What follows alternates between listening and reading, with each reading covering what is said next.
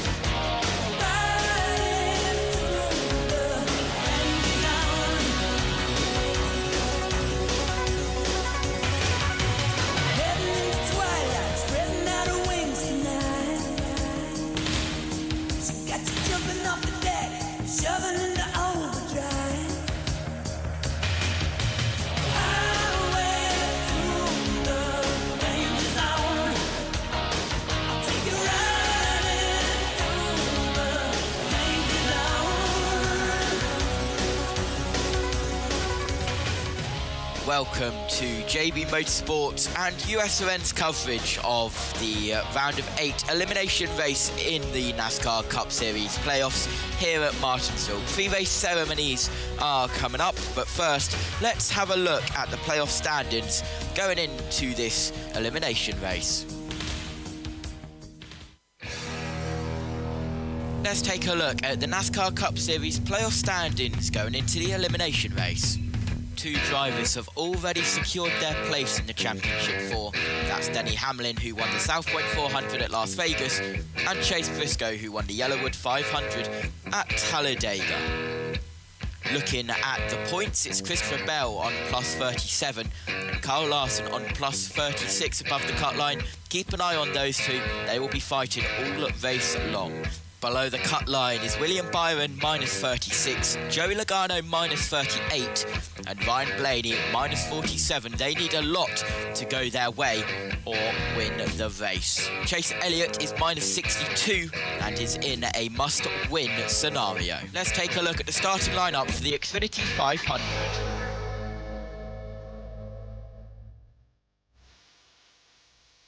William Byron got the pole in qualifying yesterday and put the Cincinnati Chevrolet 24 car in first place. Alongside is Ty Gibbs in the 54 Monster Energy Toyota. Row 2 sees Kyle Larson and Joe Logano.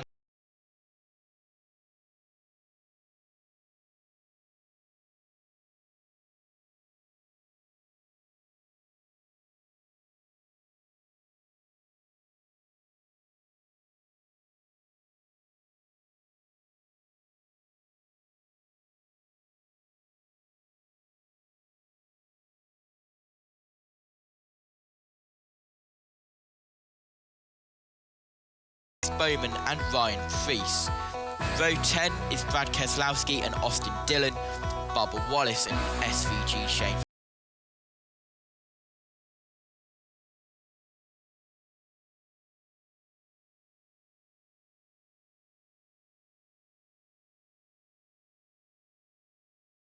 Chris Buescher and Daniel Suarez. Row 16 sees the Discount Tire Ford 12 car of Ryan Blaney with an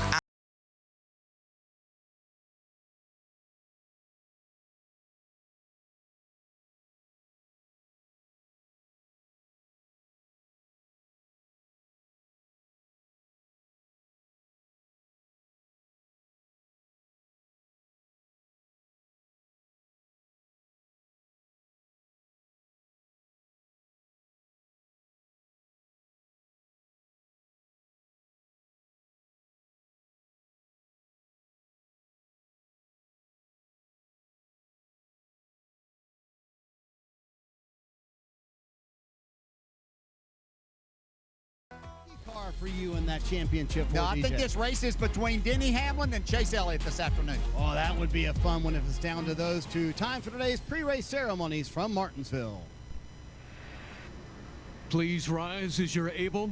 Remove your hats and veterans render a hand salute as the Bassett High School and Magna Vista High School Color Guards presents our nation's colors.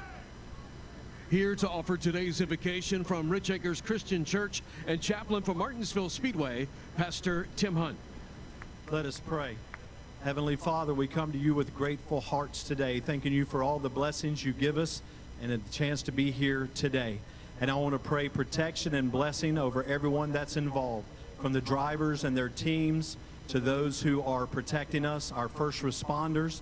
We also pray for those that take our tickets at the gate and those who make the amazing Martinsville hot dogs. And Father, I pray finally for the fans. Help them to have a wonderful experience today and for everyone to be safe. And we pray this prayer in the strong name of Jesus. Amen.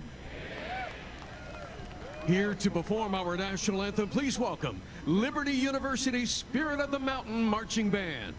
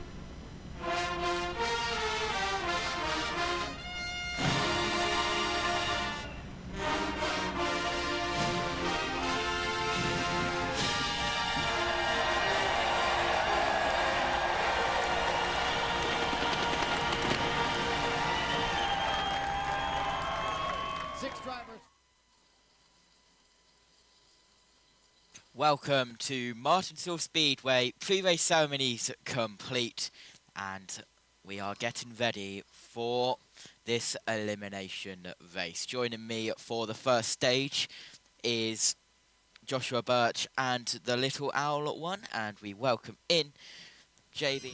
Hello, JB. 500 laps ahead of us around this half-mile circuit. It's Martinsville. It's the paperclip. We've seen drama in the trucks and Xfinity. What will we see in the Cup today? I'm hoping some excitement, I'm hoping some legendary stories, and I'm hoping that this first stage that I'm in with you for is going to be absolutely fantastic. We couldn't stay away. We just couldn't. I couldn't stay away. We saw how great Talladega was a week ago. We were busy with the Circuit of the Americas, but we start 2 hours before the Formula One race starts, which hopefully means we get stage one in, and I can join you for that before handing over to the USRN team and you go moonlighting. But honestly, wow. I'm expecting this to be a fantastic race. My four to go through, well, I think we're going to see a very much an in and win sort of mentality. Logano, how on earth is he still holding on? It's just fantastic, isn't it? This entire playoff this season has been unpredictable and has rewritten the books. It's fantastic this year. Yes, it has been, and of course you heard the playoff standings before in the pre-show, but keep an eye on Christopher Bell and Kyle Larson. They will be battling all day long, because if one of the drivers outside of the top four win, then whoever is below those two will get knocked out. So Bell and Larson, they're going to be they are going to want to be in front of each other throughout the whole race. But of course we've seen drama at Martinsville, and well, if Bell or Larson, let's say, spin and drop down the order and are out the race, and yes, I have just said it, but we have to. Now you've done it. We have to talk about all of the possibilities here. Then it is definitely open for anyone. It's wide open, isn't it? To look at it. Logano's 6th, Elliott 7th, Blaney 8th at the moment. As Chase Briscoe's got 4,144 points, as you read out earlier on. It's mental, this one. And I think the one problem with Martinsville is, as we saw earlier on in the year, it does lend to predictable stage racing, and then stage 3 just explodes. We all remember, of course, the big move against the barrier a couple of years ago. I think we're going to be in for a great one, but yeah, let's see what they've got to say for themselves. It's been here for a long, long time, this circuit. It's one of the classics. Yes, it has. Let's go down to Jeff Gordon. Lane. For Hendrick Motorsports, it all started here.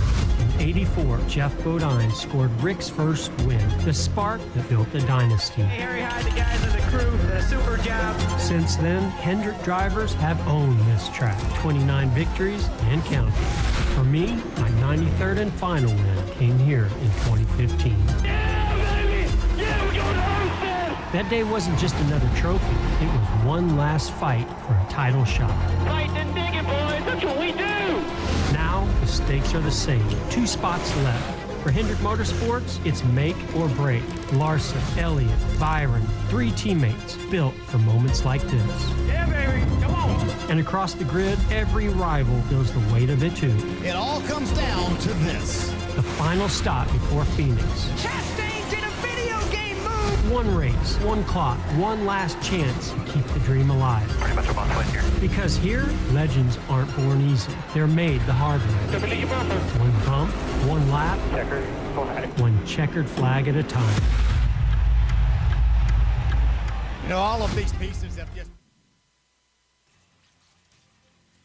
About Martinsville, you never know what's going to happen. And that's exactly where we come into today. We're about to have pre-race ceremonies come through. And JT, epic job on the intro. I want to throw back a question to you before we go over. Who do you think is going to have all the action coming through? Well, that is definitely a question to ask. And I do think that our race winner is going to come from below the cut-off line. And we are going to have either Christopher Bell or Kyle Larson eliminated from the playoffs. It's just which one?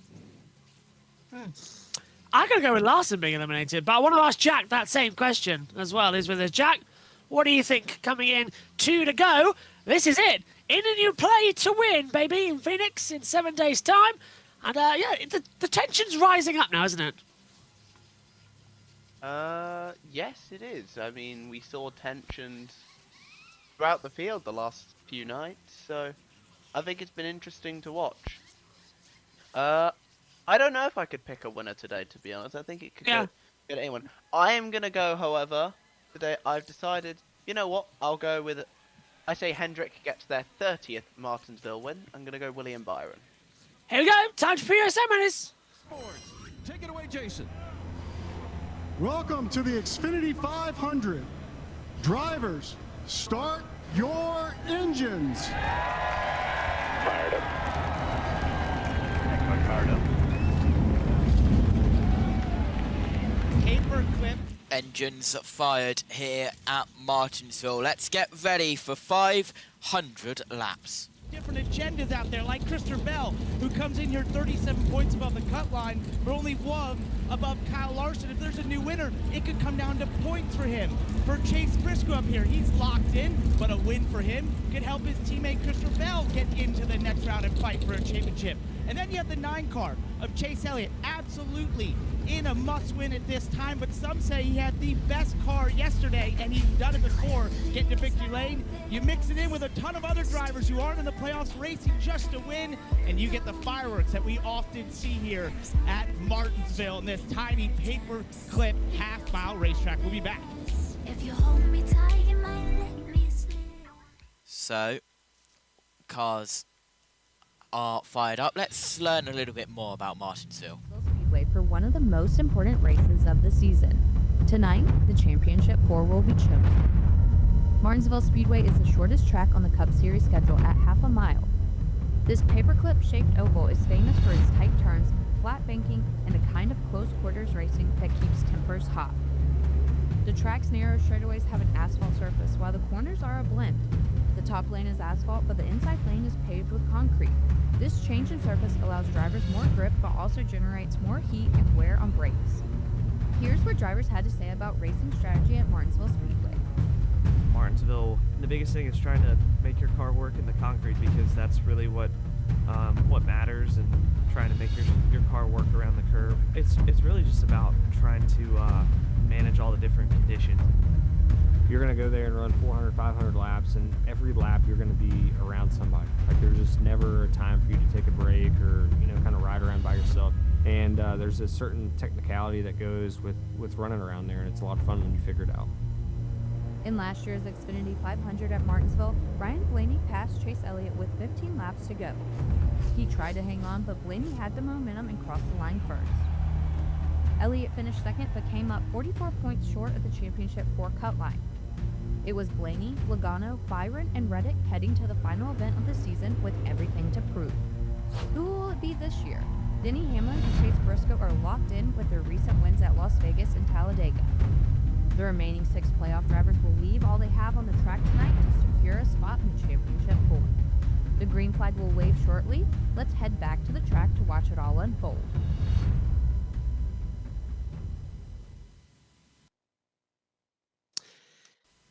This is the big one then. Penultimate before we go into Phoenix. If you are inside the top 4, you're in it. Let's kickstart the action. Welcome to Martinsville.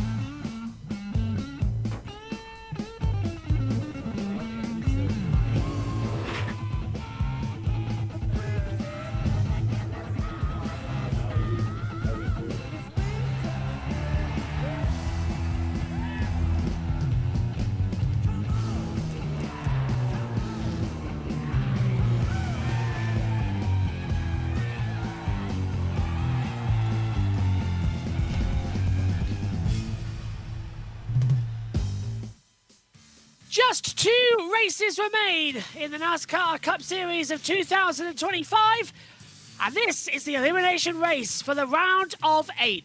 Welcome to Martinsville Speedway. This place is steeped in history, and it's seen some very chaotic position maneuvers over the years, especially in the playoff format.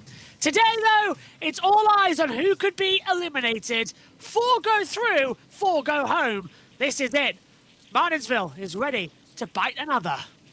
Well, welcome up into the commentary box as well. I'm Joshua Birch, Josh Turner alongside me, alongside Jack, as we get ready for all of today's action as well to gear up. And I'll be with you for stage 1 alongside Jack. Stage 2 and stage 3 we'll hand over to the USRN team as well, with JT moving to the pit road as we go off to cover the Mexico City Grand Prix. But JT, here we go again then, the Xfinity 500, and this thing is chaotic. Byron's got the pole with Gibbs alongside, but then Larson, Logano and Hamlin, they're all bunched up together, and really Larson's at the biggest risk, as you said, of being kicked out today.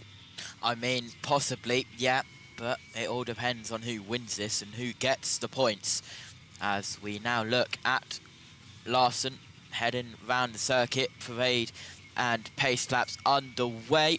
Yellow flag waving from the flag stand, and oh wow, would you look at that, the driver tracker actually appearing this time in comparison to yesterday. And well, the timing screens may be working. One thing that isn't is JV's camera, which looks like 280p.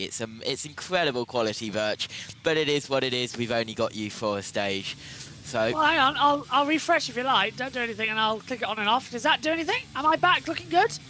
Yep. No. If it's all right. It's just the good thing about NASCAR is that systems. It's the good thing about NASCAR is that we're barely on cameras anyway. Yeah. So as soon as the start's done on that one, we'll go back over. Jack, coming to you quickly then. What do you think we're going to see? 500 laps around Martinsville. It's a different race to what we had earlier on in March. but the conditions slightly similar in terms of the weather it's playing out here today. So, same race or a hell of a lot more worse? Same race, I think. I would say somewhat entertaining. I'm not expecting too much out of today. I think we're going to get... It's definitely going to be more aggressive, though. That's the one thing I can definitely guarantee. One thing I'm trying to understand is I wonder if we will see Santa at all as well for the legendary clip at the start of the year with two bearded men with long white hair to come through. So this is going to be very good. So, as per normal, the first 5 laps will be on our cameras, and then we'll head over to the full battle screen and driver tracker in situations. Let's check in with some of our gladiators today at Martinsville, as we'll head down onto the circuit shortly and hear from them as the NBC company going through the grid. JT, just quickly to you, one question I've got to ask. Who do you think is going to be our surprise winner today? Well, don't count out Ryan Blaney, don't count out Chase Elliott, but I think William Byron will get in there. This is going to be very much an entertaining run. Okay, let's cross over back to the NBC team and check in with what's happening as the drivers are out on the circuit. We're getting ready for the session to get underway. All right, Stevie has made his way up. How you feeling about this one, mate? Oh, my favorite racetrack, my favorite race of the year. So much on the line. It's such a historic race, and it's something different than we see everywhere. No horsepower, no aerodynamics. This is about car, driver, and team. Everything will be on display.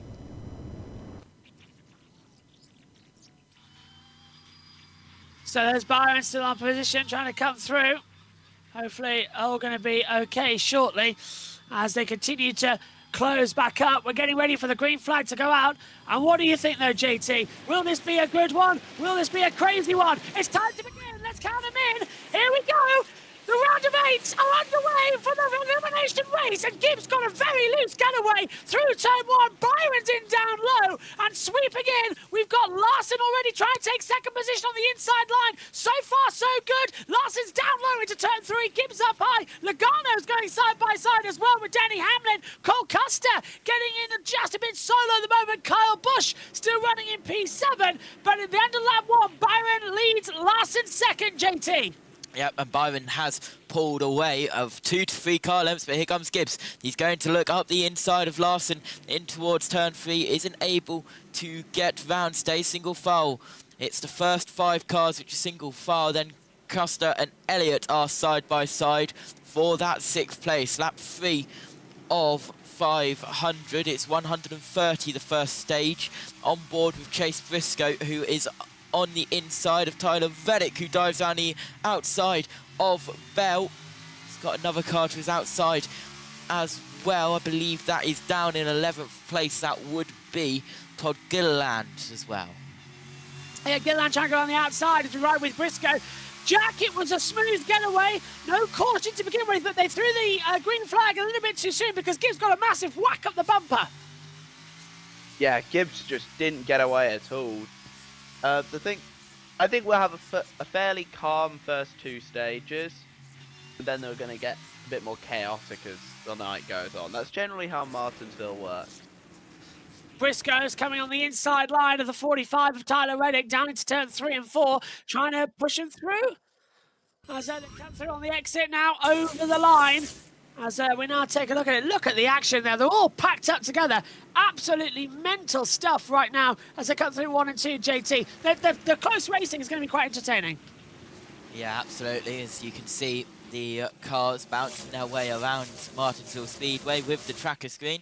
It's Byron still in the lead, who I don't believe has a transponder, because I don't see his number on this Larson, the first car, but that's not the case. So Byron isn't shown on the tracker, but he is definitely there in first place. Reddick round the outside of McDowell.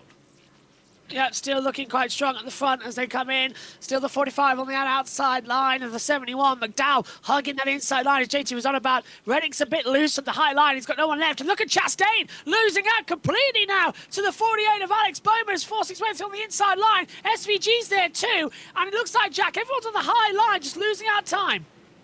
Yeah. The inside line is generally the quicker line around Martinsville, but it is still incredibly difficult to pass. Just in general at Martinsville these days.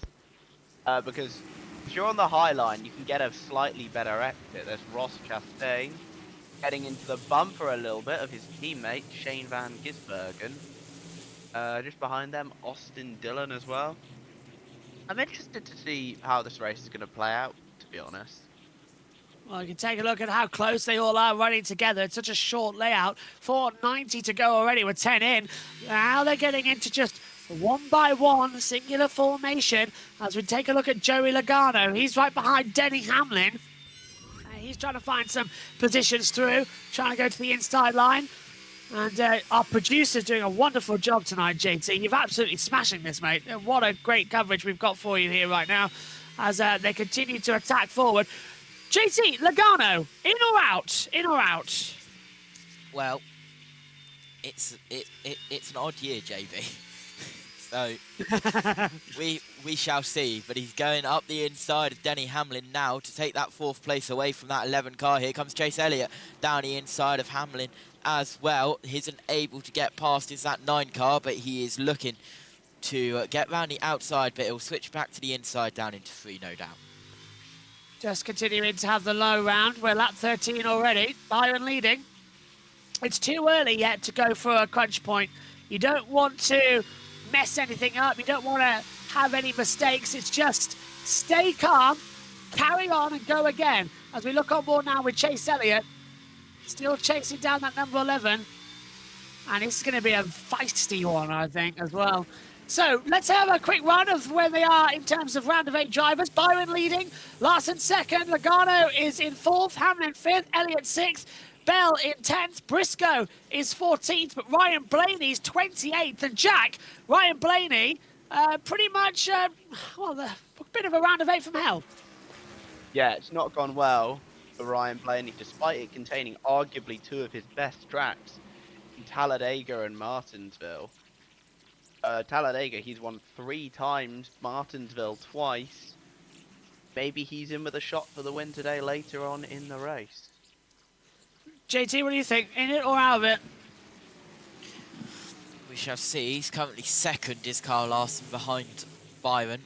I think he'll just get in as Bell now down in 10th. So as it stood, it would be Byron and Larson in, but we've still got 483 laps to go, so we can't really predict what is going to happen because we've got, no doubt, multiple cautions coming our way. And yes, I have said deal with it.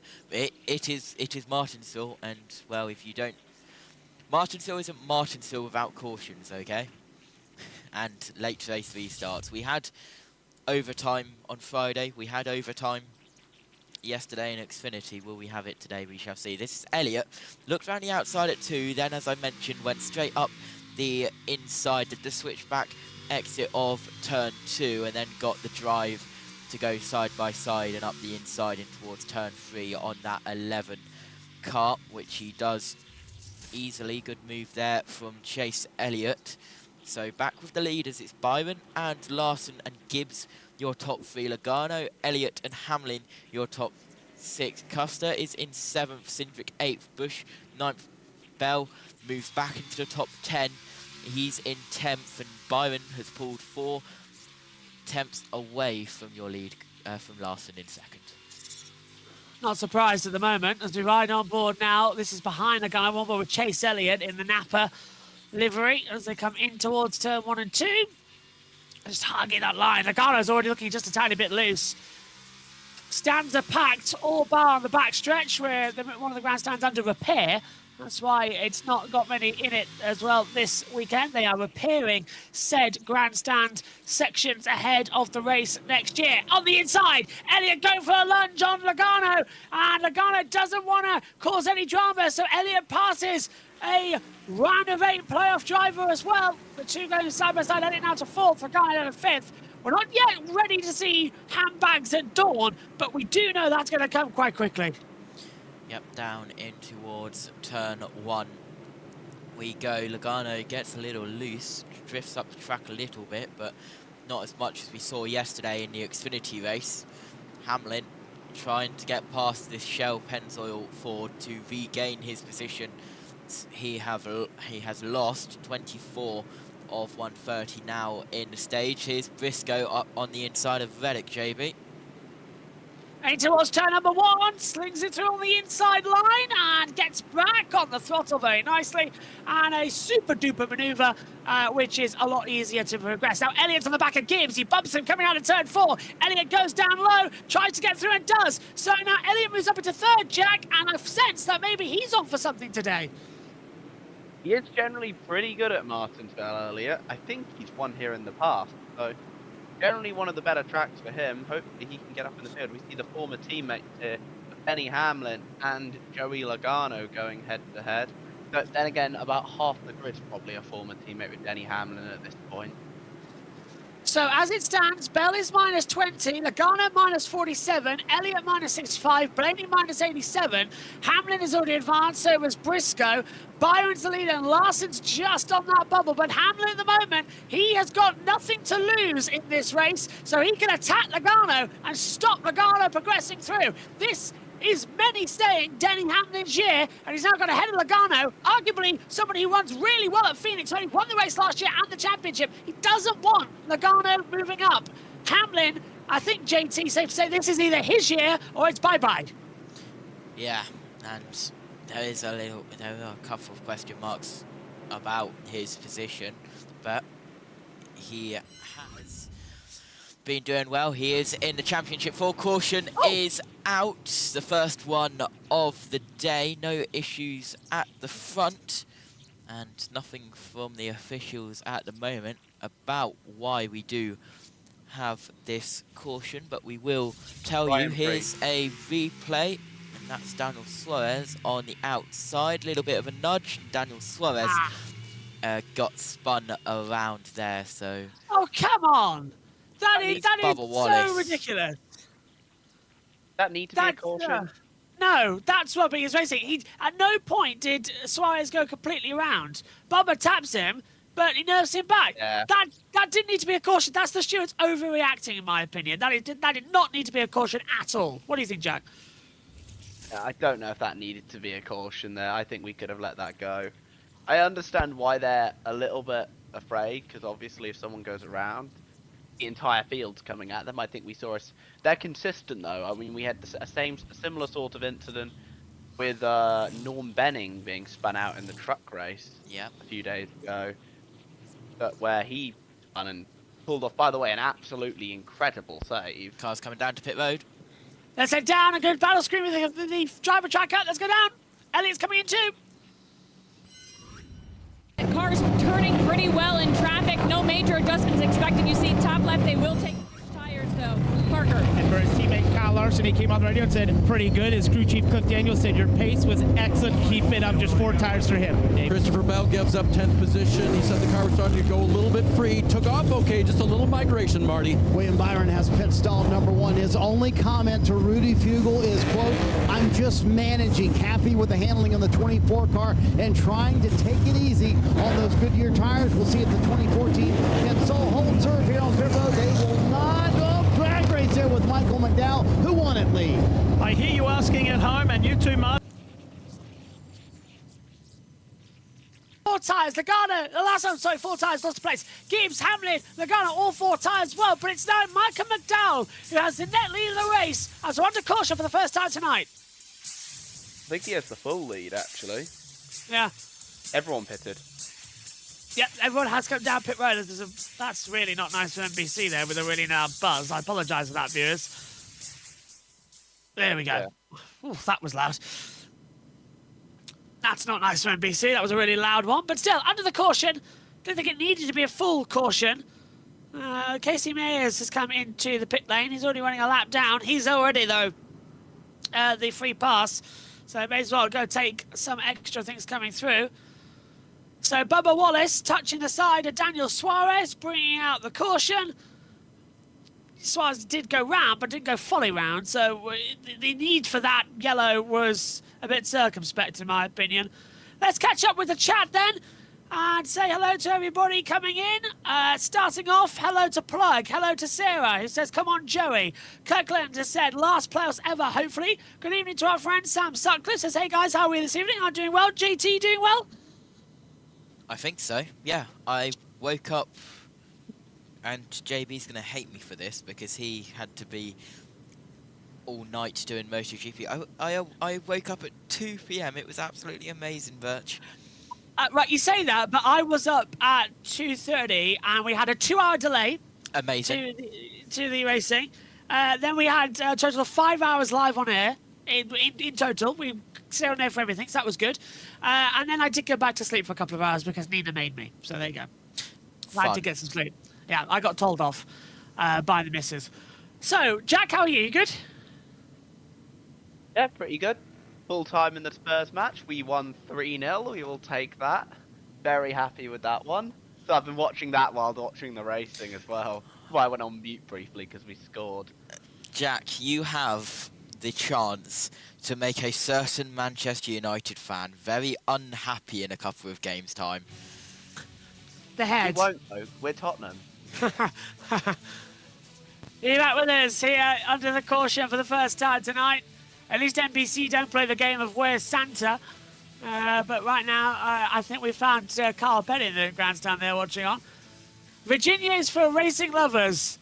Sky deck. Can I just point out, JT, that is very risky if you read that and you're dyslexic. We are one to go. Doubled up. Getting ready. Look at Blaney. Look how far he is back. He's all the way down. I'm trying to see where the number 12 is. As I've scrolled down to the bottom, I see the 21. There he is. 23rd is Ryan Blaney. So a little, he's gained positions, but not enough. And oh, hello. They've called off the start. Yeah, they've called off the start, and they're reordering the field. So they don't like where people are. This is why they've called off the restart. Elliott was out of position in the pit box. He's no, this is times. Just watch the left-hand side of Elliott, and there was a little bit of problem with the front left tyre. I think they didn't know what tyre to put on the car as they crossed paths. So that was a little bit of a mix-up. Yeah, it was a mix-up, total mix-up. A major organisation problem. But the tyre went to somebody else's pit box as well, so that'd be a penalty for somebody coming out there. Look how tight the pit road is here. It's unbelievable. Bob says, howdy. Howdy to you as well. Right, let's get this one restarted then. 35 of 130 in stage one. The green flag goes back out. McDowell on the low line. Byron coming around the outside, trying to get some traction back in. It's got a good run. They're 2 by 2 in the first corner. Byron's gone round the outside and retakes the lead of the race. McDowell's trying to keep the inside line now, coming towards turn 4. That's going to be very tight. Byron doesn't know he's there. There's a little tap between them. Byron gets loose, but still keeps the lead. McDowell has to lift out of it, so Byron takes it. He's trying to cut him off, JT, but this is unbelievable for McDowell. He's forcing his way through, and here comes Larson! Larson's pushing his way through as well. Larson tried to go 3 wide in towards turn 1, fought against it though, as we head now. It's all single file, the top 4th, and then 5th is side by side Hamlin and Logano. Here we go, Larson down the inside of McDowell in towards turn 1. He'll try and get the drive off the corner out 2. They're still side by side, heading down in towards turn 3. Larson gives McDowell a little bit of a nudge. Here comes Ty Gibbs giving McDowell a little bit of a nudge as well, trying to wrestle him out to the outside line. Larson's through, but here comes Gibbs. They are all pushing like absolute madmen right now as they exit. Look at McDowell trying to keep the outside line in contention. Hamlin's coming through on the inside line. Yeah, as we head now to the front straight away. It's Hamlin trying to get past McDowell, Chase Elliott as well. Logano has been told that his left front from that first stint had a tiny bit of wear on it.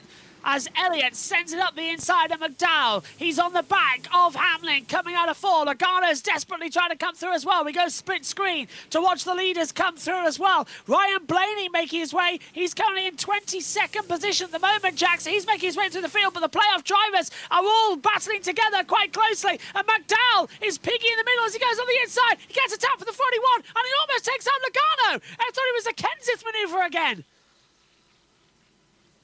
We saw a wannabe Kenseth move last night from Mayer after the race, by the way. Didn't exactly work the same way, but I also don't think NASCAR will be too pleased about that move. I feel like there might be a penalty coming there. But McDowell's just falling off. I don't think he's falling off as dramatically as I thought he would, but he is falling off. He's definitely slower.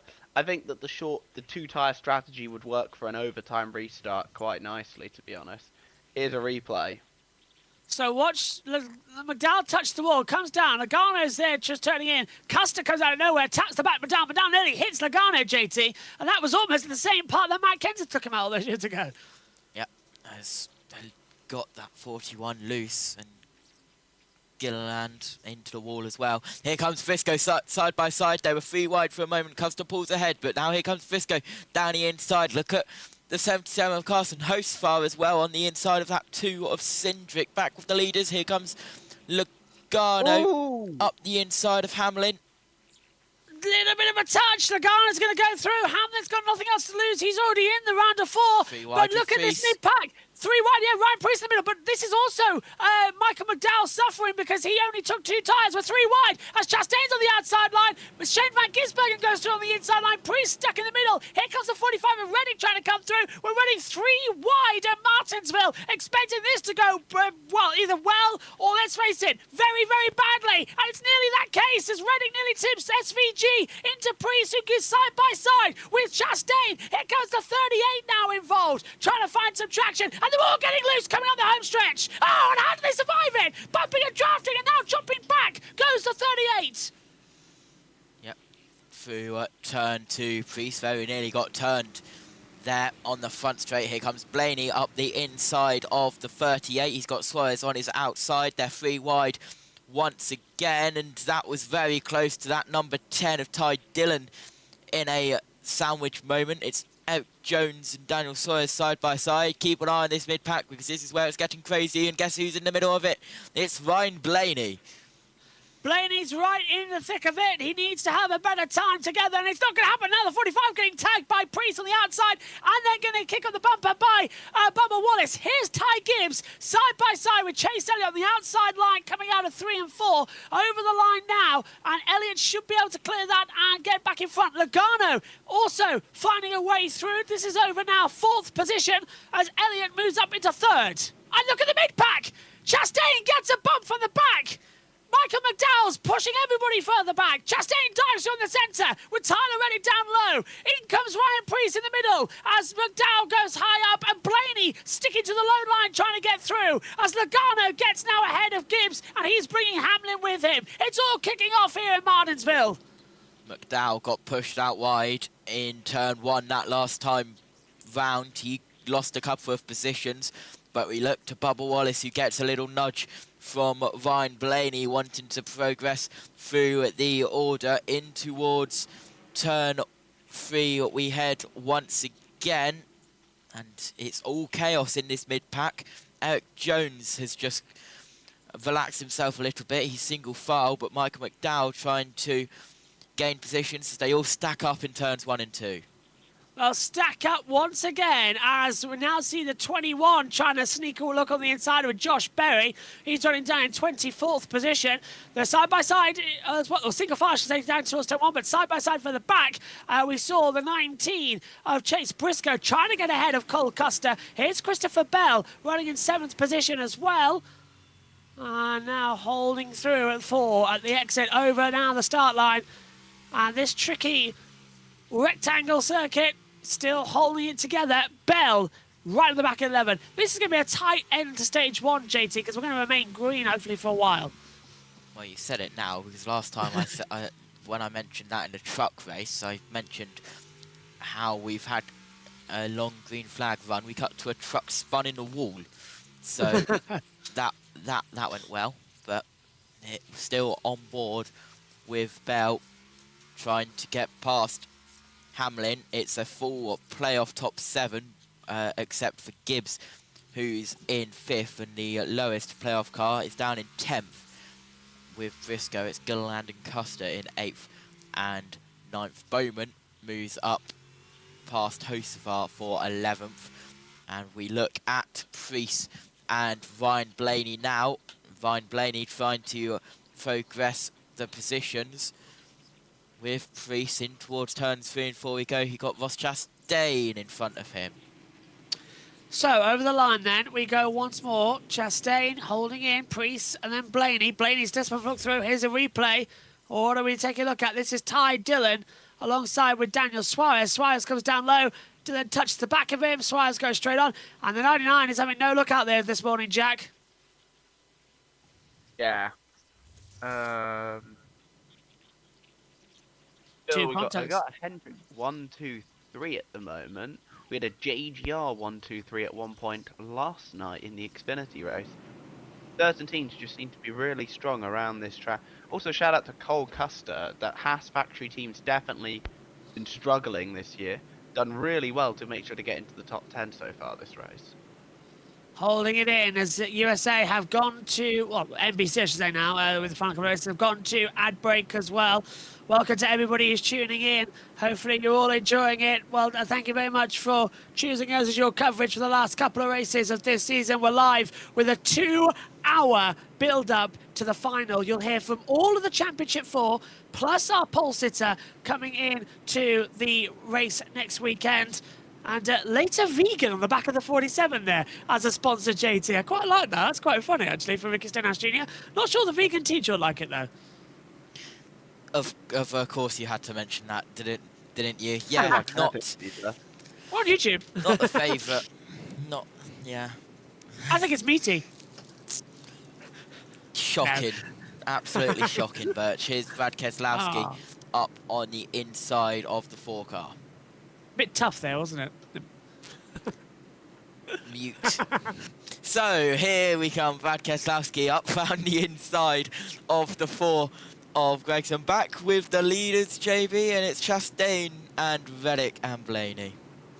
Am I allowed to talk now? Good. Look at this. There's the 47 on the inside line. Look at that non-vegan livery car. You can't really not talk about it. It's side by side. Livery in the world. I'll tell you what, it's making me hungry, and I don't think I've eaten. I've had it while I had breakfast this morning. Well, this afternoon. I too woke up about 2 o'clock as he comes through. A little bit side by side with Gregson. And there's the 3 there just ahead of him. Ty Gibbs, Ty Dillon, and I need 3 going there. Austin Dillon. There we go. Got there eventually. Yeah. It's plus 14 at Larson, minus 14. Bell, Logano, minus 44. Elliott, minus 65. And Ryan Blaney all the way down at minus 81.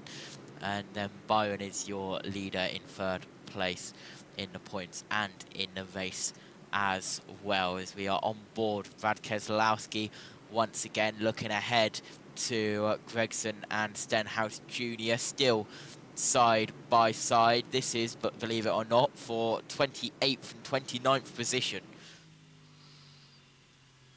Here we go again. Still holding the battle together as we return from NBC, lap 66 of 130 in this first stage of all the action. Byron leading, Larson, Elliott, Logano, Gibbs, Hamlin, Bell, Gilliland, Custer, Briscoe, your top 10 as things currently stand. They're on board with Keselowski then, at the back. He's chasing the 4. Trying to see where Keselowski is. He's down in 30th position. Gregson in 29th. Here's Blaney battling with Chastain. Over 17th position. Go on, JT. He's trying to get a past Reddick. Have a look at the leader, by the way. It's a 22nd lap around here. And Byron has in 1 lap pulled a 10th from Larson. Now 2 tenths that last time by. He is just having a stroll in the park, is William Byron. In position, take it away. He's been doing good doing that so far. Your pace has been good. Larson being told that his pace is looking good, which is a strong motive. He's running in second position right now, so he's got a lot still to play for as they slide in through turn 2 and now into 3 and 4. The exits onto the back straight. Is it really turns 1 and 2? It's just 2 corners here. Don't know why they always try and make out it's 4. It's just 2. It's not the usual oval that you have. Yeah, SVG not looking too bad, TT, in the YouTube chat. SVG's running in 13th position and has been in the mix quite a lot so far tonight. Yep. On board with Chase Elliott. Go on, GT. Down in towards turns 3 and turns 4. Chase Elliott trying to get past Larson. This is 2nd and 3rd, but they're in lapped traffic. They've got 35 Riley Hurst, they are trying to get past Chase Elliott to the inside of that Monster Energy car, which he does now. And he'll try and clear him. He's got the 66 of Casey Mears as well in front, which Larson's going side by side to lap. Takes it through with absolute ease, which will, I know, really annoy him, because that's the last thing you want to do in a cup, is just take a driver by ease, especially a circuit like Martinsville, where overtaking is extremely difficult. So there we see now the 12 of Ryan Blaney battling with the 45 of Reddick. Blaney's up into 16th position now, so slowly. He's in a must-win, though, isn't he, Jack? Yeah. Do you think that Blaney could do it? Well, this is one of his best tracks, Blaney, so yeah, absolutely I think he could. He's won the last 2 fall Martinsville races. I think he still has a shot at this one, as Byron laps the 51 of Cody Ware.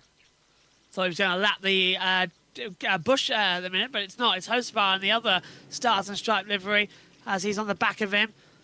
So let's just see. Where has Bush fallen back to in the standings? He's higher up than we were expecting, isn't he? Where is Bush? I can't see him on the timing screen. He is down in 14th place at the moment. Got him behind SVG. Yeah, here's Ryan Blaney trying to get past Carson Hocevar is in front of him. Then that 8 car of Carl Busch. But here is William Byron, your leader in lapped traffic. He's now bumping John Hunter Nemechek, and he pulls to his inside, down in towards turn 3, gives him a little door bang, pushes him out wide, classic stock car manoeuvre. And Daniel Suarez and John Hunter Nemechek are battling it out for position behind. Yep, and Suarez on the outside nearly gets taken out by the 42. I thought Nemechek was going to actually just drop Byron in order to maintain position. It's something he's done here before, let's not forget. Larson's trying to get through the lap traffic, but he's right there in the danger zone. 79 of 130. I like what you did there. Thank you very much. As they continue on. Unlike, are we likely to see... Right, Shirley and friends have said... Sharky and friends have said, let's hope we get the big one. I don't think we'll get a big one, but I think we could see an accident which takes out a couple of cars. Because they're all just too feisty. We did have a small big one yesterday in the Xfinity, which was around 5 cars, I do believe, that got involved. Maybe 6, if you count the ones which had to slow down and just tap the cars as they avoided. But lap 80 of 500, 81, we now cross the line on board with your leader of William Byron, continuing to pick his way through lapped cars.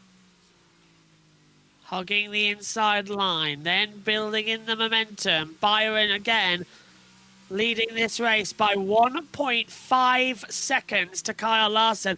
Just a reminder, that's unheard of, especially here at Martinsville. You don't usually get this big. Robert says NASCAR wants, I think, the first headline. 11 finally got it. Second, settle for the first time, champ the 24. Third, the underdog from behind to win it all. Public excitement source, maybe. Yeah, that's absolutely the thing. NASCAR want a fairy tale.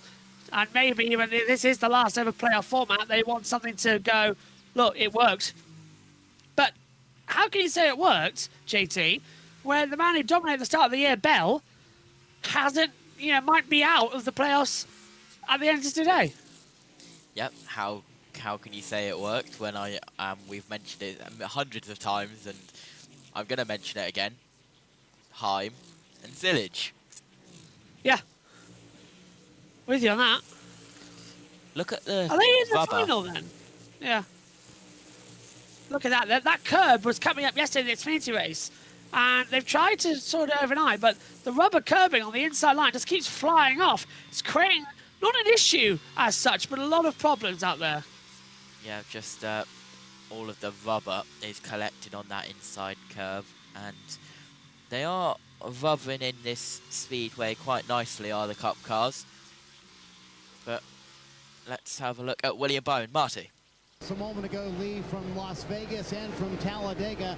According to the team, in those two incidents, they lost about 55 stage points by their estimation. But Rudy Fugle told William Byron after Las Vegas, before Talladega, we have to view Martinsville as our championship race. That's the way I view this race for 2 weeks. So they spent 2 weeks getting ready for Martinsville. All the sim time leading into Talladega was about Martinsville. This week, all about Martinsville again.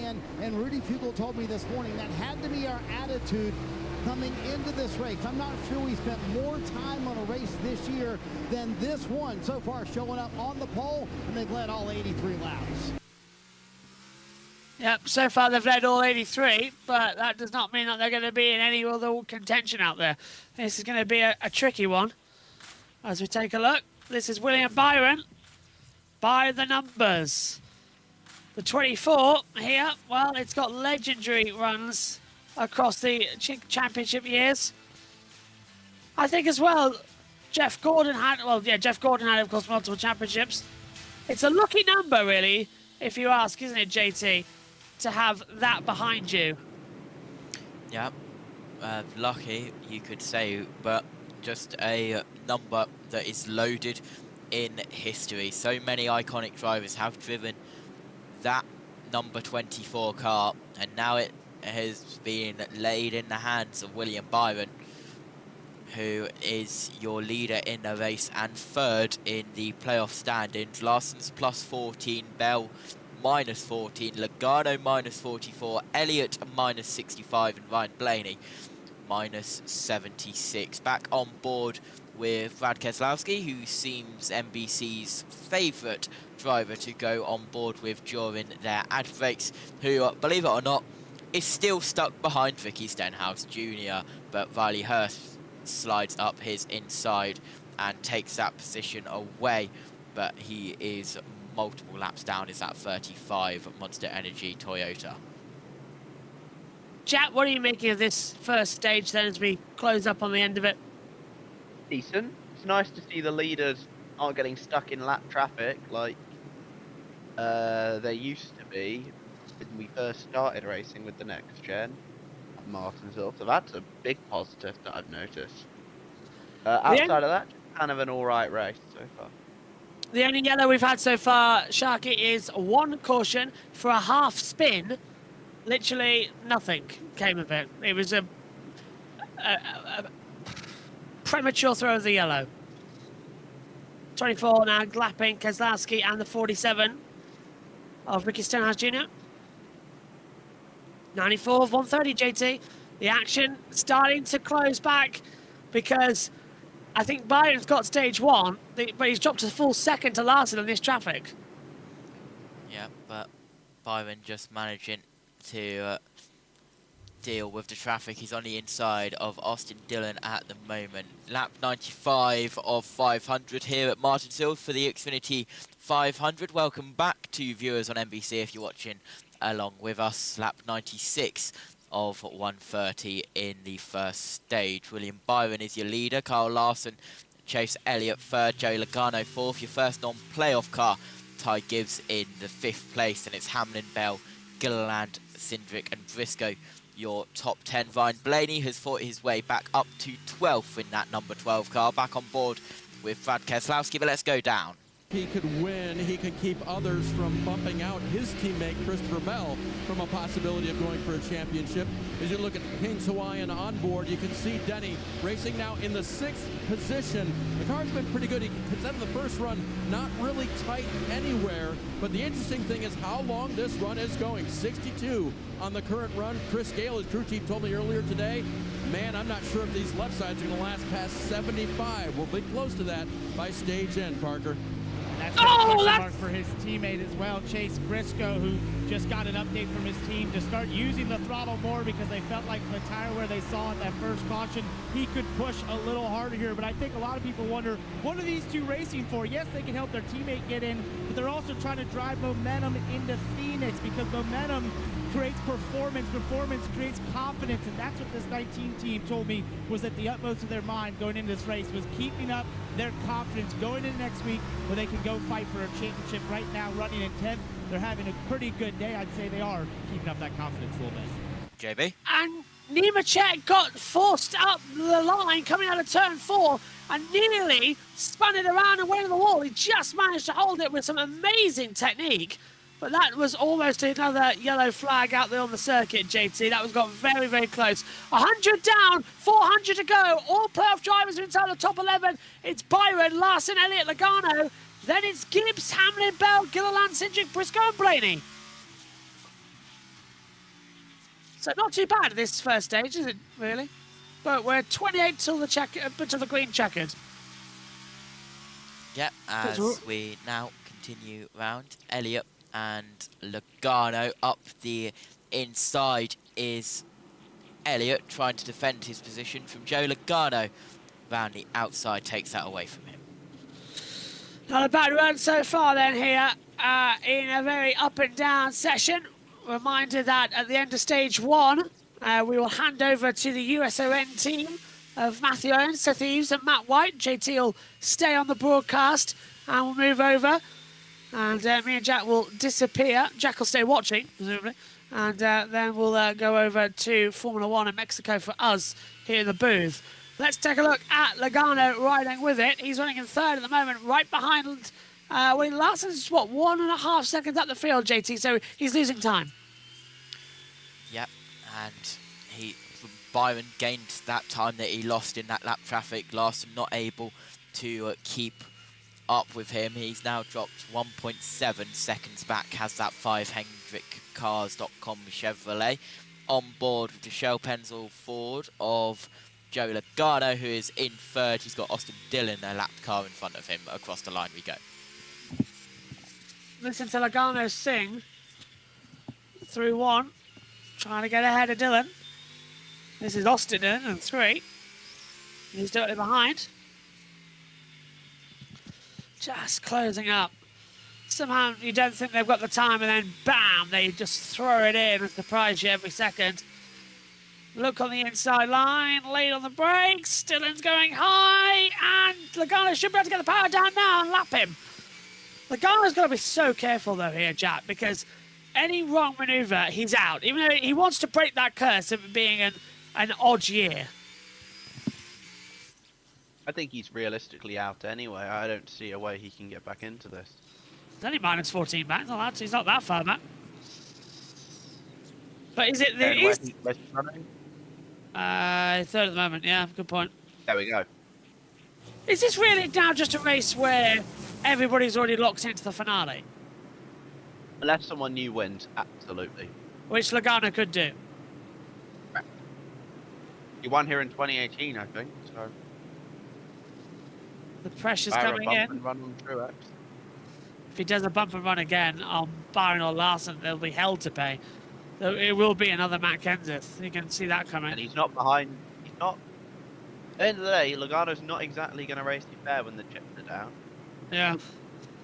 Larson just ahead. He wants to be a Ford inside that finale. Well, so far, it's only Chevy and Toyota running in that top 4 for the championship. A lot of rubber at the exit of the track already, just after 111 laps. 20 to go in stage number 1 here. And then we'll hand over to USON. 54 going side by side with the 16. This is lap traffic. Gibbs trying to lap AJ Allmendinger with Hamlin just behind him. Hamlin is fighting Gibbs' full position. So they'll still find something. And yep, Allmendinger will back out of the way, JT. Yep, as we're now into towards the final 20 laps of the stage. 19 to go, 18 to go now as Byron crosses the line. He's got Carson Hostfar on his inside. Another lapped car to go into it. As now Byron will go after Carl Busch, who will become the next lapped car down in 18th. You've got Larson 1.7 seconds behind now. Around 5 lapped cars separate now. 5 lap cars separate as Busch continues to hold on. He's still now down in 18th position. He keeps slipping back and back in the field, which isn't his problem so much. It's just really, really annoying. As Byron looks to the inside line, trying to slip through, and does indeed now lap the 8. More lap traffic coming through. 16 to go here in stage 1 of the NASCAR Cup Series Martinsville Speedway Xfinity 500. I wonder if Xfinity 500 will still be it next year when we get the sponsorship change as the Xfinity Series becomes the O'Reilly Auto Parts Series. Which isn't going to be a mouthful at all. Go on. It should stay because it's just a series that they've ended the sponsorship with. Not, I believe, the fastest lap, and this race is still staying.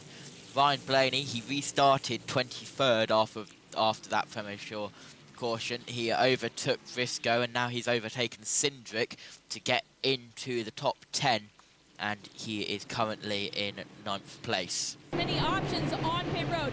Blaney has answered the call, gone to work. He's been the biggest mover so far this race. Right now, quiet on the radio, which, Marty, usually means either a happy driver or a focused driver. Him and his teammate Joey Logano trying to make his 7th championship 4. And Steve mentioned it a moment ago. The weakness for this 22 car in practice yesterday was the long run. Their strength on this run has been the long run. At the beginning of the run, Jeff, Paul Wolfe told Joey Logano, I need you in long run mentality. We have to have these tires last until the end of this stage. So when your crew chief tells you, Jeff, long run mentality, what does that trigger in your mind behind the wheel? Cannot spin the rear tires, cannot overwork the front. Yep, there's Paul Wolfe watching on as well in the 22 pit garage, just helping Logano go on. 11 to go in this stage. What's that phrase I use a lot, JT?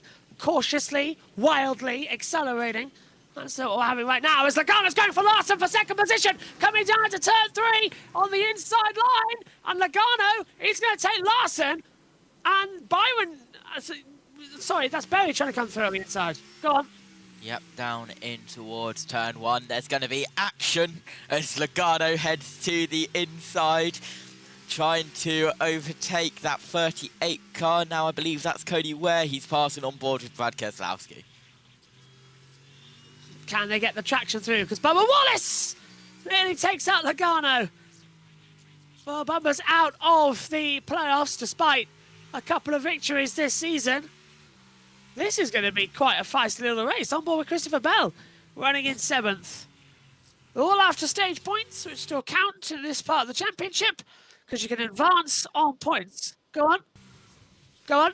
Yeah, continuing round, a little bit of rubber being kicked off of SVG as we look at the 3 wide, and that's the 54 as well of Gibbs. Large pieces of rubber being kicked around. It's like pinball. Wow. You can see down the front straight. So what's the music going to be for next week then at Phoenix? Pinball Wizards reminded me of that, by the way. What is it? Have you chosen? I have chosen, and aha, there is only, well, it's not just one. That's all I will say. It's the final countdown in there? No comment. Ah, right. Well, yeah, there we go then. Guess that with these. On the inside line, there's the 12 getting through. Lapping traffic. We're on board with Christopher Bell. Need to find some traction back through on the 17. They're all still finding it okay.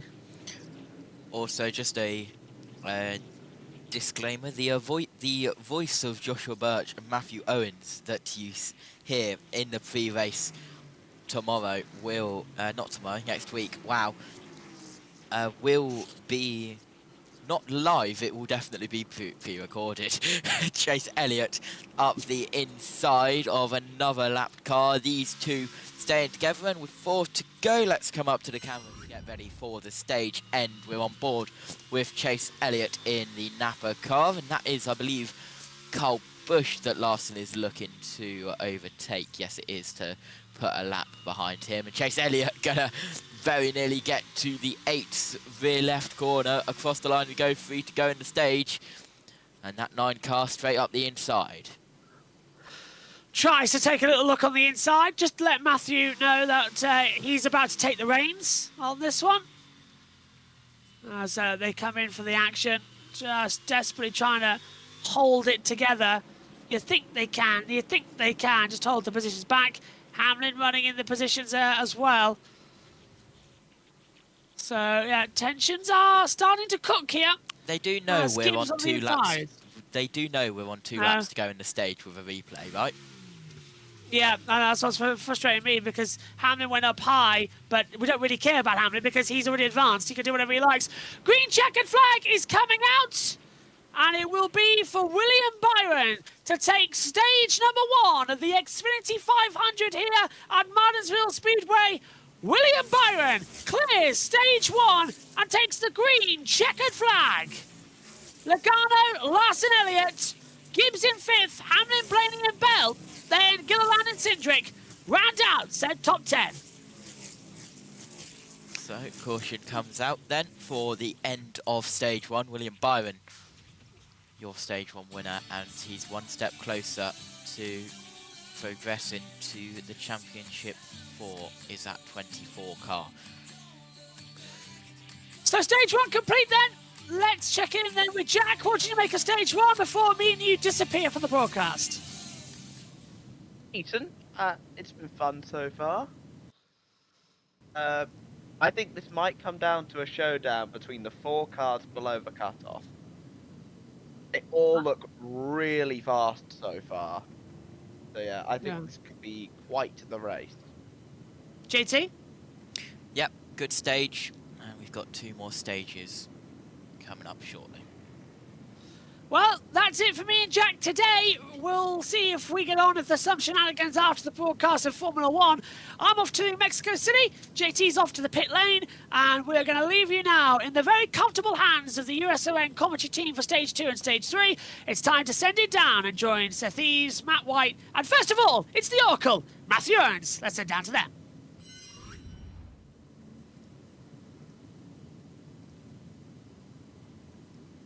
And that will play out throughout the race.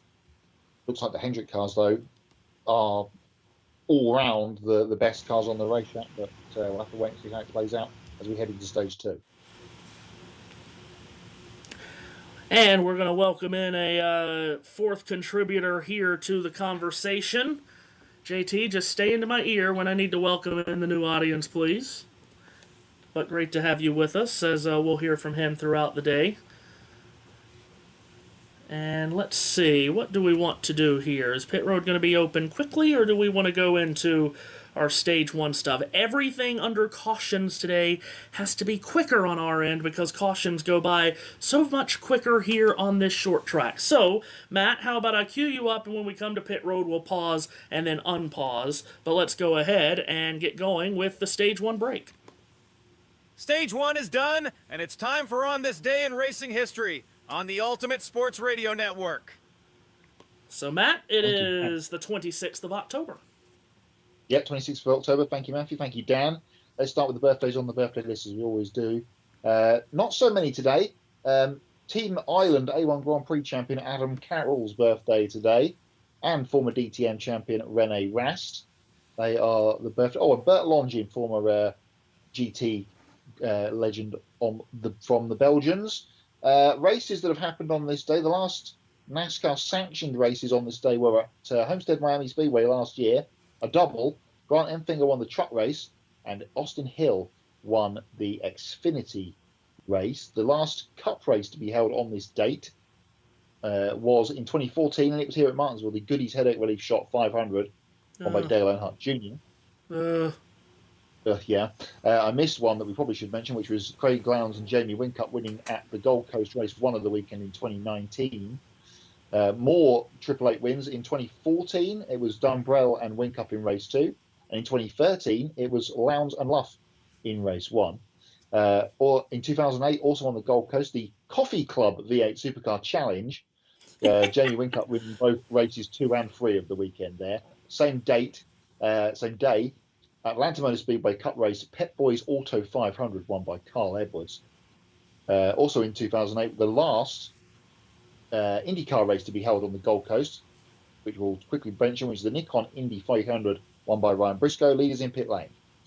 Stage coming up. Here's Kim Kuhn. Chase Elliott saying it's all about the rear tires. Early having to ask more of my right rear than I wanted to, but otherwise good. 4 fresh Goodyear tires. Snogo fuel, no changes for the 9, Parker. Same comments for his teammate Kyle Larson there, who faded from 2nd to 3rd at the end of that run. He said, I just hurt the rear tires too much, so they'll give a small air pressure adjustment, 4 tires, Dave. Christopher Bell said that car held on way better that time, so just a small adjustment here to keep up with the track, Marty. Can't have a better stage 1 than William Byron did. Led every lap of stage 1, gets the win. 4 tires top for this team. Byron said it was a little bit tight at the beginning of the run, but honestly, after that, all I did was manage using that pit stall number 1. The 2014 will easily hold serve here on pit road, Lee. Bet no one took 2 tires this time. Not this time. Not ever again in this race. Oh, very good. I see Josh is in the chat. Woo! Yes, indeed. Carry on, Matt. Where were we? 2003 Surface Paradise kart race won by Ryan Hunter-Ray. That was the Lexmark Indy 300. Russell Ingall winning the second of the supercar races on the weekend on the same day. The Grand National Busch Series, Jamie McMurray, Atlanta Motor Speedway winner in 2002 in the Aaron's 312. There was only been 2 Formula 1 races on this date before the Mexican Grand Prix, which starts in 50-odd minutes' time. Alain Prost won the 1986 Foster's Australian Grand Prix. Colossally, that's Mansell. And in 97, 11 years later, you've hit the wrong part of him, my friend. Jack Villeneuve and Michael Schumacher coming to blows. Mika Häkkinen sweeping through, or being let through, to win his first Formula 1 race. They're the 2 Grand Prix that have happened on this day. A couple of IROC mentions on the list as well today. Bobby Allison at Riverside in 1975, and Emerson Fittipaldi also at Riverside in 1974. That concludes On This Day in Racing. We'll do it for a final time next week at Phoenix on Saturday and Sunday, and probably on Friday too for the truck race. Now, are you kidding me? The 2 races today was that one that you just mentioned at Jerez. Yep. And Seth, you had the right idea leaving when he decided to bring up 2014 Martinsville. Oh, God almighty. If there's ever a time where team orders should have been ordered. Okay, Matt, let me give you a piece of advice here. Because when I have to do this, when we have these Xfinity races, where we have these races that are at stupid o'clock, I kind of try, at least I think I do a good job of trying. If I see a race that I know is going to make Matthew irrationally angry, I skip over it. I don't remember these things. What the audience doesn't know won't hurt them. he can't remember that. He's still worried about the 1986 Slim Jim Vietnamese karting championship. Oh my God! Well, let me tell you about that Slim Jim in controversy. Vietnam. That controversy happening at the final corner at Hanoi. Oh Indeed. my God! If only that had been a thing in Formula 1. Now, real quick, we just finished up that segment. Don't know where we're at on one to go here, Seth, so I'm going to have you read off NFL scores very quickly, but I want to ask you, what the hell are the Atlanta Falcons doing? What a useless... They're being the Atlanta Falcons. What a useless and yet confusing football team. Yes. The Dolphins lead 24-3 over the Falcons because that makes complete sense. Actually, if you're a Falcons fan, you'll come in here and say it actually does make sense that By the way, for all you Terry Rozier fans out there, the live odds are Miami minus 20.5. One to go this time. Thanks for ruining our fun. Bengals lead 24-16 over the Jets. Bills up 33-3 on the Panthers. Texans up 23-7 on the Niners. Eagles up 24-10 on the Giants. Patriots up 30-7 on the Browns. Ravens lead the Bears 16-13. History there. Derrick Henry, and how fitting against the Bears, Derrick Henry passes Walter Payton for the 5th most rushing touchdowns in NFL history. Oh. Wow. Baltimore trying to get a win. We'll see. Who can believe? Who can believe? By the way, Matthew, your pissed offness at the Falcons, that wouldn't happen to be something from the Billups Rozier line, would it? Oh yeah, absolutely it would. I figured. But I have no X-ray poker tables in this booth today. None. No. They were going to have one, but they had to take it out because I was coming upstairs. So. Yeah, that's true. Yes. we got Bell 20 and Barry 21. That'll be the blackjack battle. William Byron led every lap of stage 1. He is the leader coming to the restart as we get everyone bunched up 2 by 2. Matt coming to the green. William Byron on the inside of Joey Logano. Green flag is up in the air now. And we're back to racing in stage 2 on lap number 1, the 4-2 here at Martinsville. As they head down towards turn number 1, Byron will have the lead on Joey Logano. He'll battle second for Kyle Larson. Byron clear to the lead. Logano going to throw a block on Larson for the 2nd position. And here's Chase Elliott trying to sail on the outside. These restarts get really testy with guys trying to get from the outside to the inside. Logano successful getting to the bottom. He was successful. Logano to 2nd. Now you got Larson and Elliott side by side for 3rd. Ty Gibbs has the best seat in the house for that all Hendrick battle, hoping he doesn't get caught up in a Hendrick controversy. Door mirror to door mirror there. Larson and Elliott as they went down the back straight away. They continue to be side by side heading to 1 with Gibbs up behind them. And then it's Bell, Hamlin and Blaney. Battle continues on in the back straightaway. Ty Gibbs now trying to go to the inside of Chase Elliott to grab a spot, while Elliott rides the outside. Gibbs and Elliott, the battle, that's for 4th. Just off this restart, we'd like to welcome in a new audience. For those of you watching and listening on YouTube on JBM, glad to have you with us. Matthew Owens and Matt White upstairs at Martinsville. Seth Eves in the turns for us here this afternoon. This is the round of 8 elimination race, as you well know, for the NASCAR Cup Series playoffs. William Byron, the leader off the restart. He's led every one of the 145 laps. It's chaos behind him, though, Seth, as Ty Gibbs wants to go after Kyle Larson for 3rd. Indeed he does. So here's Gibbs. Whoa, a little contact there with Larson. Meanwhile, Elliott and Bell, 2 protagonists on the day, are side by side for the number 5 position. Elliott rides the outside. Right, side by side with Christopher Bell. A bit of contact between those two, perhaps, coming out of turn number 4. Elliott will keep it stuck on the outside here, trying to round up as many of those Camrys as he can. Great action here as Elliott now is in the mixer here with Bell. Denny Hamlin not too far back either. Denny Hamlin in 7th, then Ryan Blaney, who has rallied from 31st on the grid to 8th in under 150 laps. Well, guys, I got some pretty alarming news. Matt, you better hold on to your partner's clenched fist. Ryan Blaney, quote, getting a pretty big vibration on the brake pedal. Are all the wheels tight?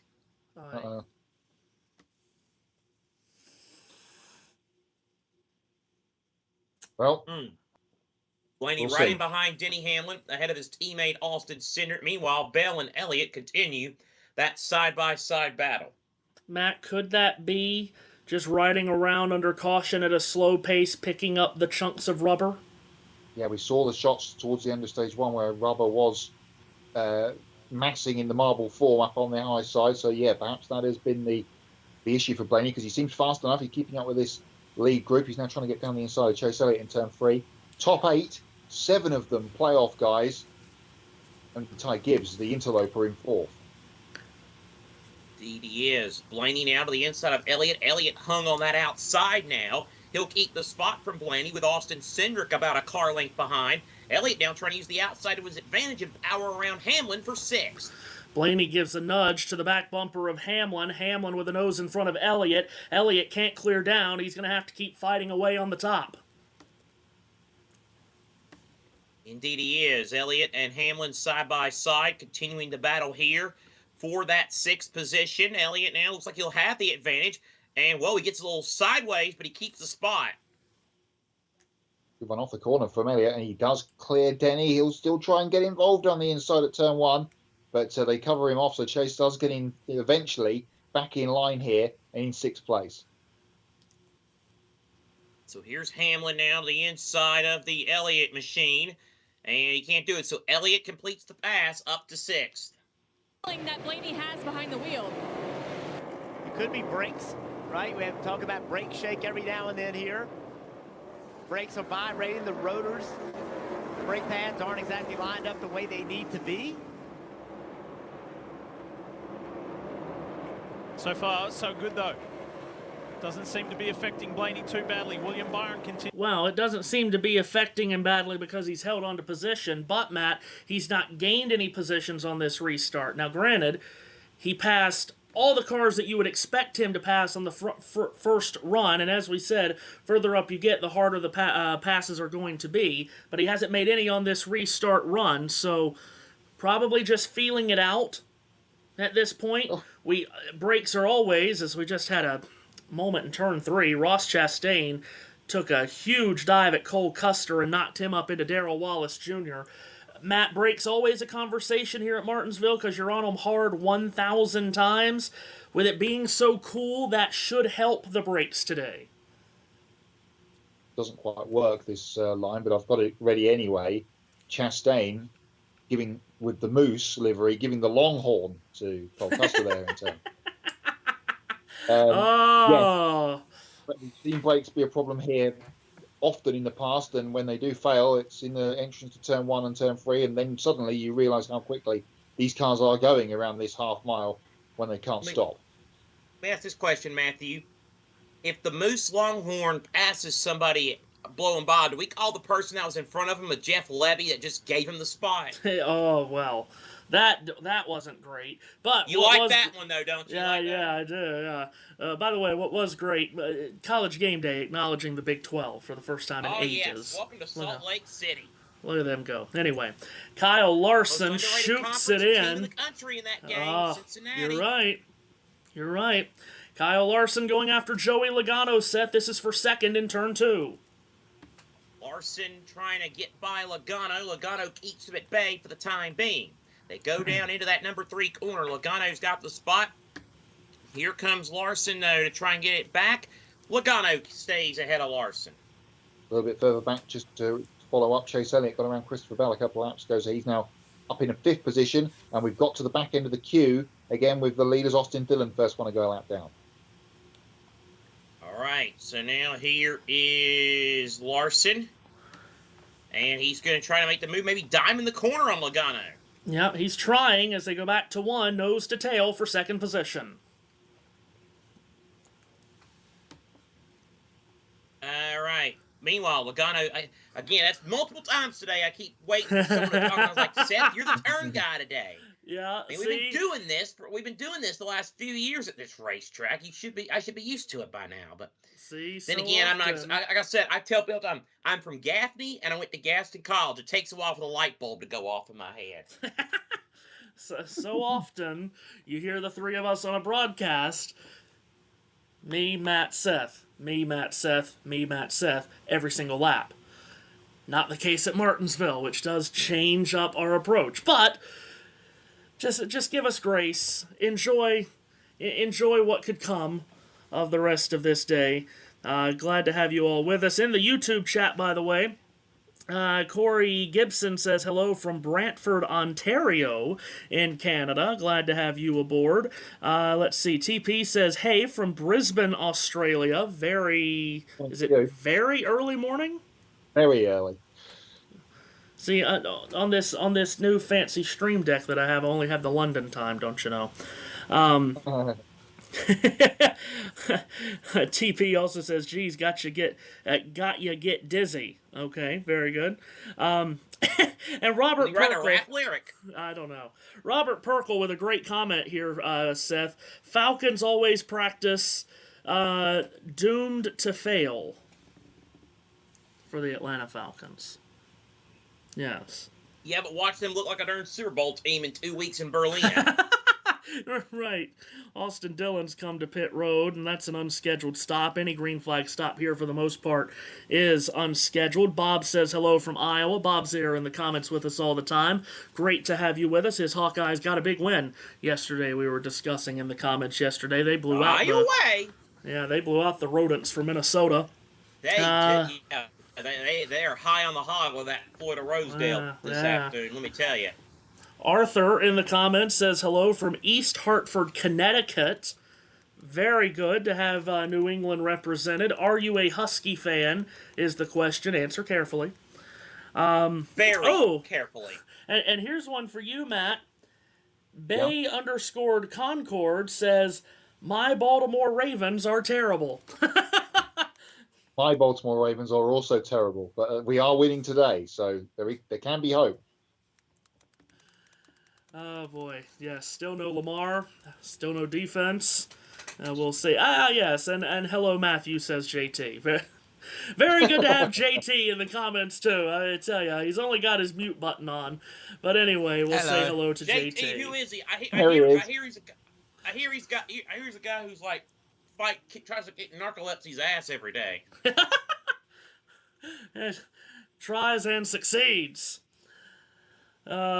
Yeah, so, anyway, glad to have everyone here in the comments on YouTube. Oh, my goodness. Arthur says, of course, I went to UConn. Jim Mora is great. Well, he is doing a good job with that football program, but... Yes, he is. Basketball season, we're not going to like you very much. No, you're not Respect talking for to Dan Hurley, but he is a bit of a psycho. Yeah, you're not talking to the right people. Hey, and here's one for Seth. JoJo says, hey, race fans from Tennessee. Yep, heading to Tennessee next week. Gardner-Webster Games in Cookeville, Tennessee next Saturday. So I'll be in the Great Volunteer State next Friday and Saturday. And now we'll ask JoJo the question, are you a volunteer or a Commodore? Answer carefully. Very carefully. Or God forbid if you're one of those interlopers that pulls for another rival team that likes Tennessee because the cost of living's better and the quality of life's better. So he says wishing he could move to Tennessee from his current state. But anyway. Oh well, yes. But at least I'm a Vol fan, so I'd be at home, I could fit in and everything like that. That's right.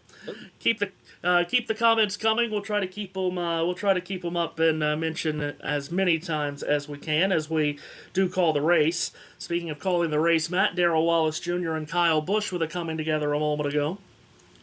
Yeah, Wallace getting into Kyle Busch in turn 3 is now ahead of him, so perhaps some retaliation coming soon. But Kyle, I think, just wants this season to get done and finished. To be honest, this week and next, he wants to get out of that 8 car. And not worry about getting back in it again until the end of January. Yeah, it's been a tough season for Kyle Busch, tough sledding. There are only 15 cars on the lead lap as we complete lap 176. William Byron has led all of the laps. And in this run, Matt, to begin this second stage, what have we had? About, give or take, 40 green flag laps. Not a ton of movement in that top 10. Ryan Blaney is still 8th. Really, the only movement we've had is Joey Logano taking 2nd from Kyle Larson. Yeah, and Chase Elliott falling backwards and then coming back forwards again. He passed Ty Gibbs while we were doing the comments shout out. So Elliott back up to 4th. Was all about Hendrick Motorsports in the first stage. Joey Logano has got in amongst them here at the beginning of stage 2. Austin Cindric and Ryan Preece rounding out the top 10, by the way. And I can't remember who it was, the man from Brisbane in the comments section, perhaps cheering on Shane Van Gisbergen. And he is still one of the guys that there isn't many left on the lead lap, but SVG is one of them, continuing his strong end to the season. And by the way, in the live playoff standings, William Byron leads the race, so he would jump above the cut line. And then that battle that we've been talking about on points, if needed, with a new winner from below the cut line, Kyle Larson is plus 10 to Christopher Bell. So as we speak, Bell is on the outside looking in as Larson runs in the 3rd position on the racetrack. Bell runs in 6th. Bill Stegman, by the way, in the comments says, go Blaney. Oh, I was going to say, JoJo says she doesn't think she's going to answer the question. You know what? That kind of tells me all I need to know. It could be a Memphis fan, too. I did not mention Memphis in there, who did win yesterday as well. Anyway. Yes, my nightmare scenario of Bama, Georgia, Vandy, and Memphis all in the playoff without UT is still very much alive. Yay! Yes, always love when a nightmare still maintains life. Anyway. Come on, Navy! We do love our troops. So, 51 laps complete in stage number 2. Leaders are catching up to I can deal traffic. with that. I can deal with that. Yeah. Oh, okay. MTSU. Very good. I can deal with that. I can very much deal with that. No qualms with the Blue Raiders. Blue Raider over there, yeah. I mentioned, Matt, how there hasn't been a lot of moving and shaking in the top 10 in this stage through 50-plus laps. Any reason for that in your mind, or is this just what it just is right now?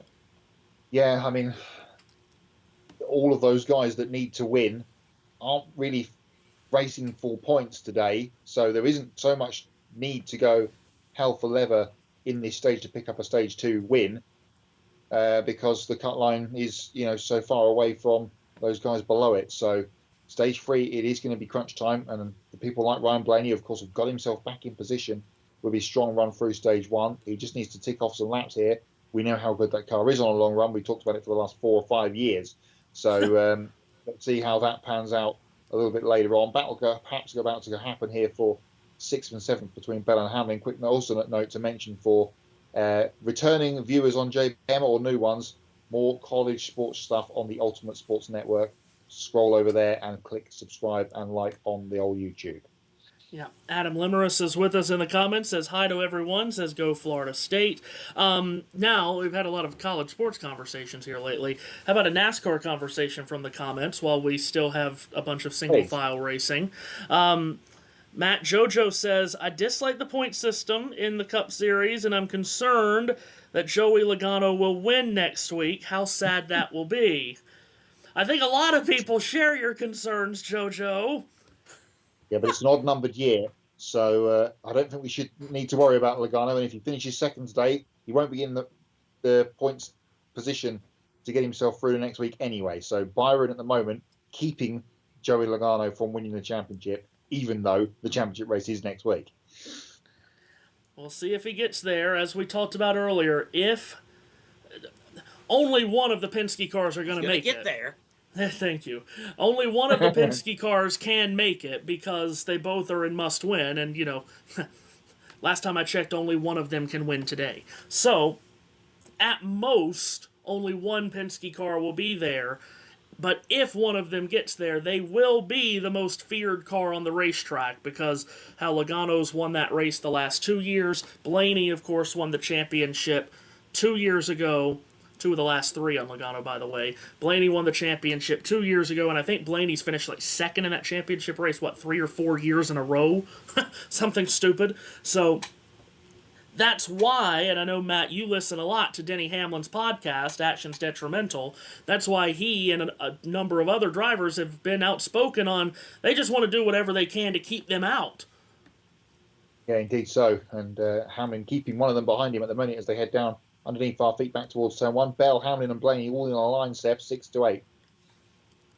Yeah, indeed they are. Bell has a spot, then it's Hamlin, and then it is Blaney in 6th, 7th, and 8th position. Blaney now backs it in to the inside. Gets a good run on Hamlin. Hamlin left the bottom open. Blaney passed 23 cars in Stage 1. He has yet to make a pass in Stage 2, but he's going to angle to the inside of Hamlin here in Turn 1. Indeed. So it is Byron by nearly 2 seconds over the Joey Logano machine. And Larson, Elliott, Gibbs in this kerfuffle as Blaney makes the pass on Hamlin. Blaney now to 7th. And Denny wasn't putting up too much of a fight there. Blaney got down the inside. Denny just stepped aside and let him go. No point racing too hard at this stage, as we've been talking about. So Blaney up 1 to P7. So Blaney moves up to that number 7 position, as we just mentioned, and still on the move. Meanwhile, further back, they're already in turn 1. I might as well keep talking now. Byron in the back straightaway now trying to put a lap on the Tyler Reddick machine, and he'll goes to the inside. You know, Matthew, this is this side-by-side racing. The lap car is not getting out of the way. Steve Phelps, the president of NASCAR, his blood pressure probably going up through the roof. Oh, God. Byron putting away Tyler Reddick, who has never particularly loved this place. He's got cars side-by-side in front of him, and Michael McDowell and A.J. Allmendinger. Anthony Manzano in the comments section. I won't say what I'm thinking here in Rick Allen voice, because I don't want to offend anyone that doesn't know our humor. But Anthony Manzano in the chat section says, "Hi, fellas. I just subscribed to your channel. Big thanks to you, Anthony, for subscribing in." And, as Matt said, too, if you are enjoying what you are hearing today from us while we're here on the stream, or if you enjoyed what you heard from us last week on JBM when we covered the race at Talladega, do search up the Ultimate Sports Network on YouTube, hit the like and subscribe button there, as we are making the turn from USRN, the Ultimate Sports Radio Network, to becoming USN, the Ultimate Sports Network on YouTube. We've already debuted live streams and watch-alongs of NHL hockey and NBA basketball, and there's certainly more to come, including all kinds of motorsports next year once we finish out the racing season on USRN, which is not too far away. Matt, here's Blaney on the move, coming off 4. And he's just passed Christopher Bell as well, so getting to the middle portion of the stage, and the 12 car is coming alive here. Seems to have shaken away however shake he had at the beginning of the stage. He just passed Christopher Bell, and he's up in the 6th. Excuse me, yeah, Hamlin now goes to the outside of the Christopher Bell machine. Bell's going to keep the spot for now. So Bell holding off Hamlin, but Blaney getting through into the 6th position. Oh, look at JT go. He puts a link to the USN channel in the comments section. Look at him go. Bob says, and Bob does say he subscribed to the channel last week. Thank you to you, Bob. Great to have everyone do that. And a new subscriber to the channel, Bob. Davey Allison is in the crash, Bob. And if you subscribe to the channel, you can expect moments of insanity like that. By the way, Josh Chi is our hero, man. Look at this guy. Yeah, he's all over the place. What you got, Matt? To the point of moments of insanity, I was reminded, as Ryan Preece gets past Austin Cindric for 9, I was reminded this week that we have not had yet all season, let's hope we don't get any next week, any rain delays in any NASCAR races at all this year. Oh so my far. God! Shut up! You've done it now. And when we get the rain delays, that's when the insanity comes. Phoenix all week. Well, I'll say this to try to save ourselves from the jinx, as Christopher Bell is really struggling here. He just drifted up in turn 3. Ryan Preece gets past Bell for 8th. To try to save ourselves from the jinx here, we did have a rain delay at the Daytona 500 to start the season, Matt, and that's when all the power went off in the control room, remember? That wasn't great. And we did have to do some rain fill at Dover and at Indianapolis, but anyway, not a lot this year, thank God. Battle for 2nd is on. Kyle Larson going to try to repass Joey Logano for that 2nd position. He's done that. JT, you got something for us? Yeah. Go to USN and watch the out of context videos. You will thank me later. More of those. Yes. Oh, surely. Surely, absolutely. So, that one from Iowa this year about when I said Josh wants cake. But anyway. So, back up into 2nd goes Larson. Logano backslides his position to 3rd. Chase Elliott is 4th. Ty Gibbs is in 5th. And it's a big break back to Ryan Blaney in 6th and Denny Hamlin 7th. Christopher Bell is backsliding here in these last few laps. He lost 8th to Ryan Preece. He just lost 9th to Austin Cindric, and now Seth Todd Gilliland's all over him. Indeed he is. So here comes Gilliland, the pickle mobile, and he's going to put Bell in a pickle. Looking for that 10th position. Oh, a little contact. A little bit of beating and banging between the 20 and the 34. Not good this for Christopher Bell because he's backsliding, and also Carl Larson going forward one place. So pretty much a match race, as we've been talking about all day, between those two. Whoever finishes highest pretty much locks themselves into Phoenix next week, Mr. Owens. Yeah, Bell backsliding. Remember, they missed the setup for this race last year and put him in that desperate situation in the last lap. Seth, he's got Shane Van Gisbergen closing in now. Oh, and Van Gisbergen gives him a bump. Gives him a good day, mate, down the back straightaway. AJ Allmendinger had an unscheduled pit stop, just rejoins this, and that's a dangerous spot for him. Yeah, AJ's come right out into the middle of this. The two road course guys right next to each other, although AJ should blow past these guys pretty quickly with those fresh tyres. Chase Briscoe just in the back of the picture of this as well.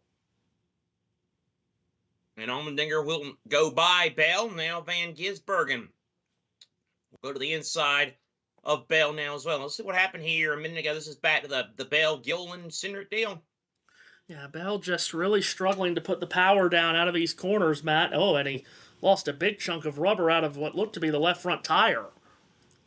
Yeah, the rubber gets balled up in the wheel arch wells once it's turned into marbles. If it doesn't come straight out, they all get into there and then come out in one big clump, and that's what we've just seen from Bell a few laps ago coming out of turn number 4. So that 20 car is struggling.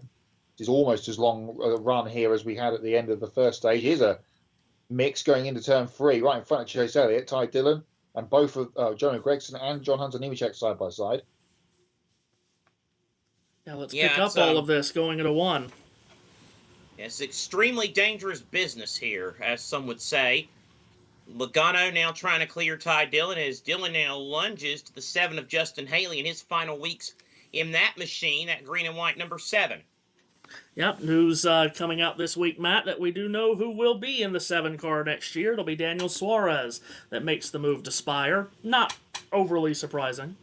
No, long trailed that one after Suarez, of course, we know is losing his Trackhouse ride to perhaps Xfinity champion Connor Zilic. That ought to be worked out next Saturday night in Phoenix. So Suarez making the move across to Spire to be in the 7 next year. Here's Chase Elliott, Seth, in turn number 1. He's in 4th place.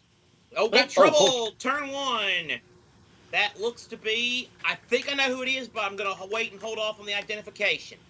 Yeah, that's what I thought it was. It's Carson Hocevar.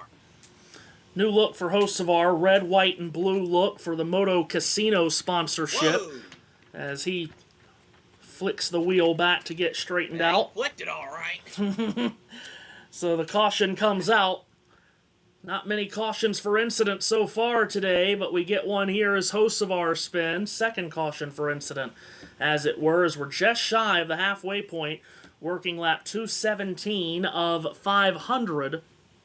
We're down to 44 laps to go in the stage, and we get a caution, and that means pit road will be a busy place. I think we definitely learned earlier today, Michael McDowell tried, and his team tried to go 2 tires only with only about 30 laps on the tires, and he just dropped anchor.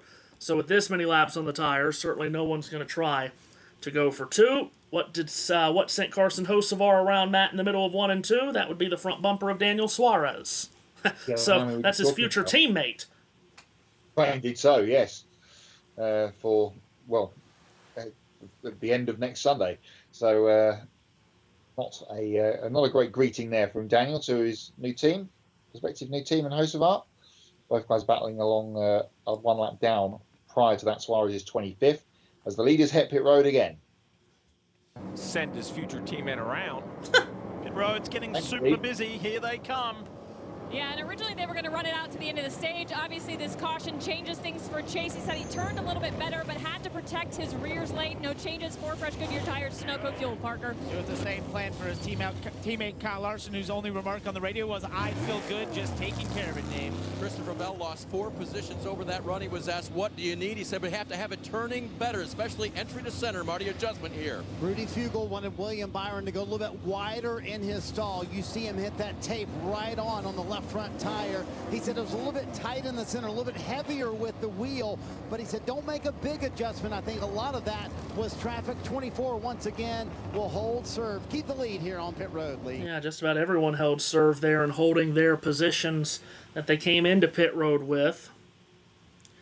Anthony, by the way, who said earlier he's a Hendrick Motorsports fan. Here's a question particularly for you, Matt, because I think you've been banging the drum on this for a while. Anthony says, after this season ends, what crew and driver at Hendrick is most likely to get replaced, and who do you think will replace that driver? Well, I can tell you, everyone's going to say Alex Bowman, but Alex Bowman's not getting replaced this year. Now, maybe after next year he might, but Matt, that's the question posed. Yeah, that Alex Bowman question has been Alex Bowman has been the answer to that question for about 3 seasons.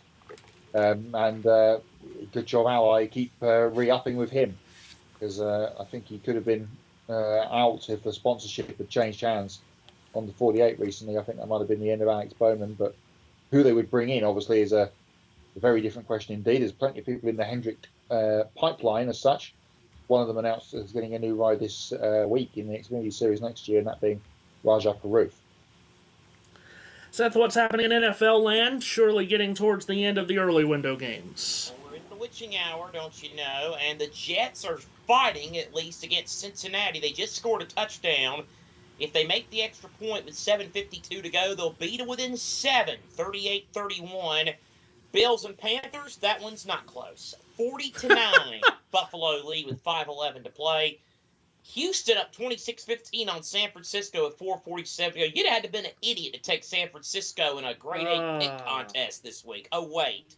Eagles lead the Giants 31-13. Apparently there's been some bad officiating. Brian Dable's head nearly exploded at one point. New England all over Cleveland in the fourth, 30-13. Baltimore leads Chicago 23-16. Miami now up 34-10 on Atlanta with 4:21 to go. No finals yet, but we are getting there. 3 games still to kick off this afternoon. Tampa Bay at New Orleans at 4:05. At 4:25, Dallas is at Denver.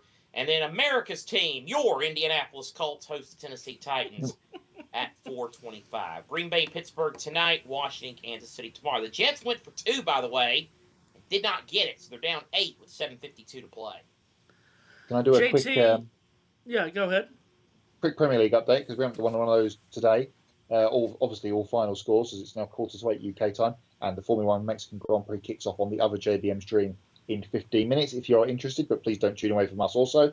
Arsenal, top of the league and clear now after their 1-0 win today at home against Crystal Palace. Everybody with a goal. Aston Villa beat Man City for the 3rd time in a row at Villa Park, 1-0. Bournemouth continue their great start to the season, 2-0 winners against Forest. The first goal from Tavernier, direct from a corner. Wolves again lost in the 95th minute against Burnley, 3-2. Lyle Foster with the winner, a late winner for Burnley. And Tottenham went away to Everton and won 3-0. Mickey van der Ven with a double and Pape Sarr late on. Real Madrid won the Clásico today by 2-1 at home against Barcelona in La Liga. That game was on ESPN2, and it was the strangest thing in the world as we get queued up for this restart. They had El Clasico on ESPN2, and the halftime report, it was just so strange. The Walmart La Liga halftime report, and it was 2 people that looked to be in the crowd. What is happening? But anyway. Now, so a double day of trying to find out availabilities. You go from Slim Jim in Vietnam to Walmart in Spain. Right. Here comes the field, doubled up, going for the restart. William Byron, the leader, is the control car. He's got a teammate to his inside. Green flag up in the air. We're back to racing with only 36 laps to go in stage number 2. Oh, yeah, that's right. I'm talking again. Byron gets clear down the back straightaway. Elliott and Larson side by side for second. It's a Hendrick reunion, 1, 2, 3 for Rick Hendricks at Martinsville. Banging on the door behind them, the two Penske cars, the people that they've been worried about. Larson cuts across the front of Chase Elliott. Ryan Blaney trying to go all the way around the outside of his good friend Chase Elliott in turn 2. So now Elliott to the inside of Blaney, trying to bring Joey Logano with him. Meanwhile, Bell and Gibbs also in a kerfuffle. Blaney slingshots it around the outside of Elliott. He clears Logano, and it's side-by-side action for third.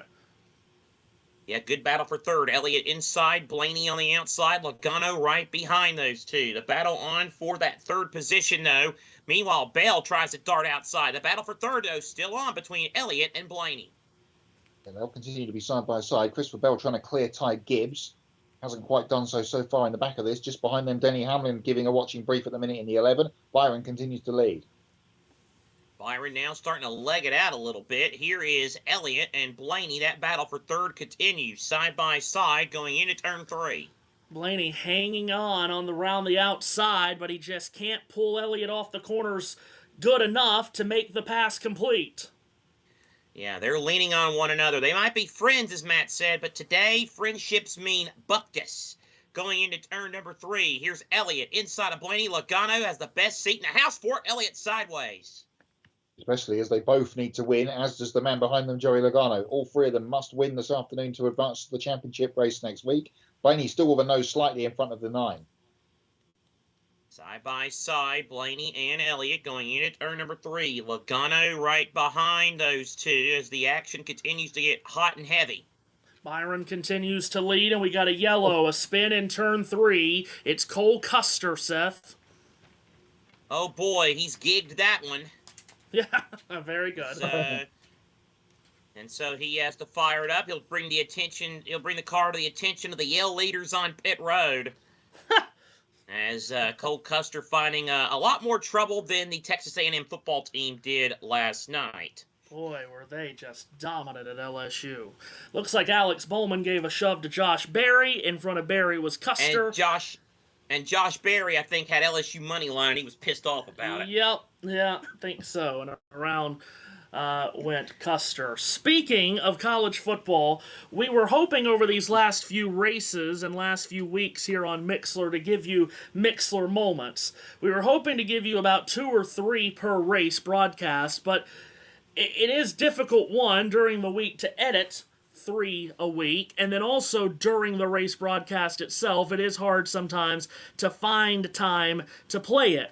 We at least have 1 for today. This was supposed to be played last week. We didn't have time to get it in last week, so we've delayed it to this weekend, and Seth can sit back and smile at this Mixler moment.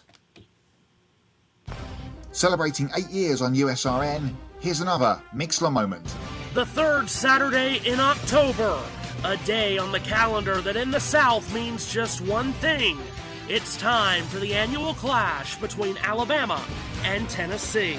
Hooker on first down takes the snap, fakes the give, and throws deep over the middle. Got a man wide open in the end zone. It's caught for the touchdown by Hyatt. Over the top of the Alabama defense they go again. Young the snap, gives to Gibbs, running left, has space to the 20, makes a cut, gives to the 10, he's going to walk to the end zone. Touchdown Alabama. Snap to Hooker, fakes the give, loads it up, goes long, up the near sideline, got a man wide open, it's caught on the near numbers at the 10, and Hyatt is into the end zone again. Give him 6. Tennessee's got the lead back. Who takes the snap, fakes the give, loads up, goes long up the middle. Hyatt makes the catch at the 50, and he might be gone. Hyatt racing with no one near him all the way to the checkerboards. Touchdown, Tennessee. Hyatt again for the 4th time in this game. This one goes for 78, and the lead again for Tennessee. Hooker from the shotgun has the snap. Oh, he fumbles the ball. It's picked up, and it's going to be running for a touchdown by Alabama's Dallas Turner. A fumble on the exchange, and Dallas Turner scoops it up and scores. And that's the way Alabama reclaims the lead. Takes the snap, fakes the give, and throws up the middle in the end zone. It's caught for the touchdown by Hyatt.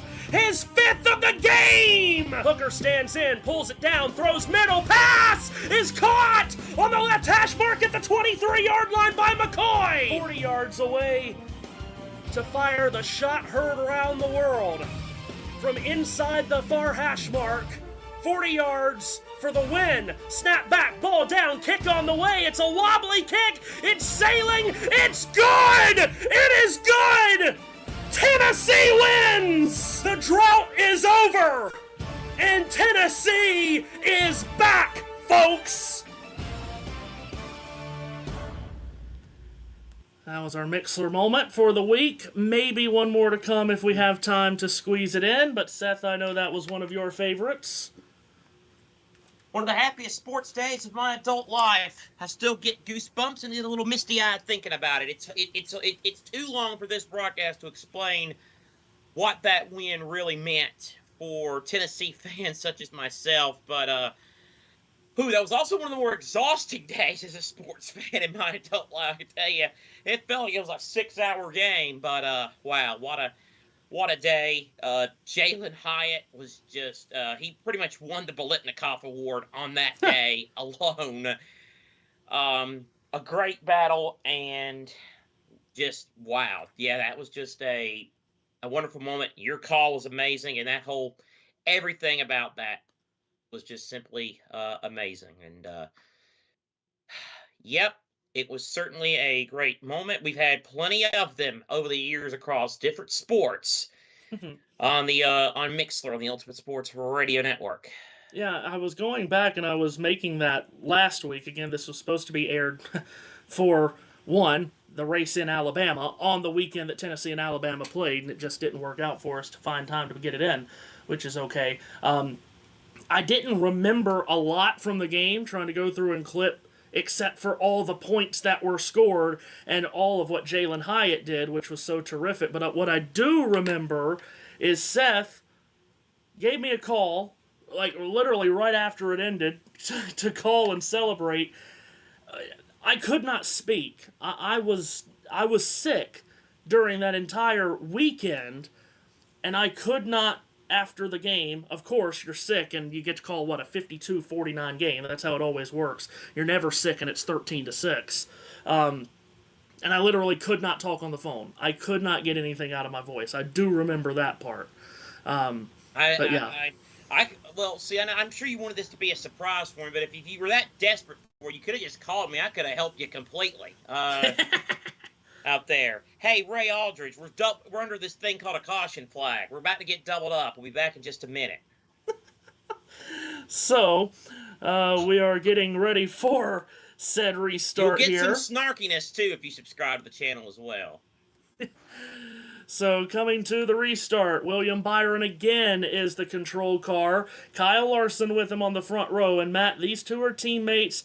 They did this last restart. We're used to seeing this at Martinsville. You get teammates on the front row. The control car will take the outside rather than the preferred inside line, so they can work with each other a little bit. Yep, we used to call it the okie dokie back in the Kaznowski, Joey Logano, Penske days. Hendrick have taken it on board, and the green flag is back in the air. 23 laps to go in stage 2, and Larson again will let Byron get in front of him here through the middle of turns 1 and 2. That will leave him exposed to Ryan Blaney on the outside line. So it's Byron with the lead, Blaney to second, Larson and Blaney now side by side for that number 2 position. But it is all William Byron at the front of the field, as it's been pretty much ever since they dropped the rag. He's led all but 5 laps, and I'm struggling to think of what those 5 laps he wasn't in front for. Battle on for second behind him. Indeed. Blaney keeps the spot ahead of Larson for the second position. Larson now trying to pilot in on the inside. Oh, a little contact there. And Blaney will clear Larson as they come off the corner. So the highest he's been all day, up to P2 for Ryan Blaney, side by side for 4th between Chase Elliott and Joey Logano, with Christopher Bell trying to buy in as well. From 31st on the grid, he has worked his way up to 2nd. And yet, are we really that surprised? A methodical march from the champion from 2 years ago. Meanwhile, it's tight with Bell and Logano for 5th. Yeah, indeed it is. Bell keeps the position. Logano now trying to fight back on the outside. So Bell to the inside. Now Logano leaves the bottom open for Hamlin. Bell will clear Logano up in a P5. Hamlin trying to get underneath. Logano throws the block to get in between those two Gibbs cars. Ty Gibbs still hanging around in the back of the shot here. Oh, we've got another caution about to be thrown here because Cody Ware has spun Seth in turn 3, and he is missing the right rear wheel. You picked a fine time to leave me, loose wheel. Yeah, There the right rear of that 51 is gone, and the tire itself is now laying on the apron next to the pit to the wall there. Cody, God bless him, is trying to get going with 3 wheels here. Cody, I don't know if you're going to be able to make the complete turn with 3 wheels. He's trying, though, but let's see what happened here. Oh, he's all by himself. He must have blown that tire. Yeah. Well, it was just loose. He was just on pit road, and they didn't get it tightened, obviously. So that'll be a 2-lap penalty, and some crew members will have their season come to an end and they'll miss the Daytona 500 next February because it's a 2-week suspension for crew members when there's a loose wheel, and NASCAR will take a look at what crew members should be penalized for the wheel coming off. And for those crew members, Matt, their vacation starts early and will last longer as they will miss the Great American Race of 2026. Yeah, their vacation starts early and their season starts late. They will be obviously eligible to go to the race that's not too far away from where we are today at Bowman Gray, because that is a exhibition race on my birthday. But it is going to be another week off for them at the 500. Battle scars of damage on the right front of Josh Berry after that contact earlier on. You mentioned it was the witching hour in the NFL. 3 quick cautions in a row at Martinsville. I think it's spreading. Yeah, it might be. By the way, Michael in the comments section, a big thanks to you. He says, you guys do a great job. I'm glad I discovered you guys today. I don't know where I've been, but great job. Fellas, very entertaining and knowledgeable. Well, that's what we try to do. Knowledge and entertainment. That's what we try. Arthur agrees with that. JoJo agrees with that. Thrilled to have you with us. Hope you're liking what you're hearing. JT will have to tell you if we're here on YouTube to the end of the race. What's the story on that, JT? After Mexico ends, is JB coming back in? I don't know.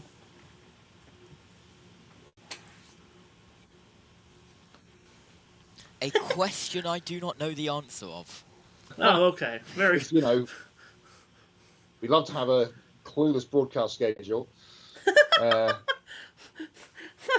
Oh boy! Wow! Ooh. William. Wow! What the Jets just did. Anyway. William Byron, the leader, stays out. Larson, Elliott, and Bell stay out, but other leaders come in, including Blaney. It's been a decision to bring him down pit road. He said it just was a little bit tight on the short run. Keep that in mind for the end of the race. 4 fresh Goodyear tires, slight air pressure, Sunoco fuel, Dave. Oh. Denny Hamlin wants 4 fresh tires and an adjustment as well. He brings it down. Crew goes to work, Marty. Joey Logano was told by Coleman Presley, follow the majority. The majority would be 3. A couple pulled off in front of Joey Logano. He came down pit road, said he's a little bit too tight in the center of the corner. That's his biggest issue. Going to be 4 tires here for that 22. Clean stop for that bunch as well. And a track race off 3 wide off pit road, Lee. That was super tight. Now this is interesting, Matt. When we get the green, it's only going to be, about 10 or 12 green flag laps. Because stage points don't really matter to those guys below the cut line today, you would honestly expect these guys to try to take it as easy as they can on the restart without losing positions, by the way, because that's track position for the next restart.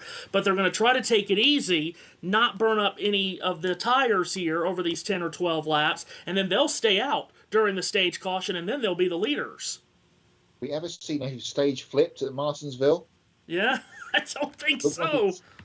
Looks like it's happening for some of these guys that must win, plus Denny Hamlin, who came down, who, of course, is locked in. So, yeah, interesting stuff there to see how this pans out. And that was my fault exactly. Again, telepathically across the booth here, thinking exactly the same thing. Those guys are just trying to get themselves track position for the beginning of stage 3. So, real quick, so how much longer are we on YouTube? I'm sorry, I was in the midst of everything. What was going on? Yeah. Basically, the answer to that is no one knows. Well, the Grand Prix, that is Grand Prix in Mexico City, Steph, has just begun, literally. So we've got at least an hour and a half to play with here on YouTube. We're going to. Yes. So. What's my thought? So that's kind of the USRN saying, well, nobody knows. The reason I was freaking out, the Jets just threw a halfback pass touchdown, made the extra point. That 2-pointer I said they missed, they actually got reversed. Matthew, the Jets are leading the Bengals late, 39-38. Of course they are. Of course they are. Oh, Cincinnati, you never fail. It was you never you go back and fail. watch this. It was a hell of a throw by Breece Hall and a heck of a catch by Mason Taylor. Or as Chris Fowler called it, Mason Taylor does it. Oh, thank you. Thank you. Myles Is Garrett 5 sacks today, but Cleveland still lost by 19. Is that a Justin Fields team scoring 39 points? It's almost like it's almost like the defensive coordinator was the problem in Cincinnati. Oh well, no gives these backsies. He's ours now. But anyway. That's absolutely right. All right, we will reset the running order for you because we are going through the chews. I will hand it off to Matt and Seth to take you through the end of this second stage, guys. Thank you, Matthew. We're just getting a replay of Ryan Blaney's pit stop, which we both grimaced at the time. The wheel gun was still on as that car began to move on the left front. So much chat going on up there on the 12 discount tyre Pratt perch about whether they got that tyre tight or not. And Ty Gibbs was the meat and the Denny Hamlin Joey Logano sandwich stuff coming out of pit road. Indeed he was. By the way, everybody's talking about the GOAT conversation in the comments. No one has said the actual correct answer yet. It's David Pearson. Here is Larson and Byron Mann on the front row for this restart.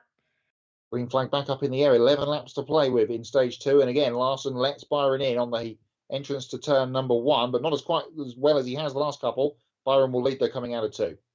Byron with the lead down the back straightaway. The battle on for second between Bell and Larson.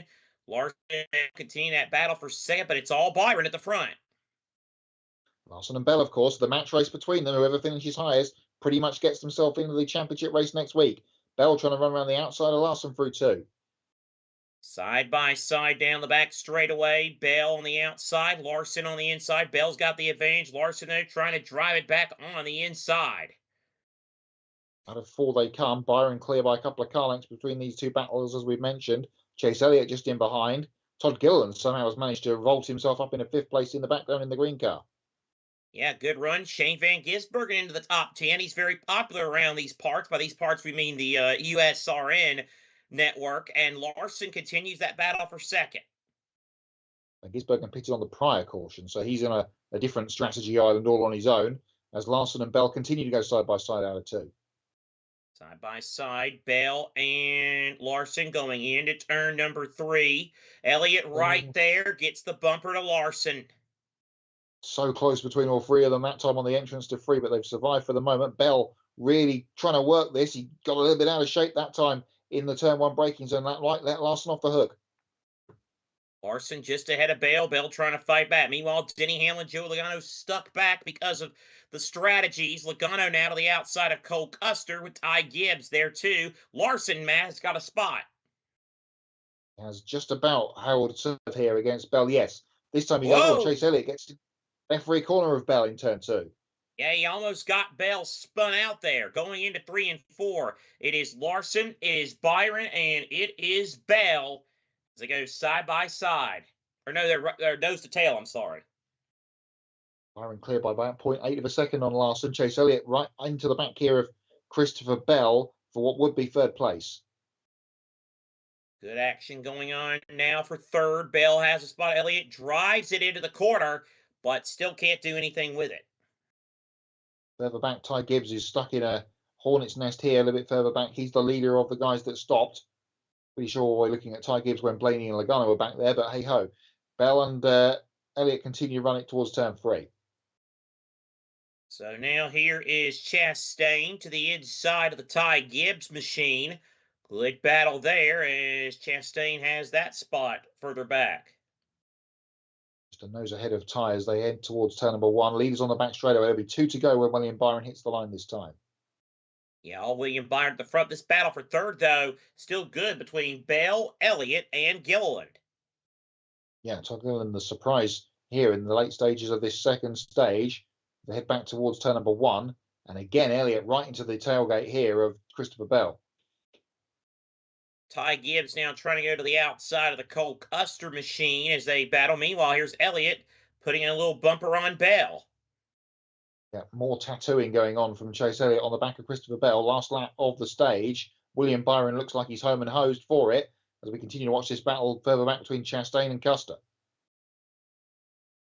So here is Chastain. And now, thank God we're all that, but I don't know why we're there to begin with, but I just wanted to talk. William Byron's coming off 4 for a stage win, Matt. He gets it. Second stage win of the day. Larson second. Bell, Elliott, Gillen, Chase Briscoe, for the highest we've seen him all day, 6th, ahead of Priest, Van Gisbergen, and Tyler Reddick, and Eric Jones, your top 10 in stage number 2. So stage 2 complete, and William Byron has swept the stages here today at Martinsville. That's a bunch of points. We'll see if he can't win later today, where he will be points-wise, particularly against Christopher Bell more than anyone, with Kyle Larson having scored the amount of stage points he has. No rest for the weary here. We're not going to take a break. We're going to go straight into our normal Stage 2 break segment. All right, folks. Stage 2 is in the books. So let's get right to it and go for a USRN hot lap. And that is with our guy Seth Eves telling us what's happened in the world of motorsports this weekend.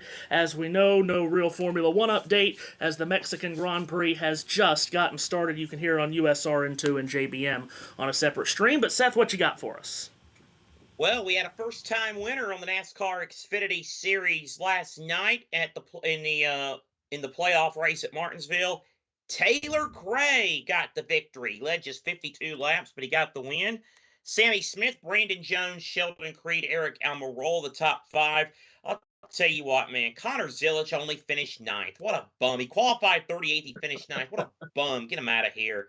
That's with a lot of sarcasm. Zilic and Allgaier, Justin Allgaier finished in 26th.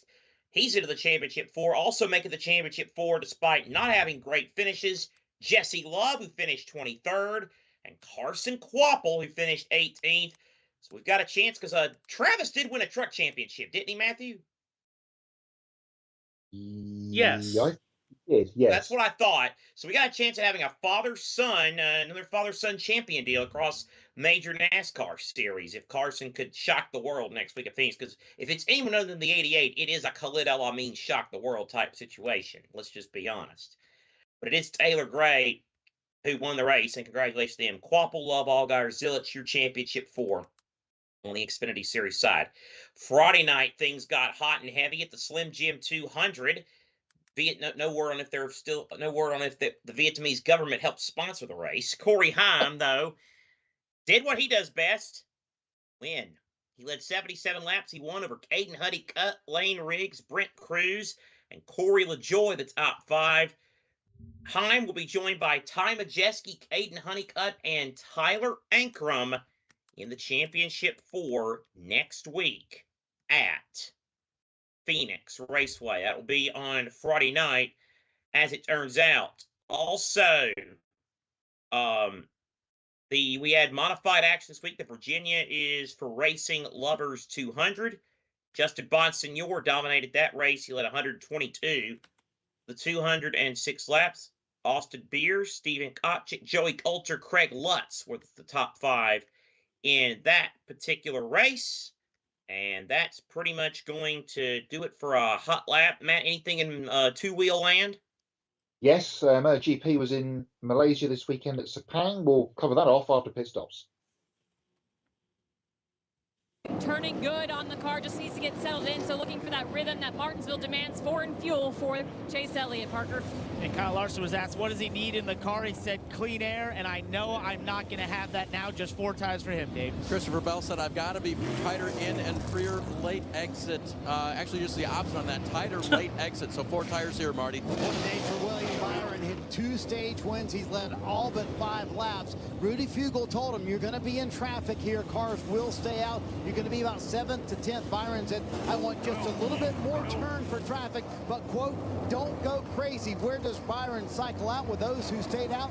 We'll find out when it all sorts out on pit road, Lee. 6 cars did stay out. We'll reset the order for you in a moment. Carry on, Matt. Yeah, MotoGP in Malaysia this weekend for the Malaysian Grand Prix at Sepang. Francesco Bagnaia, he either wins or finishes last. He won the sprint race yesterday, but broke down while leading early in the main race this morning, our time here in the UK. Alex Marquez coming through to to take the victory. You would have heard Josh and crew doing that race if you were listening to them here on JBM this morning. Emotional win in Moto 2 for Jake Dixon, who lost his granddad this week and won the Moto 2 race at Sepang, so that was pretty emotional. Quick shout for the newly crowned and next British big thing in single-seaters land, the Formula Regional European champion, Freddie Slater, crowned the champion at Monza this afternoon. He's the next big thing on the way up for us in the UK to cheer for, so congratulations to him. And also quickly, we mentioned the Gold Coast races on the stage segment. They were in action this weekend for Supercars on the Gold Coast. A double for Chaz Moster as they get rolling in Supercars playoff land. Yes, I can't wait to get a report back from you, Matt, on what the Supercars playoffs look like in year one. JT, I know you have stuff that no one else will know about but you. Well, it was quite a busy weekend in the UK short oval land, believe it or not, because it's Halloween weekend, the weekend before Halloween. So you have all of the spooky races and all of that as well. 1300cc stock cars were at Kings Lynn, and it was 167 Jimmy Morris who won their World of Shale Championship. Also at Kings Lynn, the annual Supernatural Championship, which is it's a race full of cars which are supernatural. Limousines, hearses, anything like that. That was won by 158 Shane Davies. Over on the Brisker Formula 1 stock cars, they were at Bradford at the Odsall Stadium, and that was a heat win for one Tom Harris. Tom Harris won Heat 2 as well. 545 William Adams won Heat 3. And the grand final was won by 138 Dave Polly in his last meeting in his 30s before he turns 40 in coming up. And the Grand National at Bradford was won by 55 Craig Finnegan, and this is going to be messy with the recovery truck. Watch it, because it's going to get spicy. As the points look like this: 368 Callum Thornton on 13 points, Danny Wainman on number 212 on 27 points, Finn Sargent 526 29 points, Frankie Wainman Jr. 47 points, Lee Fairhouse 71 points, and Tom Harris 81 points. That's going into Hendersford next week for their annual gala night, where a little birdie may have told me that one of our own Nathan Richards may be a part of that commentary team. Okay. Now, we've been trying to stay up to date with the Mixlr comment section, or the YouTube comment section. The Mixlr comment section, for some reason, years ago, whenever a comment got left in Mixlr, they stopped popping it up in the bottom right of our screen, so it makes it very difficult while calling the race to keep up with the Mixlr comments. I'll catch up with them now as we get one to go. Pierre says, keep the FBI at bay, fellas. But he says next week will be emotional for sure. Kyle says, what's going on, fellas? Been a while since I actually had a Sunday off of work. He says, ChatGPT can confirm Slim Jims are in Vietnam. And he says, to you, Seth, I reject Jolo for Logano. Anyway. Oh, Lord. And Pierre says, useless and confusing sounds about right for the Falcons. Well, indeed. By the way, how about Pierre's Delaware State getting a big win yesterday over North Carolina Central? Yes. Let's reset the running order. Tyler Reddick leads, Ryan Blaney second, Hamlin, Logano, Gibbs, and Cindric. Those six stayed out under the caution. That puts Byron, Larson, Elliott, and Bell in the last in 7th through 10th. Green flag is out. We get the final stage of the day at Martinsville underway. It's all about to happen over these next 200 laps and change. Yeah, you think it's been you think it's been hairy all day? Just wait. Here we go. Tyler Reddick, Ryan Blaney, side by side as they go into turn number 3. Matt, did you have something? No, I was completely forgetting that you were getting the second bit of this we were talking about earlier. Anyway, Blaney ran the outside of Tyler Reddick as they come out of turn number 1 and 2. So Blaney has the advantage to the outside of Reddick. Hamlin not too far behind. Blaney now trying to clear. Reddick, though, fights back on the inside. This battle continues. Blaney a scotch in front. Blaney has not led today. He led that lap. Seth, can he clear Reddick to assume the lead of this race? He will not quite yet, because now he will. Dangerous move by Blaney. Bit risky, but yet somewhat necessary when you're battling for a championship. Blaney's clear to the lead. Massive throw of a left hook there from Ryan Blaney to clear Tyler Reddick, who perhaps lifted the follow, perhaps he didn't. He's got his team owner right up behind him. Denny Hamlin is third. That was just amazing stuff. Meanwhile, here goes Byron to the inside of Elliott. Byron in unfamiliar territory for him today, not in first. Yeah, that's exactly right. He's in traffic, and he's elbow to elbow with Chase Elliott. This is for sixth. Good battle going on. Was there a little bit of contact there between the Hendrick teammates, Elliott and Byron, side by side in a 3 week? Talked about that in Ones to Watch. They might not play nice today if it gets nitty-gritty. Well, here we go. Talked on the way to the track, myself and Mr. Owens today, that this might be a slow burner. Ryan Blaney's got himself to the front for the first time today, and now it's been all about William Byron. He's now back in must-win situation. Yes, indeed, and he has got to get on with the get-on right here. Further back, there's that aforementioned Bell Larson match race Matt's been talking about all day. Bell just passed Larson for ninth. That's ninth spot, and in the live standings, those are the two right at the cut line, Seth, and they're separated by just 4 points. Yeah, indeed they are. And it is tight. So, yeah, Larson, 4 to the good. Everybody else might as well think about winning. Ryan Blaney, still the leader here at Martinsville. Yeah, because Larson's been picking up the stage points. That has helped him out in that battle and has padded it somewhat. He can just follow Christopher Bell now home, and he'll be fine. Ryan Blaney leads out of 2. He does lead out of turn number 2 by about 2 or 3 cars. We got yellow, caution on the speedway. And it's Josh Berry who does a whirling dervish trying to get his car back straight. Single car incident for the Wood brothers not too far from here. Stuart, Virginia is where they were based out of. But they've had that 5-decade losing streak here, and looks like that's going to continue. As they were 3 wide going into 1. Bubba into Brad. Brad into Barry. Bang, bang, bang. And Barry was bullied into being buried. I was trying to get all the B's I could there. There you go. Yeah, you were. You did a good job. By Bubba. Yeah, by Bubba. By Bubba and Brad. Oh, my goodness.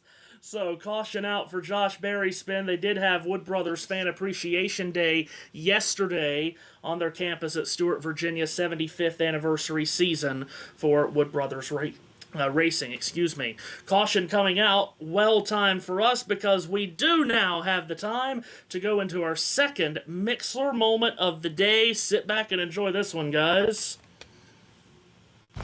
Celebrating 8 years on USRN, here's another Mixler moment. The battle for the win at Martinsville. Briscoe has it. Bell wants it. Bell needs it. Piles in. Still can't get there yet. Sharpen up your chrome horns. Christopher Bell is going to get them out shortly here. 5 to go at Martinsville into turn number 1. Well, he gives Briscoe a bump, and he gets alongside as they come out of 2 sideways. Sideways indeed. Bell's got the better car, the fresher tires. This Briscoe roughing up any. Keselowski up the hill with contact from Larson. Bell is clear of Briscoe. Christopher Bell with a 4-car length lead as they're coming for the Bell lap. Hamlin, 2 clear of Chastain. He might get his ultimate revenge on him. Bell across the line, white flag. Can he be clutched yet again here at Martinsville? Looks likely.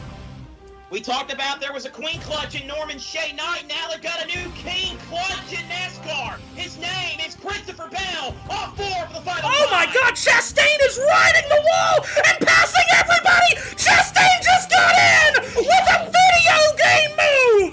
Ross Chastain just fired it up against the wall, and Chastain's going to advance. He did it. Ross Chastain has done it! Christopher Bell has won the race, and Ross Chastain just bombed it into the corner and passed everybody! Unbelievable! I don't believe it! That is the most unbelievable thing I have ever seen in my life!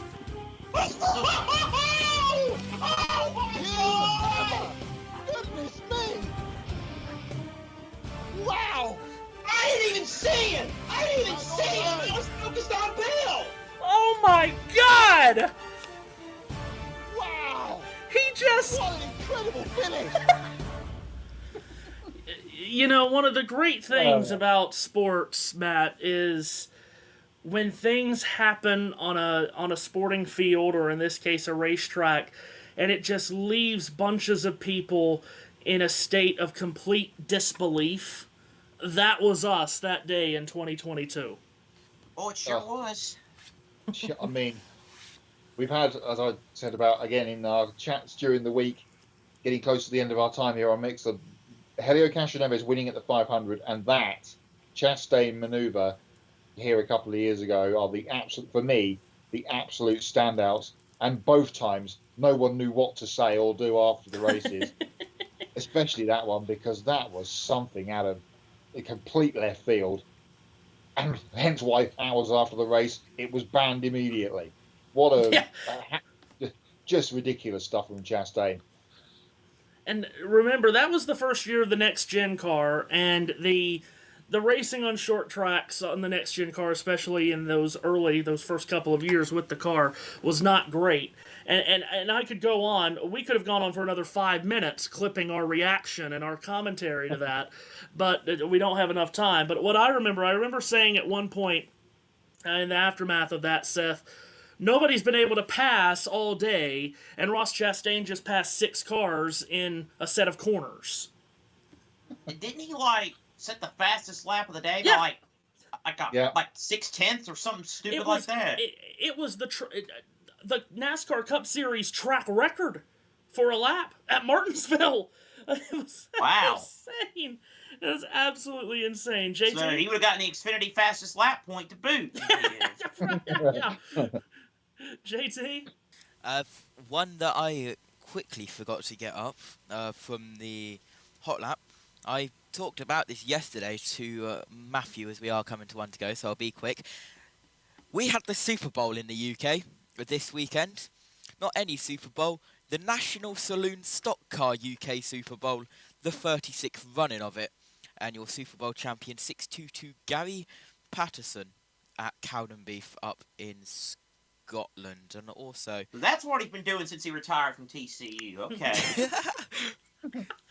I know that flies over Josh and Matt's head. Yeah, I know. Matthew will appreciate it. Yeah, we say things that fly over all of our heads at some point, especially when JT starts talking about mixing boards and audio settings and all of that. Anyway, DraftKings X in the comments says, no way. The Broncos are winning by 80 today with those sweet throwbacks. Are you kidding me? God. My God. DraftKings X says he's subscribed to the channel now. Great to have you with us. And also we have Roxanne from Alberta, Canada joining us at a good time because the green flag waves. We're back racing with Ryan Blaney and Denny Hamlin leading the parade to turn 1. Battle on. Blaney and Hamlin side by side down the back straightaway. Blaney has the slim advantage, but now Hamlin going to crowd in on the outside. Remember, Denny said he doesn't want Penske cars at Phoenix. He's fighting Blaney tooth and nail. Second Penske car in the second row alongside Tyler Reddick, but we'll focus on the lead battle, which is Blaney and Hamlin. Blaney with a nose in front. In fact, he clears Denny this time in 1 and 2. Denny with his crossover. So Blaney has the advantage. Hamlin now in second. Reddick and Logano side by side. That's for third. Yeah, 2x2 action from third on back. Logano and Reddick side by side. Behind them, William Byron going after Ty Gibbs. And further back, Ryan Preece just punted Kyle Larson up the track. Larson will lose places here, Seth. Yep, so obviously that's suboptimal for the 5 team. Meanwhile, Logano trying to get in front of Reddick for third. He'll finally clear him off 4. He does, side by side behind Reddick between Ty Gibbs and William Byron, is moving forward up to 5th now. Chase Elliott close to 10 minutes just behind this battle as well. So now here's Gibbs going to the inside of Byron, and Gibbs now trying to pile it in. Elliott gets into the back of him. Gibbs will keep the spot. Elliott would like Gibbs to get out of the way. I'm sure Byron would too. Byron passed Gibbs, now goes after Reddick. So here is Byron ahead of Reddick. And the battle continues on there. Oh, a little contact between Reddick and Byron. Yeah, a little bit touchy-feely between those two. It's close to the cut line now. Kyle Larson, you said he was punted out of the way by Ryan Preece. 2 points to the good at the moment, Kyle Larson. Still, though, 208 laps to go. So Byron now will cut in front of Reddick. Meanwhile, here's Elliott trying to go to the outside of Ty Gibbs. That is for 6th. Yeah, Elliott motors to the right elbow of Gibbs, and they'll go wheel to wheel back to 1. By side indeed. Oh, they might spot a split Reddick. Oh, this could be dangerous. 3 wide down the back straightaway. Who's going to give? Elliott keeps it in. He's got the spot. Reddick will back out. Reddick does back out of it. Had to in the end. He was squeezed in the middle, and Elliott actually gets past Gibbs as well. So it's a 2-for-1 on Chase Elliott's part. Christopher Bell's bought into this. He's already got past Tyler Reddick, and now he's passing Ty Gibbs as well. Yep, so Bell trying to stay in the fight, in the mixer. He gets in. Boy, Cindric almost gave Reddick a heave-ho. And Bell, with those 2 passes, has just tied Kyle Larson on the cut line. Tiebreaker is the best finish in the round. That would go to Larson if it does come down to a tie, based on Larson's finish at Las Vegas 2 weeks ago. But it is now a tie between Larson and Bell on the cut line. Larson, as we mentioned, has gone backwards on this restart. In fact, where is he? He's 11th after getting knocked out of the way by Priest. Meanwhile, a slow Chase Briscoe going to turn 1. An issue there for the 19. He'll try to get it back under power set, but there is an issue there. Yeah, we'll get JT or someone on the crack. Go ahead, Matt. Left rear is flat on the 19. There you go. So, Briscoe will get to pit road safely without bringing out a caution. Briscoe already through in a next week's championship race at Phoenix based on the win at Talladega last week. Team, you really don't have anything to do with the engines. Oh. Okay. Actually... Yeah, they're actually popping the hood on that car. Of course, they run the tire pressure so low at the start of a run here, it could look like everybody has a flat tire. Seth Larson back on the attack to try to get into the top 10. Indeed, battling with Ryan Priest side by side. If you see Ryan Priest in the wall later today, here's why. He dissed you got the 2 Martinsville hot dog dissers battling here in turn 4. And Priest will clear Larson for the moment, so that pushes Larson back down to 11th. Battle about to be on here between the 2 Hendrick cars at the front end, 4th and 5th, Byron and Elliott. Yep, indeed. Sorry, I had to check on something real quick. Byron stays ahead of Elliott. Larson now back behind Priest. Yeah, Larson can't get around Priest. That's because Priest is on the offensive to try to go after Reddick. Indeed, that is the case. So 4th place continues the battle. Here is Elliott now to the outside of Byron. By the way, top 6 are all playoff drivers. And, Matt, I don't mean to jump over top of you. I just want to make mention of this. If you're listening to us while you're watching the pictures on NBC, and for us, the 3 of us actually calling the race, we are inside the final 200 laps of the round of 8 elimination race at Martinsville. What does that mean? You're about to hear 3 people call this race from 3 or 4 different screens, because we are officially in triple or quad box time for NBC. We'll be keeping up with all of these playoff drivers. We'll be giving you all of the live playoff standing updates as well. This is why this race and this broadcast for us behind the microphones is as intense as any that we do, because it's about this time of the race, Matt, where we start looking at 3 and 4 different screens, and we don't know what to talk about and what to follow, but we try to manage. We try to manage, so bear with us, folks. Kyle Larson has now picked his way back up into 10th position. Chase Briscoe's gone behind the wall, so at least he didn't have a mechanical next week. If any race you want to get a mechanical out of the way, it might well be today for the 19th team, James Small. Thank you, JT. Valve cover issues for the 19.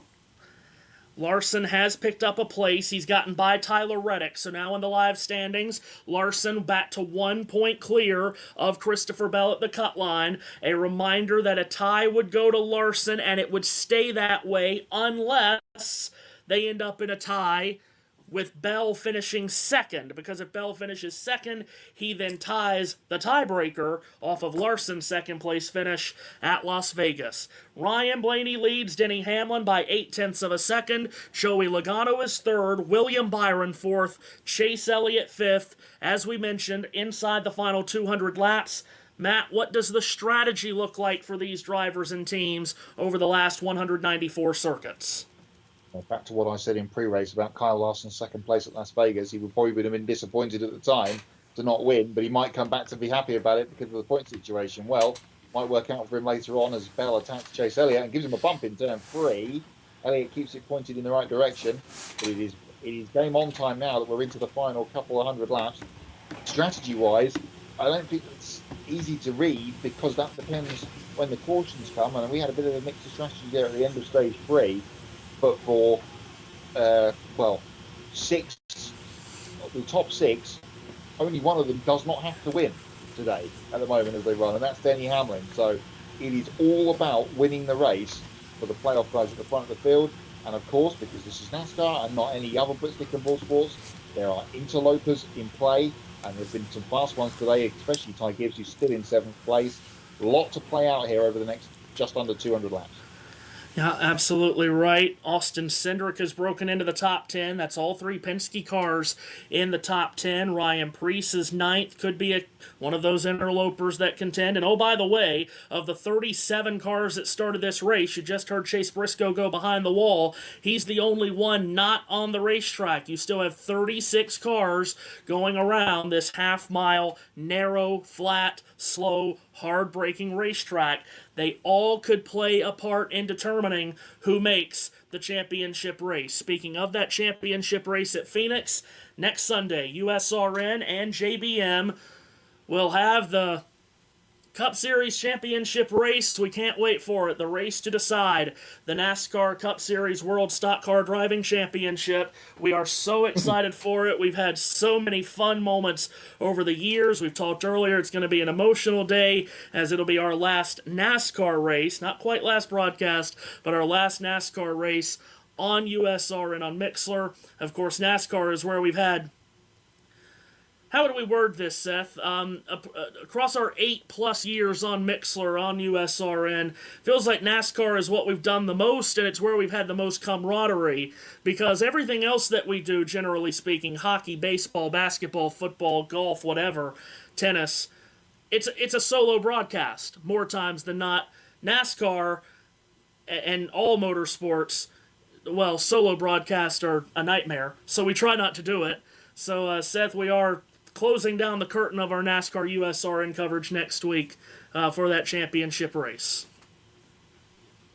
Just imagine, and this actually really would have been something if we had a certain someone who no longer does these broadcasts, but was good in his day.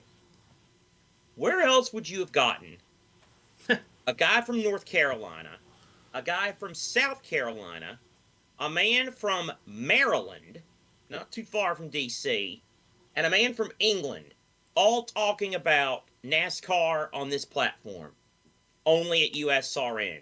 Throw in that we've had extra British representation ever since the man from D.C. left, ever since we've had John, all the people from the UK. We've had a guy from California, Jackson from Southern California. Joe from Alaska via Portland. Oh, that's right, yes. And, Ben, who's from Philly, but lives out near Delaware or Massachusetts now. I mean, we've had so much. The camaraderie, I think, is the word, and that is, and I know we're not going anywhere, but the three of us, the super booth, as Matthew has coined it, boy, I mean, we have, and sometimes I don't know if it's been for the better, to be honest, but we've changed Matt White's life these last 6 years since he's been with us.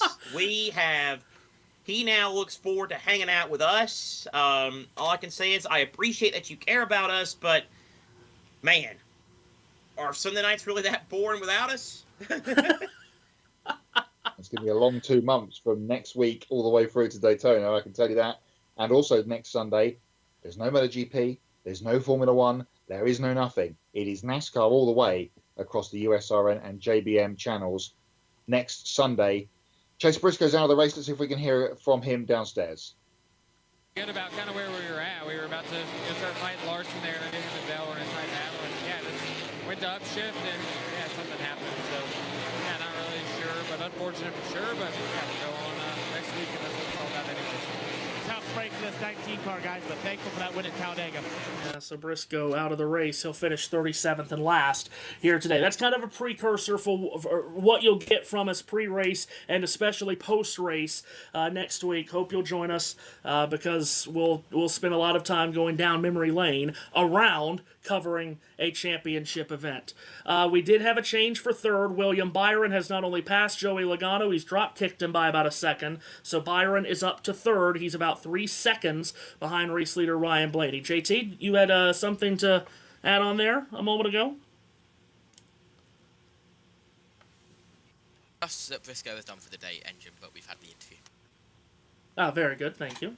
Okay, very good. Now, we stiff-armed JT's report out of the way. We gave him the Heisman stiff arm, and we rendered his report useless. We apologize. We stole the report right out from under it. That's right. Yeah. See. Yeah, by the way, for any new people. Oh boy, I knew this was coming. If you don't know or you forgot who the name Bill Weber, don't worry. You'll know plenty of it by a few races in to next season with or any other season really with all the Bill Weber references that Matthew Owens makes. Which I gotta be honest with you, I like myself. Who knows? We may sign off next week by let's get kicked out of an Applebee's. Who knows? Okay, that would be the great way to honor him would be to do that. I would still prefer if we got kicked out of a Chili's. Because we love Chili's around here. Yeah, and speaking of the Matt, yeah, right. And speaking of the Matt White, we have somehow changed Matt's life. And to Seth's point, we've asked him multiple times. You're still here. It's unbelievable. You're still here. You're still around doing the thing. And I am going to try my hardest next week to not make Matt stay up too long. But as you may imagine, for any championship race, but especially the circumstances around next week's championship race, pre-race and post-race will be much longer than usual next week. So I do have to be circumspect about that with Matt, as we'll be back to normal 5-hour time increments between the two. But anyway, we'll cross that bridge when we get there next Sunday. I will try to be respectful of everyone's time. Ryan Blaney continues to lead, 1.5 seconds up on Denny Hamlin. Riley Herbst has had a terrible day, and now it looks like his car may be off the pace. Is that 35 giving up the ghost, Matt? Yeah, it looks like he's about to come to pit road as a battle for fourth place whips by him. Seth? Yeah, so that battle continues on. It's Elliott and Logano rubbing fenders. Elliott's going to clear him for fourth. So Elliott up to fourth, past Logano. Christopher Bell sneaks in on the back bumper of these guys too. Yeah, he does. Now Bell back to the inside of Logano. So Logano fading just a little bit, and Bell is going to be clear. So move Christopher Bell up, move him up a spot, and move Logano back yet another. Yeah, Logano. The two there, Logano actually gave him a bump, and that opened the door for Bell, who had the momentum to sneak back down the inside of Logano. So, Matt, that bump that Logano just gave to Elliott on a scale of 1 to 10, that's like, what, a 2 or a 3? In about 150 laps, they'll be giving bumps that are, what, 7 or 8? Yeah, Chase would have ended up in the water barrels at the end of pit road. If that was the end of well, there isn't any of the other pit exit, but you know what I mean. He would have been spinning like a top down there if that was right at the end of the race. Still, all that drama perhaps to play out in the next hour or so of the afternoon. TP, you're right. TP says, it's been great, guys. Hooking in on YouTube. Cheers, mate. Also goes on to say, 3 a.m. hookups norm in Australia for me, usually all truck, Xfinity, and Cup. Wow. Indeed. Wow. Now, there's a dedicated fan. Yeah, absolutely. We talk about the strategy of this race, and of course, a lot of it, as Matt mentioned, is going to come down to when the cautions come out or if we get any yellows. Obviously, one would expect over 166 laps at Martinsville that we're going to get at least one. But this race has been known for having long green flag runs. And in fact, as Denny Hamlin's car is smoking, and that looked like it was out of the exhaust. Yeah, that wasn't tire smoke. That's out of the exhaust of Denny Hamlin. Seth, he's going along the back straightaway in front of you, and it looks like that's all over.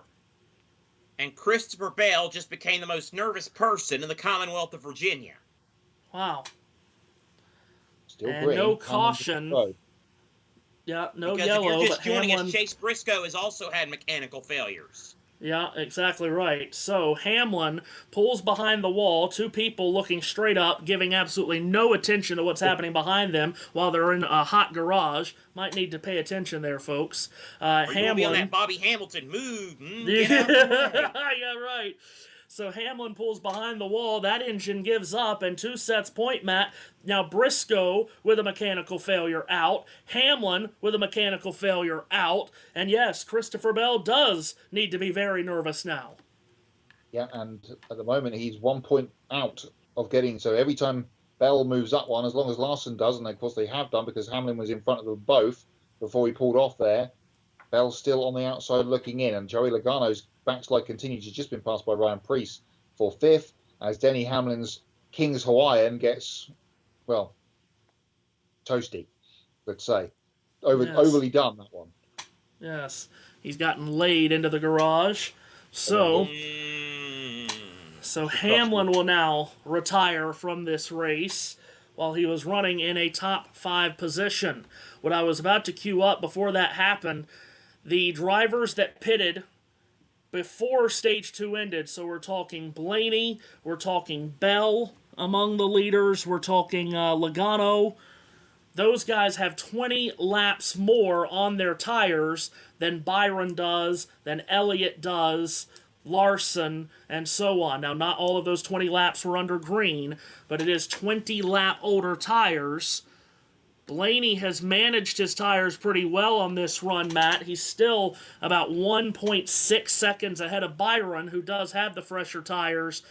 But we'll see. If it does stay green, we could have green flag pit stops, which we had in this race in the final stage last year. We're not accustomed to green flag stops at Martinsville, but we're kind of getting accustomed to it, especially in this race, and that could throw things into a big blender if we do. Yeah, Denny Hamlin talking to the guys from TRD down there in the garage. He was keeping Ryan Blaney honest, wasn't he, at the front of the field? Of course, they were on the same strategy, to your point. So it's going to be interesting to see now how well Byron can roll up on the back of him, and Williams been one of the best movers so far going forward in this stage so far. So we'll keep an eye on Christopher Bell. We'll keep on, especially in mechanical land, because if 2 Toyotas have hit trouble, potentially with the same issue, we'll wait to find out. That could be a problem for Team 20 for the rest of the day. Yeah, absolutely, it could be. So, with just north of 150 laps to go, just one more thing to keep an eye on. The other point we haven't also mentioned, we did mention it briefly, Riley Herbst also off the track with mechanical issue, another Toyota. Another Toyota, yeah, 2311. Wow, so that's 3 Toyotas. Unreal. I tell you, one of the guys that's on the move is Ryan Preece. He's climbed up to 5th, and actually he's pressuring Christopher Bell, Seth. He is. Ryan Preece, a solid day for the RFK team, and he's going to just move past Bell, so move Ryan Preece up to 4th. And so Preece moving forward, the short track ace. Did we have someone in the comments earlier from Connecticut? Ryan Preece is part of the world, so Preece moving forward here. Lap 346, Ryan Blaney leads. William Byron, Chase Elliott, Ryan Preece, and Christopher Bell. 6 through 10, Joey Logano, Kyle Larson, Austin Cindric, Ty Gibbs, and Ross Chastain. And that 6th position could be changing, Seth, in turn 2. It will be changing as Kyle Larson passes Joey Logano. So in the span of about 5 minutes, Christopher Bell's hopes took a big hit. He loses that spot to Preece, and then Larson gains that spot from Logano. Yeah, TT in the chat section says Preece is good at this track, and he is. And yeah, Ryan Blaney a moment ago, boy, he and John Hunter Nemechek locking horns, Matt. Nemechek did not want to get out of his way. And Daniel Suarez just got shipped by someone in turn 3 for the 3rd time today. That's Hocevar. Now, I need to report on this. These two are going to be teammates. Apparently, Hocevar took umbrage. Remember when he spun off earlier caution? He took umbrage with Suarez, said F him over the radio. Daniel Suarez, you mentioned this about Kyle Busch, Maui. Daniel Suarez, bless his heart, that's another one who I think is just ready for the checkered flag today and the checkered flag at Phoenix. That's a great start to their relationship. Meanwhile, Logano is starting to really backslide. He lost the place to Bell. He lost the place to Larson. He's fallen into the grasp of Austin Cindric. So Logano, who is on those older tires by 20 laps, Matt, starting to slip back. To see what Austin Cindric does here as a Penske teammate that's not in playoff land. Is he going to try and protect Logano? We talked about team orders and all that kind of stuff earlier on briefly, but we're getting into the last 150 laps. Could be getting towards crunch time. Is Austin Cindric going to play a part somewhat in the outcome of this race later on? Christopher Bell we're riding on board with. He is now 5th as Ryan Blaney about to put a lap on Cole Kustosef, heading to you. Yep, Blaney will go to the inside. We have Blaney radio. Yeah, let's go. Zero patience, Stevie, exactly what you said. Yeah, I mean, he's a fiery driver, but I thought he's done a really good job of kind of managing it. And it's the time of the year and the time of the race. He knows the 24 is a little better tires. He knows William Byron's only 260 laps, and he's the guy chasing him down, and his patience are thin. Yeah, Byron has started to cut into the lead just little by little, but with lap traffic being in front of both of these guys, Byron hasn't really been able to take big chunks out of the lead. Next car for Blaney to get around is Zane Smith, which it looks like he will get past, and he does here in turn 3. I think if anything, Matt, what Blaney might be a little bit more annoyed about or just nervous about is where they're at on when they have to pit, because if we go green for a lot longer, Blaney's going to have to pit a lot earlier than Byron, and then you're leaving anywhere, 15, 20 lap window where if a caution comes out, you're trapped a lap down and screwed.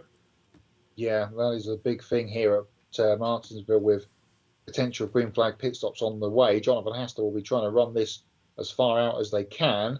Talking of running out, Chase Elliott looks like he's running out of tyres. Ryan Preece getting past him. Ryan Preece is on the move now. He's going to make that pass and move to 3rd. So Ryan Preece onto the podium, if you will, here at Martinsville. It's not often that a non-playoff driver plays a huge role into this elimination race at Martinsville.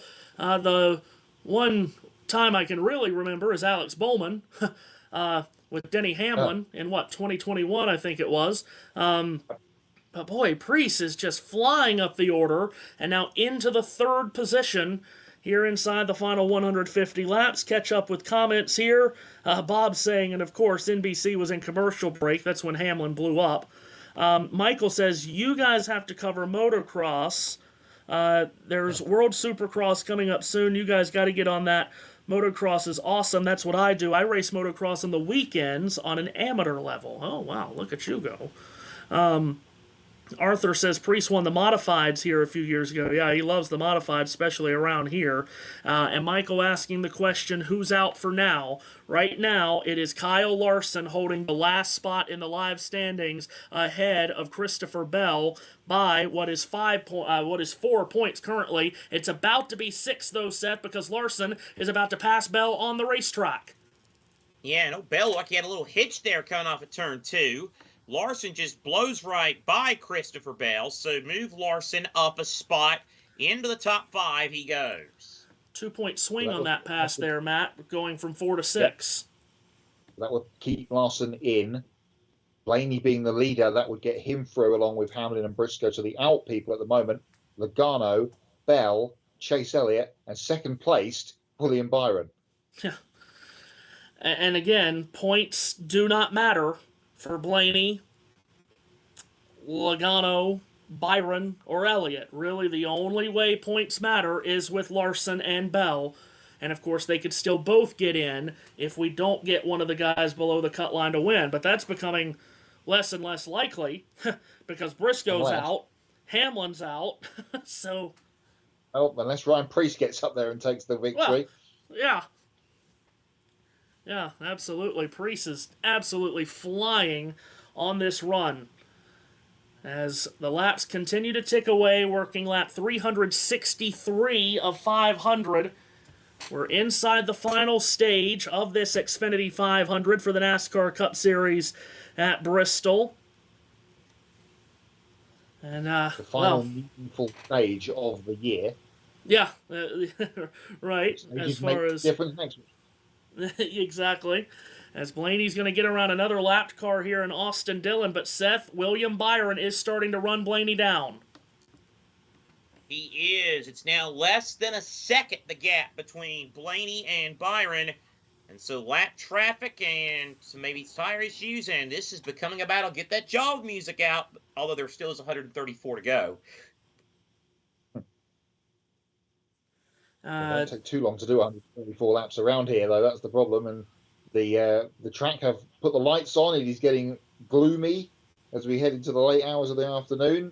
Witching hour in the NASCAR Cup Series. DraftKings X says, I'm a Larson fan, but I don't think he's going to win the championship. Let's see. Bob asks, when will pit stops begin? Well, yeah, that's kind of what we really don't know ourselves, because Blaney and Logano, for sure, they're going to have to pit earlier than everyone else, because remember, they stopped under that caution late in stage 2, but they don't want to because of how much time they'll lose. They'll go at least one lap down, if not two. Then they'll be trapped a lap down if there's a caution. So Blaney and Logano would really love, and Bell would really love to see a caution here, basically now, to bring everyone on pit road together under caution, and then they'll be able to make it the rest of the way. Graham Cook says, this race is boring. I'm going fishing. Clearly you haven't been paying attention to the drama of the day, and we hope you enjoy the fishing, which, you know. Yeah, because that won't make you... there's so much excitement there. Yeah, that won't make you lose your sanity or anything. But anyway, we do hope you enjoy the fishing. Thanks for having us in for the fishing. That's, yeah. 130 laps to go. Denny Hamlin. Denny Hamlin being talked to here. Was coming to us. I know what you're asking, but I felt like we're in a good spot there. We just started to close back in on Blaney. Felt good about it. Got the track position we needed, and I don't know. Feel bad for King Swine. I'm not sure we finished a race so far with these guys, but man, hated for them. And yeah, I didn't feel anything. I just, the engine was running and then not. No noises, no sounds, no indication, anything like that. It just, I decelled into turn 1 and the engine just shut off. And that was it. So they'll work on it, I guess, and we'll go try to get them next week. How concerned are you about mechanical gremlins going into next week?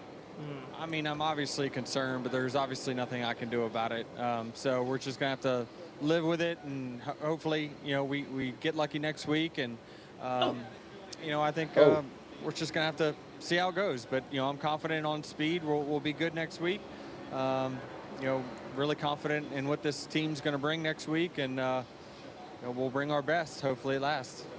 Denny Hamlin next week trying to win that elusive championship. When are pit stops going to start? How about now? Brad Keselowski locked up trying to get to pit road. We'll see if he has a speeding penalty. But Joey Logano is going to pit on this lap. So too is Chris Buescher. So pit stop starting with 125 laps to go, and Chase Elliott's in as well. Kind of Elliott follows, Kim. That's right. He said I can get pretty good down low. I get off the turns well, just a little tight there, but it did get better throughout the run. 4 tires fuel, Marty. Kim is starting to slip away from the defending champ, Joey Logano. He said it had wheel spin, felt like it was hopping on the left rear, and I had, quote, nothing left at the end of that run, Dave. Christopher Bell is in, and Matt, the window is now open. Everyone's going to come in within the next 5 laps. Yeah, absolutely. Here's Kyle Larson in as well. It won't be long before we see the leader.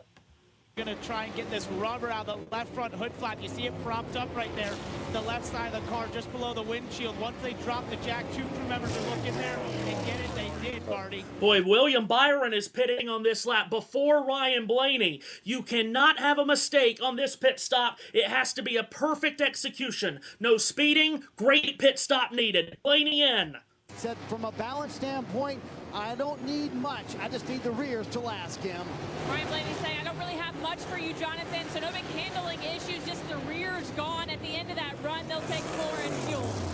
It was a clean stop for Byron. It was clean for Blaney. Now we'll see as Blaney crawls down pit road what's going to happen on the blend. Still cars, it's not pitted, and Seth, there's trouble in 3. Eric Jones has spun. Eric Jones has spun. Someone got in the back of him. He's looped that green and white Toyota around. He grabs a gear, gets the green fired. I thought we were going to be safe, but the caution does come out. Yellow is out just as Ryan Blaney is exiting pit road. He was going to blend in ahead of William Byron. We're still waiting on Ross Chastain, Todd Gilliland, Josh Berry, and Austin Cindric, and Shane Van Gisbergen to come to pit road. I don't know why they held the yellow that long, Matt, if they were going to let it go for when he spun. He pretty much had it turned around. Yeah, it looked like it was not that we get too much wheel hop in these cars these days, but he actually locked the left front and then got into the side of Darrell Wallace Jr., who was around the outside of him. Frank Keselowski and William Byron did a great job to avoid that. And, of course, that was William's first corner after coming out of the pits on cold tyres, so that would have been a shock to him. But, yeah, you're right. Much like the Daniel Suarez caution in the first stage, which was thrown immediately for no real reason, this one's the other end of the spectrum. And Jones was rolling on the sort of apron area down there on the painted Yellowwood sign before the caution was thrown, which is very disappointing indeed. We will see who gets trapped a lap down here and who doesn't. Mentioned 4 guys had not stopped, but all 4 of those drivers, Chastain, Gilliland, Berry, and Cindric, were well off the lead when the cycle of stops happened, so we do not know at the moment who is a lap down and who isn't. Those 4 will pit, and then a lot of guys will be able to take the wave around to get back on the lead lap, but that will cost them track position. When you take the wave around, you get back on the lead lap, but you have to restart behind everyone, including lapped down cars. So this will be very interesting to see how it all plays out, who got trapped a lap down and who didn't. We will figure that out as we can.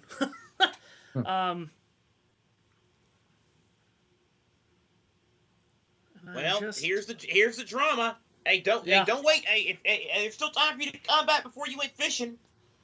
Yeah. Again, you have to be able to appreciate what this elimination race at Martinsville is, Matt. It's 500 laps. That's always a long race, 3.5 hours, but you have to wait for the drama to start because it's a slow burn. There's a penalty, JT, to Austin Cindric. Do you know why? Too fast on pit road. Oh. So he had stopped, but was still ahead of Blaney? How is that possible? He's being scored in front of him, so yeah, that's interesting. Unless they took 2 on the 2. Can't imagine they would have done that. Well, we didn't see it work at the beginning of the day, so yeah. I wonder if the caution came out while he was on pit road and they panicked and had him go on without making the stop, and he ended up speeding. More feasible. So, still under caution, pit road has not been open for Chastain, Gilliland, and Berry. We know they'll pit, and then we know that everyone else... And here it is. Here's what I'm being told with timing and scoring. Trapped a lap down, Ryan Preece at 8th, and everyone below him, which does include Chase Elliott, Kyle Larson, Christopher Bell, and Joey Logano. Those drivers are trapped a lap down. Blaney and Byron did get back out, and because they were the leaders, they had more of a cushion to get out of pit road when that caution flew and stay on the lead lap. So that will mean Elliott, Elliott, Larson, and Bell, and Logano will have to take the wave around, along with other, non-playoff drivers on that strategy like Ryan Preece, Shane Van Gisbergen, who I think was on pit road when the caution came out, I think. Yeah, I think you're right. By the those way, guys will wave. I'll go, sir. No, you go ahead, Matt, real quick. I'm sorry. And so those guys will wave around and get themselves back on the lead lap, but they will have to start behind all the lap down cars at the back end of the queue here when we get back to green. Exactly right. Pit road is open this time. Go ahead, Seth. I was just going to say, Matthew, these guys need to hurry this up because you and I've got a date in Knoxville with a certain exhibition basketball game coming up. That's right. Oh, wow, that is tonight. Yes. Oh, dear. Pit road open, and the drivers that had not yet stopped are coming in, and Austin Cindric's in as well. He might as well with the speeding penalty. And he really wanted to come in for adjustments because this car is the worst it's been all day. That's a quote of the driver. So loosen, tight in the corner, loose off. Marty. Ross Chastain pits from the lead earlier in the race, Dave. They were down a lap, but Chastain able to get a little bit of a break here when that caution came out. So the car was free for much of that run, just a little bit tight at the end. So a decent change to help the front end of the run for Ross. Yeah. Bobby Unser, the pit reporter there here at Martinsville. Wow. What do you mean by that? Or, I'm sorry, I got my names mixed up. Not Bobby Unser, Danny Sullivan. Just a little bit tight. Yeah. Well, Bobby Unser did do a little bit. He did. He did too. Yeah. Yeah. Sullivan was the one who said we got a little crash. Yeah. Right. We got a little crash, or as you said one time, we got a little kids box at the US at the USRN Bojangles, as you called it. Oh dear. Yes. And Boy, I know what you're thinking, story. and it's true. Yes, I do remember that. Yeah, I know. Yeah. All right, we're going to get the restart with just north of 100 laps to go, and we'll reset the running order for you. What was that? Sorry? Buckle in for this last 100 laps. This could get all kind of madness. Yeah, it could. And we'll reset the running order for you when everything cycles out on who takes the wave around and and what order everyone's in. We'll reset that for you here in a moment. But we are under yellow. Rare caution for incident today. What have we had? 3, 4, is it? But that's it. This is the 8th caution of the day. So 6 cautions for incident on the day. That number kind of snuck up on me. And after 386 laps, William Byron has led the most at 260. Ryan Blaney's at 107. Those two have combined to lead 367 laps. The rest of the field has combined to lead 19. Ross Chastain 8, Tyler Reddick 6, Michael McDowell 5. And most of those from Reddick and McDowell were under caution. And Chastain's was in the cycle of green flag stops, so truthfully only 2 leaders on merit. NASCAR Championship Weekend is next weekend from the Phoenix Raceway in Arizona. The NASCAR Craftsman Truck Series Championship race qualifying at 3:30 Friday on FS2, the championship race 7:30 on FS1 and here on JBM. The NASCAR Xfinity Series Championship race, they'll have a Friday practice which will be available to you at 4:30 on the CW app. Then qualifying Saturday at 3:30 on the CW app, and the Xfinity Series Championship race at 7:30 USRN2 and JBM. And then the NASCAR Cup Series Championship race weekend also starts with a rare Friday practice session, 5:30 p.m. Eastern Time on True TV, qualifying Saturday at 5 p.m. on True TV, and also qualifying here on JBM, and then the NASCAR Cup Series Championship race Sunday, USRN, JBM, and of course NBC and Peacock if you choose to take it in that way. So, that is Championship Weekend. Of course, we're going to be in for everybody's meltdowns if Corey Heim and or Connor Zilic don't win those championships. Matt and I were talking before we went on air. I do not give Zilic the title as the favorite He's only ran once at Phoenix as a full-time driver. He finished 16th, while Justin Allgaier's won there twice and won the championship there by finishing second last year. And Jesse Love has made 3 Phoenix starts, and he's been in the top 10 in all 3. So Connor Zilich, 10 wins on the season, I really don't consider as the favorite, but I do consider Corey Heim the favorite. But we all know what can happen. Everyone might very well lose their minds if Caden Honeycutt wins the Craftsman Truck Series Championship. What a crazy situation he finds himself in. Here's the running order coming to the restart. Ryan Blaney, the leader. He'll start on the inside of row 1. William Byron to his outside.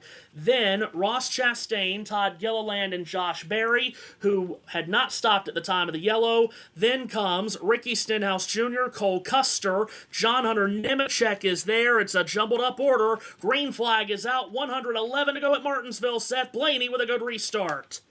It was a good restart for Blaney. He's clear to the lead. Byron second, Chastain third, Barry fourth, who tries to throw a block on Gilliland. Meanwhile, Larson and Christopher Bell right nose to tail in a 3-wide Hornet's nest. Larson ahead of Bell at the moment. We'll keep an eye on that if we can, as Byron ranges up to the back of Blaney here. Both of these guys must win today. They absolutely must. And Byron has been the dominant car, and he wants to get aggressive. How aggressive? Let's find out. He gets close to the bumper of Blaney. Blaney, though, stays in front. Couple of nudges from Byron on Blaney. You would expect Byron's car to fire off quicker than Blaney's here, so Byron wants to go right now. That's for sure. So it is Blaney who maintains the gap over Byron. They run 1-2. Byron goes outside, tries to diamond the corner. Blaney's still your leader. And before they come underneath the flag stand, Ross Chastain sitting in third place ahead of Josh Berry. We'll keep an eye on those. Kyle Larson up in a 10th position. He's still got Christopher Bell painted at the back of him. Leaders still painted together as well. Byron now trying to get to the upper now, again trying to diamond the corner. Hey, Matthew, a 24 car diamonding the corner at this racetrack. We've seen that before, haven't we? We have, and I think the intensity level is pegged for William Byron right now, Matt, because he knows the longer the run goes, the better the 12 will get. Byron, I think, is acting like he's got 5 laps to go right now, not 105. Well, he might have used his 5 laps because Ryan Blaney's already beginning to stretch it out. He pulled 0.2 of a second on Byron on that last lap alone. Blaney beginning to disappear in the windshield of the 24.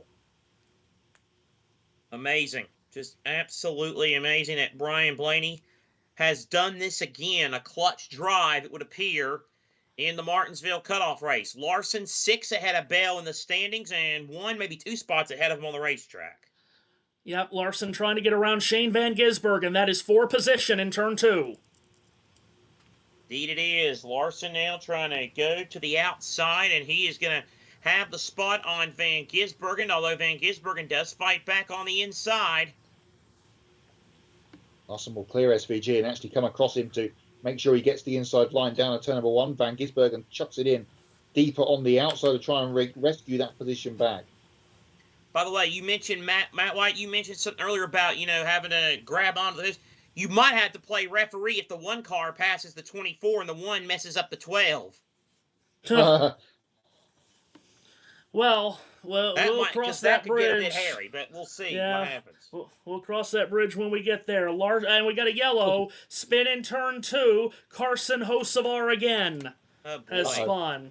Yellow is out. Wait to see if Daniel Suarez was involved. We'll get a replay shortly as Carson tries to get himself refired. With a Spire Burning team, the Eagle so the Spire team can't be liking that. Burning the Eagles' feathers with the pipes, but he's underway. This is a break for Chase Elliott, Kyle Larson, Christopher Bell, and Joey Logano, because now they will be able to jump the cars that they had to restart behind that are a lap down, and they'll be able to restart ahead of those guys and closer to the leaders. Oh, no. Oh, no. Oh, no. What in the world? No. They've got to get that under control. The Spire team is having its worst nightmare right now. What are you doing? Daniel just came from miles back to hit Hocevar on the straightaway and then threw it into turn 1 to spin him around. No. That's no. Carson, it looked like Carson got out the throttle at the start-finish line. Look here, he's with Bowman.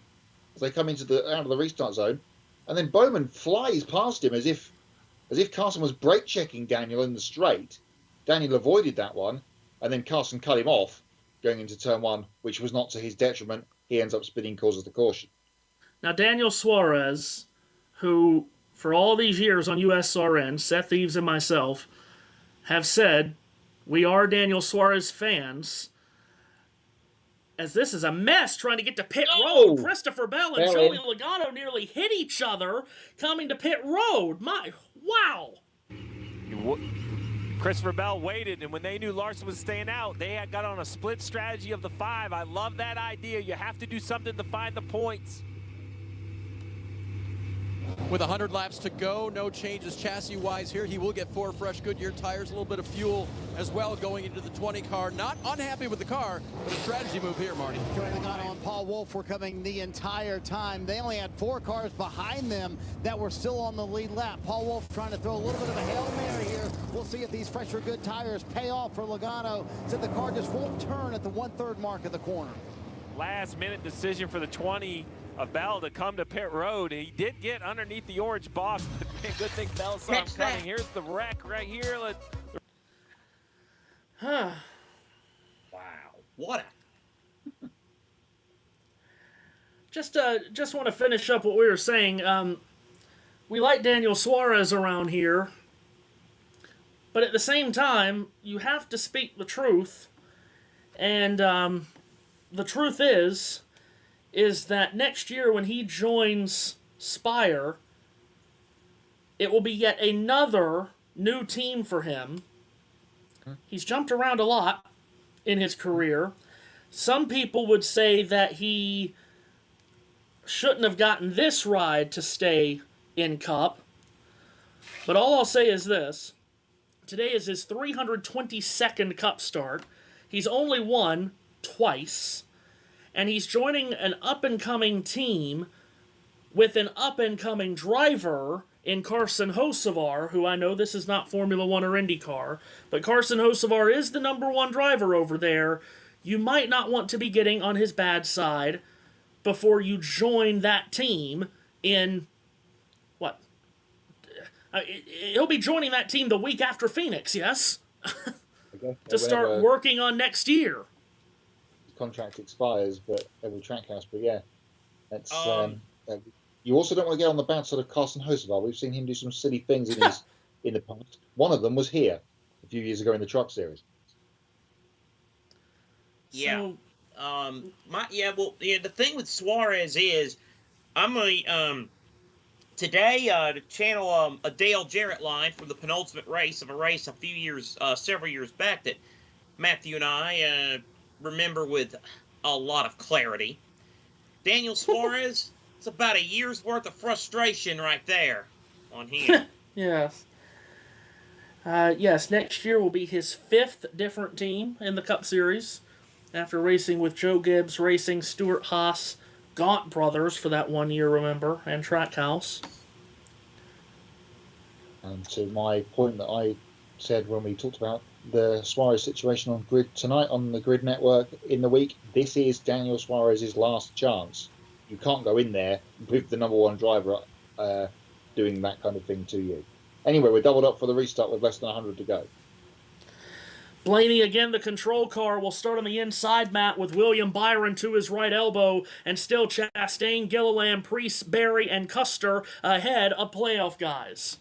Yeah, a bunch of non-playoff guys could be interloping here in the restart zone. Blaney left it very late, but gets the jump on Byron, who squirrels across the start-finish line. That might give the opportunity for Ross Chastain to split these guys up.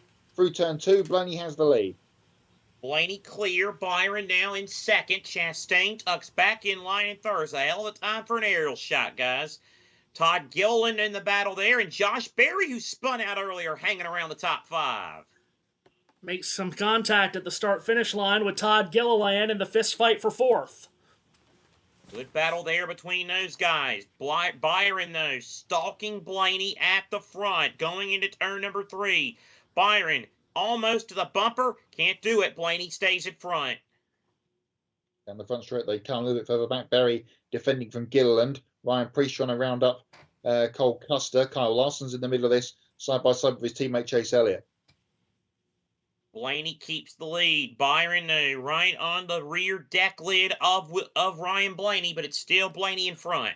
Across the line with 93 laps to go, as close as it can get between the top two who both need to win. Eric Jones has had trouble on the front straightaway. He's hit something really hard that's broken the right front of that car, the right front suspension. He is slow down the front straightaway. He is still moving. We stay under green. Leaders are going to have to go around him, I think, here, or maybe not. Blaney still leads to 2. Blaney still leads to 2. Jones peels off the racing surface. No harm, no foul. Blaney with the lead. Well, he's not quite off the racing surface yet, but you get what I was saying there. Blaney leads. That was more of a caution than the other one was, but yet we had no yellow as Blaney leads Byron down the front straightaway. These guys have gapped Chastain by about half a second. So, yeah, so Blaney and Byron left to duke it out. Christopher Bell, meanwhile, in an almighty mess. Battling with Joey Logano down the back straightaway. Byron going a little bit high, trying to diamond it again. Blaney still leads. Logano and Bell pitted while under the caution to try to get on a tire advantage. They're outside the top 10. Logano needs to win this race. Bell needs to make up 11 points as it stands right now to Kyle Larson. Indeed he does. Byron now trying to get back to Blaney for the lead, while Bell's trying to get every last spot he can get. He'll go underneath Van Gisbergen. That means Bell needs to get to 4th place without Kyle Larson moving anywhere, but he's just passed Cole Custer out of shot. So Larson up to 8th, Bell and Van Gisbergen side by side off at 2. Yeah, Bell trying to get by him at the front. It's still Blaney by a car length over Byron. It's all up for grabs over these last 88 laps. Blaney and Byron tied together. Very, very small margins here at the front. Indeed, Blaney keeps the lead by 0.2 of a second going into turn number 3. Byron again closes in a little bit, but Blaney will keep him at bay. Yeah, he will for the moment. And just remember, in the Bell-Larson situation, every position is 1 point. So Bell needs to get past Larson and some to get himself into next week. Byron trying to keep Blaney in front, make sure Blaney doesn't get away, and Blaney trying to hold off William Byron, looking for a three-peat in the Martinsville fall race. On that last run before the caution with Carson Hocevar, Byron pressured Blaney for about 5 laps, and then Blaney was gone. He stretched it out to nearly a second. Blaney did not want to see that caution come out, and now Blaney again has just stiff-armed Byron away at the start of the run, and Seth Blaney is starting to tiptoe away. He's got 2 car lengths on Byron. Well, you've talked about how good he is on long runs, and that is indeed the case. Bit of a moment a lap ago, Ty Gibbs locked up his brakes with a little bit of smoke, but no harm, no foul on that end. Byron now might be falling into the clutches of Chastain. Yeah, Ross will not be interested in what's going on in playoff land. He just wants to win the race, and he's the best of the non-playoff drivers at the moment in 3rd. Joey Logano's got around Austin Cindric. He's now trying to peel away past Ty Gibbs there. And Christopher Bell just continues to backslide. He battles Austin Cindric down the back straightaway as that battle rages on into turn number 3. Yeah, Bell on this tire advantage, along with Logano, it's not working quickly enough for these guys to make a big difference as Austin Cindric gives a boot to Ty Gibbs, and that puts Gibbs up into Bell and Seth madness. And everybody kept it pointing in the right direction, and Bell says, "Get me out of here." He gets away from everybody. C-Bell moves up. I think Ty Gibbs was trying to do his teammate Christopher Bell a favour and let him in there from the outside. Austin Cindric saw it coming and gave the big boot to the back of Christopher Bell, but thankfully they all kept it pointing straight. Absolutely. And now here they go, as here goes Bell in front of Cindric. Now Joey Logano passing Cole Custer for 10th. So Logano has broken back into the top 10, 81 laps to go. I'm kind of split, Matt, on what Bell and Logano need.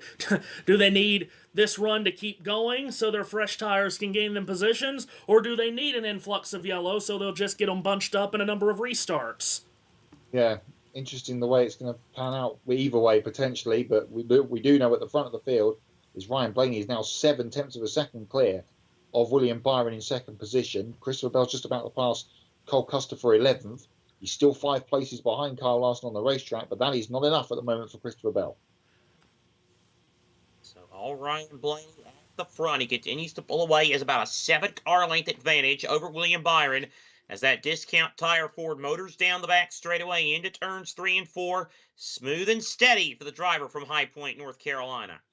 If Ryan Blaney could buy 78 consecutive green flag laps without a caution, Matt, he would hand us a blank check. Absolutely right. He'd hand over 2 Martinsville grandfather clocks the chance to win another one if it came to happen for him later on this afternoon. Not so far to go, but the tension is still high. Incredibly high. Just, oh God. Anyway, let us for a moment, just a moment, break out of playoff land. Ross Chastain and Josh Berry have held strong. They got a fortuitous break with the caution coming out before they had stopped, and they're holding strong in 3rd and 4th. Ryan Preece, who was on rails towards the end of that last run before the green flag pit stops, he got up to 3rd. He's fought his way back to 6th. Todd Gilliland is 8th. Kyle Busch up to 9th. So good runs for those non-playoff drivers. Maybe not a huge surprise to see Childress cars running well on a short, flat track. We know Austin Dillon and the success he's had the last couple of years at Richmond. But for Kyle Busch, any kind of top 10 would just feel like a win for that guy, which is unbelievable to say for a guy that finishing 2nd made him as angry as anyone in years past. For Christopher Bell and Joey Logano, we got to talk about those two together now because they are on the same strategy. They've made up a few positions, not a ton. They are 10th and 11th on the racetrack, 7 seconds behind the race leader, Ryan Blaney. Matt, what about Chase Elliott? He needs to win, and in a very Chase Elliott way today, he's had top 5 speed, but he has not shown enough speed to try to take the win away from Blaney or Byron up there. Yeah, he's been a bit of the forgotten man, hasn't he, in this 3rd stage, but he's in 5th position, and as you say, he's another one that needs to win. He's kind of in limbo with all the other strategies playing off around him at the moment, but he's 3 seconds off the lead, which is ever growing as Blaney pulls away, and he can't get past Blaney's quasi-teammate, Josh Berry. Seth, how you doing up there? Oh, I'm peachy. I'm peachy. I'm glad you are. At least one of us are peachy. I mean, don't get me wrong. I'm freezing my fingers off, but I'm, but I'm. It's a little cool for my liking, but still, I'm just peachy. The Colts are up by 10, and UT beat Kentucky. I'm peachy, man. I am peachy. Well, like I said, that's one of us at least. Yeah, I'm fine with +9. Let's say that for the moment. I'll just say again that it is probably the greatest thing and the worst thing that when I get on these broadcasts, I am anchored down to this desk with a chain, a ball and chain around my feet, because if not, I would be pacing back and forth, and it's just...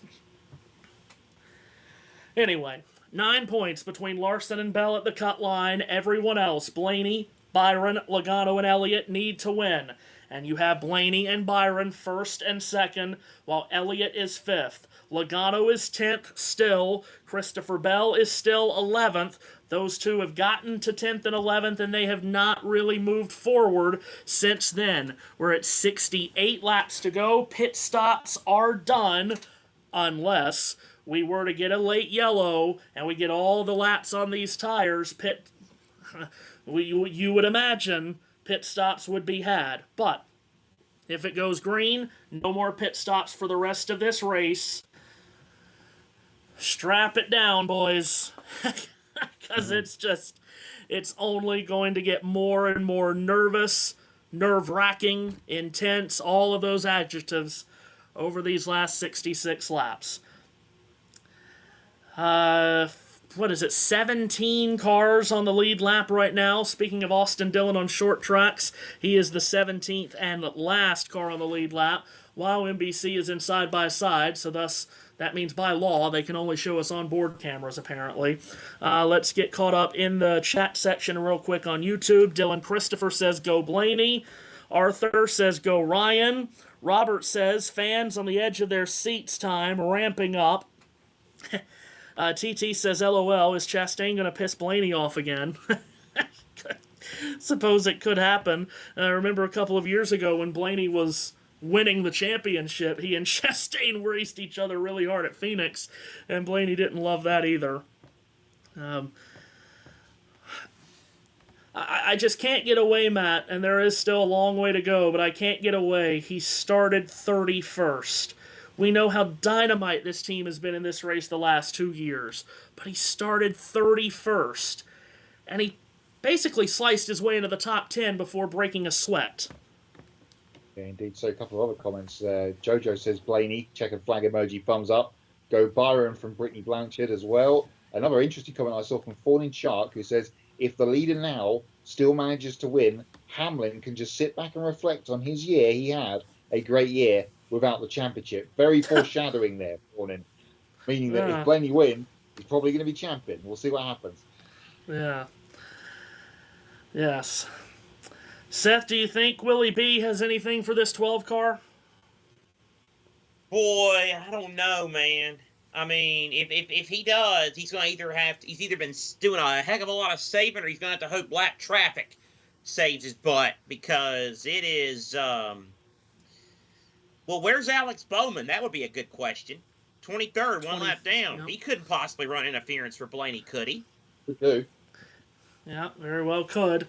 We'll see how it all plays out, because I don't care what NASCAR is saying to these crew chiefs and spotters, things are going to be said. And I do like, there was a message, there was a comment on SiriusXM NASCAR radio earlier this week saying to all crew chiefs and spotters, don't speak code.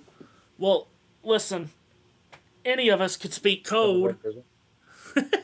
How are you going to stop people from speaking code? I get what you're trying to do, but you cannot police every little thing in this situation. You can't, no. You absolutely can't. So, Eric Jones, by the way, has gone behind the wall after his issue, which broke his right front suspension. So that's now 4 cars behind the wall, and they're still all Toyotas: Jones, Hamlin, Herbst, and Briscoe. Bob just said Byron's crew chief told him to take it easy so that his tires would last, as Ryan Blaney has gotten tripped up a little bit in some traffic getting around Ricky Stenhouse Jr., Seth. So Byron has closed in on Blaney. They're back in 1. I'd say he's closed in. It's back within maybe 2 car lengths here as they get around the Ricky Stenhouse Jr. automobile.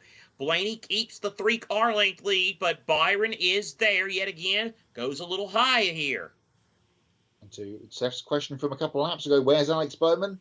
He's next in front of Ryan Blaney as they head towards turn number 1. Oh, boy. 54 laps to go at Martinsville. Boy, this won't cause any drama or anything, will it?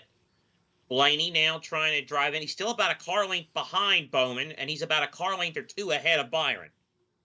Man, Blaney just gets out of these corners so much better than Byron. Okay. Thank you, NBC, for that wonderful camera shot as I was just about to tee up Blaney closing in on Bowman. How difficult, if at all, will Alex Bowman make life on Ryan Blaney with his teammate Byron closing in across the line, back to turn 1? Back to turn 1 they go. Blaney now still with the lead. Now he tries to get around the Alex Bowman automobile, and Byron now lags back a little bit. He's about 4 car lengths back of Blaney. Out of turn 4 they come. There's no change in the Larson Bell situation, but we're focusing on here what could be interesting at the front as Blaney dives to the inside of Alex Bowman, who gives him room in turns 1. So it looks as if Bowman is not going to be team soldier here. No nonsense from him. He lets Blaney go. Now he lets Byron go. So no interference from the 48 car. But still, plenty of traffic ahead of Blaney. First up will be Carson Hocevar. Carson Hocevar, who has had quite the day here this afternoon. And Blaney keeps the lead by 0.4 of a second over William Byron. Byron getting close, though. He's there now. Now the traffic has come into play. These guys have tightened up, and Blaney can't get back away from Byron as he was doing with the clean air. Indeed, that is the case, man. Hocevar's just going to pull left and let him go. That's a smart move by Hocevar right there. Yeah, very mature from Carson Hocevar. 50 to go, now 49 as we cross the line. The leaders right together, nose to tail. Byron is so close, he can almost touch the bumper of Blaney. He can almost touch those prickly cactus trees in the Arizona desert. But Ryan Blaney still is holding him at bay. Before they come again, right on board with Byron up across the stripe. He just needs Blaney to get caught somewhere, a bit of momentum loss or something to get a chance of getting to the back of that Mustang. So Blaney keeps the lead over Byron for now. Again, Byron packs in at turn 3. Next car on the hit parade is Ty Dillon. And it's just these two at the front. Third place Ross Chastain is 3 seconds back. Indeed. So it's Blaney keeping the lead by 0.2 of a second. Byron trying to pack it in. Got a pretty good run there. And now he's going to diamond the corner again. Byron is not out of this. Giving it all he can. If anything, he might have been holding some stuff back before because he's ranging in on the entry to the corners. But to Matthew Owens' point before, Blaney is so much better coming out. So it's Blaney ahead of Byron, heading into that number 3 corner. Byron is going high. Blaney is stuck behind a not-a-lap traffic ahead of him. This is going to get dicey, folks. It's a long string of traffic in front of these leaders, and this is going to make it dramatic. It sure is. Blaney stays in front of him, but Byron is right to the bumper. Here he goes. Byron, does he get there? Not quite. Blaney in front. He might have a run off 4, though. Who is that holding him up? And Byron to the inside. Ty Dillon. Contact with Ty Dillon, and William Byron bumps Ryan Blaney out of the way for the lead. William Byron to the lead, and the man who cost him at Las Vegas just helped him here. A talentless hack gets in the way of the leaders, and there it goes. Byron to the lead. Shouldn't be allowed in this sport anymore. Chevrolet on Chevrolet action, and Byron had the door half ajar, and he poked it down there and bumped to the number 12 up the racetrack. Blaney recovered smartly. He's still got plenty of time. It's Byron with the lead as they go into turn number 1. Blaney in second. Now, we know Blaney's good on long runs. Can he get him back? 42 laps to go. And now Byron will have to deal with lap traffic, so this is not over just yet. Michael McDowell, Austin Dillon just in front. A Dillon brother just inserted himself. Will the other one? And that remains to be seen as they head down the back straightaway. And now it is Byron with the lead by 3 car lengths. He goes to the inside of Michael McDowell, and he'll go by that 71. Blaney's there, though. Yeah, Byron getting past McDowell. McDowell keeping it in line here. There you go. There you go. Room, and Ryan says, no, thank you. Out of my way. I've got a championship to win. Yeah, well, I thought he was going to get past it, but now he's holding up. McDowell holding him up a little bit. Blaney having trouble getting by him. Oh, my God. Well, yeah, Chevrolet got out of the way of Byron, not doing it for Blaney. They're double file ahead of Byron, including the Ford of Chris Buescher. So Byron now with the lead. Now will Buescher provide interference here? No, he's going to leave the door wide open for Byron. Well, at least I thought he was, but Buescher's holding him off now. Quick update on the Larson Bell situation. No change. Bell is 11th, Larson is 7th. That will put the 5 through next week. Byron clears Buescher in turn 2. Probably don't need to go back there unless something really stupid happens. Blaney goes to the inside of Chris Buescher. Now no car separate him and Byron. Back to the main straightaway, the leaders cross the line. Byron's lead on Blaney is just 2 car lengths. So it's a 2 car length lead for William Byron over Ryan Blaney. Points does not matter. Neither one of these drivers will get in without a victory. It's as you could cut the tension with a cricket stump at Martinsville. Brian Priest has made his way up to 3rd. He's passed Josh Berry and Ross Chastain while all this stuff's been going on. So Priest back to 3rd as he was before. Leaders off 2. So still Byron ahead of Blaney. Heading into turn 3. Austin Dillon now into the way. Here's Blaney with a good run. Gets to the bumper of Byron. Back across the line. Byron's going to go ahead and try to stick it down the inside of Austin Dillon here. He'll do so without issue. Yep, and Byron keeps the advantage, and now Blaney got trapped behind Austin Dillon. Tough break there for Ryan Blaney. Blaney now will try to go to the inside of the Austin Dillon machine. It's still Byron. Oh, boy. Bit of contact between Blaney and Dillon as they come up out of 4. Blaney will hopefully clear Austin this time in 1. He does so. Justin Haley next on the hit list for Byron. Another Chevrolet driver, so it's now about a car length or 2 from Byron to Blaney. Byron now goes to the inside of Justin Haley. Blaney packed it in a little bit, got a little bit high. Yeah, Blaney's starting to throttle up in the center of the corner earlier than he needs to because he's getting more desperate.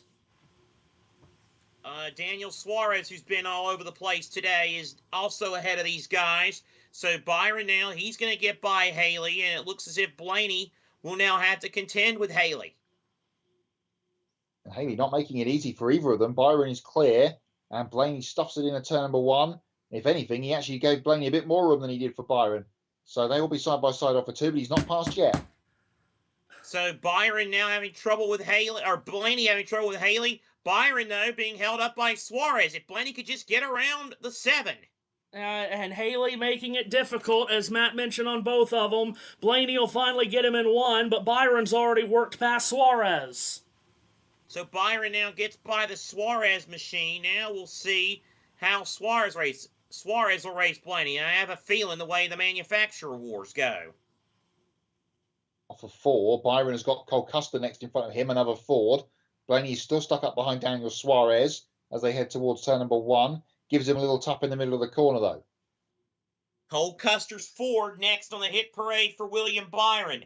Blaney just now going to the inside of Suarez, and Blaney will make the pass stick on Suarez. And Byron clears Custer with 29 laps to go. It's all slipping away from Ryan Blaney. Indeed it is. Cole Custer now in between William Byron and Ryan Blaney. Blaney getting close to Custer, but could not make a move. Wasn't close enough that time heading to 3. Will Cole get out of the way of his Ford teammate in 1, kind of half-ish, gives him half a lane, and Blaney will sneak through. So now Byron keeps the lead by about 6 car lengths going to turn 3. Next up is A.J. Allmendinger, another Chevrolet driver. So Blaney has about 6/10 up to get to Byron. Byron going to work through Allmendinger with ease. And boy, on this long run, Seth, it has flipped. Byron pulling away. Indeed, what a drive from William Byron. Well, he's had the best car in clean air. I think that's safe to say, being that he dominated so much of the early portion of this race. Blaney by Allmendinger as they go through out of turn number 2. Blaney now within 6 car lengths of William Byron. Byron just trying to hit his marks as he goes through 3 and 4. Not as much traffic to deal with now. Yeah, it's thinned out in front of them. The next 2 cars are Darrell Wallace Jr. in a Toyota and Brad Keselowski in a Ford. 25 laps to go. And Bubba and Blaney are best friends, so that could be interesting-ish. Nothing has changed with the Larson and Bell situation. William Byron is your leader as he goes through 3 and 4 yet again. Byron twice a winner here at Martinsville in the spring. This would be one of the biggest wins of his career for the driver that's won the last 2 Daytona 500s. Yep, and his lead growing now. 0.8 of a second here is the advantage for William Byron. Now he got black cars side by side in front of him, Keselowski and Wallace. Yeah, they're racing each other here. Wallace down the inside of Brad, heading towards turn number 1. Byron with a windscreen full of NASCAR Cup cars in front of them, and this could really hold him up. Yeah, here comes, so now Byron, oh boy, now Keselowski gets into Wallace, and they are holding up Byron a little bit here at the start-finish line. Byron will get to the inside of Keselowski in 1 and get through. So he does make the move stick, so William Byron does get away. get out of that mess, at least one mess. And Ryan Blaney, again, looking like the dream of going back to Phoenix is going to end. 20 laps to go, and this is still completely on the line here. Something, it's just, I've got a funny feeling in the back of my brain that this isn't over. If Blaney gets to Byron at any stage, you would want to be in the car second in the queue, because there will be the biggest Penske chrome horn. Yeah, but will he get there is the question. Byron easily around Casey Mears. Yep, Byron around the Casey Mears car now. Bubba Wallace in front of William Byron. Blaney running in that second position. Again, just too far back really to talk about at this moment. It is all William Byron. Across the line they come yet again. We're looking back from Bubba Wallace's 23 car on the pictures, and it is a seismic gap now between Byron and Blaney, almost a second. Josh has a smirk on his face. I wonder if he knows something we don't. William Byron now has the lead. Brian Blaney has cleared the other lap cars, and he is now up to second. Meanwhile, it's now. Yeah. Oh, and we get a yellow. Oh my God! And it's Carson Hocevar again in turn 4. This 77 car hasn't been able to stay straight all day. Caution comes out, and pit road is going to be a busy place. We've run far too many laps on these tires to be able to stay out. And William Byron has the #1 pit stall from winning the pole. What was that about that feeling in your bones, Matt? Yeah, Mystic Matt strikes again. I just had the bubbling feeling in the back of my brain that something was going to change. It's Carson Hocevar. We'll find out why shortly in a minute. It is going to be a busy pit road. We've just got a funny feeling here that Joey Logano is going to stay out. Update. Because he needs to win. Here we go. Here's the replay. Yeah, let's watch this first. Oh, Hocevar this time turned around by, oh my God, his teammate, Michael McDowell. I say me and Matthew have defended Carson Hocevar a lot, but he has not had his best day here. An update I wanted to give you. Lando Norris, winner in Mexico, and he takes the championship lead. What has Big happened news to if true. Spire today? That's going to be one hell of a team meeting tomorrow. Yeah. Okay. Well, pit road should be open this time. It should. Even though there's a safety truck at the entrance of pit road. But yes, it is open. And what will the leaders do, and who gets off pit road the quickest? Remember, Byron has that #1 pit stalled. We're all the way down to the end of pit road. Money stops right here of the season. A couple laps before that caution, he said he had no rears left, so he will welcome fresh tires. It was code blue, which apparently means 4 fresh Goodyear tires for Ryan Blaney, Parker. Kyle Larson is not excited about this caution, upset about it coming out. Obviously, 4 tires for him. They were in a good position, 8 points above the cut line, Dave. Christopher Bell running 10th. Free up my entry. It's all entry. 4 tires here, Marty. William Byron told Rudy Fugel, nothing new with the handling. Let's leave it alone. Don't make any changes. The 24 pit crew has not lost a spot on pit road all day long. Can they deliver on this final stop of the day? They do indeed. Hold serve here on pit road. Byron off pit road first from Blaney, Chastain, Elliott, and then Larson. No one stayed out. Graphic on NBC said Ryan Blaney took 2 tires. That is incorrect. He took 4. No. Here's a replay of McDowell with a small touch to a host. I don't think that was intentional in any way, but still, teammate on teammate mercenary ship there from McDowell. Everybody on fresh tires. Everybody knows what they now have to do. Get ready. Oh, yeah. This is what we came for, folks. Yeah, and William Byron pushed Ryan Blaney out of the lead. Now, that was not, I don't believe, his intention. It was because Blaney was so held up by Ty Dillon, and it backed Blaney into Byron. Ryan Blaney doesn't care about the circumstances of why William Byron knocked him out of the way. All Ryan Blaney knows is that William Byron knocked him out of the way. Correct. Ryan Blaney and William Byron, 2 of the cleanest drivers in the sport. Their mentality of being clean will be tested here. You took the words right out of my mouth. I was about to say that's about to get tested. Certainly is. Catch up on comments. JJ in the comments says, "Come on, Bell." He's hoping that he can get himself through. Still Joe, the skill issue transferred from Kyle Busch to Carson Hocevar for the last 2 races of the season. Good God. So, if an lapped car does it, that's what the blue and yellow stripe flag means. Says Jojo. They're talking about the flags. Silliness starts here from Still Joe as well. That was prior to the caution. Is Elliott out of the playoffs or still in it, says Jeffrey Lockwood. At the moment, he is out. He must win to get through, and he's a long way back in the queue when we get this restart going. Bob, hello to you, says, "Will he be? Let's go." Did the big one happen, says Sharky and friends. Not yet, but it might happen in the next 10 minutes, so stay tuned. And Anthony Manzano says, "Let's be honest, William kind of races like Jeff Gordon," to your point, Matthew. Jeff was always clean with his racing. He never did anything dirty, or am I thinking of the wrong driver? I don't remember Jeff Gordon getting into a scrape, apart from with Boyer. Boyer at Phoenix, indeed. So, but that wasn't his fault.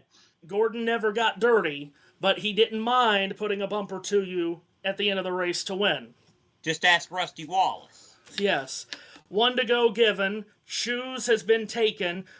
Was maybe a bit of a question. Would Blaney take the inside of row 2? No. He's going to start right up alongside Byron. Hope to get a good restart. Hope to get a good bite off the outside to take the lead. Seth, here we go. 11 laps to go. Hang on to the edge of your seats, folks. This one's going to get wackier than Taylor Swift's fans. William Byron, Ryan Blaney, Ross Chastain, Chase Elliott, Kyle Larson, Josh Berry, Todd Gilliland, Joey Logano, Ryan Preece, Christopher Bell. 11 to go. Take us home. Let's go, Matt. Green flag up in the air. Byron gets the jump on the inside. What will Blaney do? He'll stuff it on the outside as deep as he can go. Around the peak of the corner they go, but Byron is clear. Great restart by Byron. Blaney now to second. He's got to go now, almost, you feel. Chastain to the inside of Elliott for third. Byron the leader off 4. Across the line with 10 to go. Byron clean restart. Blaney is second. Elliott falls to 4th. He's not in contention now to win the race, which he needs to. Indeed. So it is Blaney now to within a car length. Meanwhile, further back, Christopher Bell, he's in desperation mode, and he's going backwards. His hopes are slipping away at Martinsville yet again.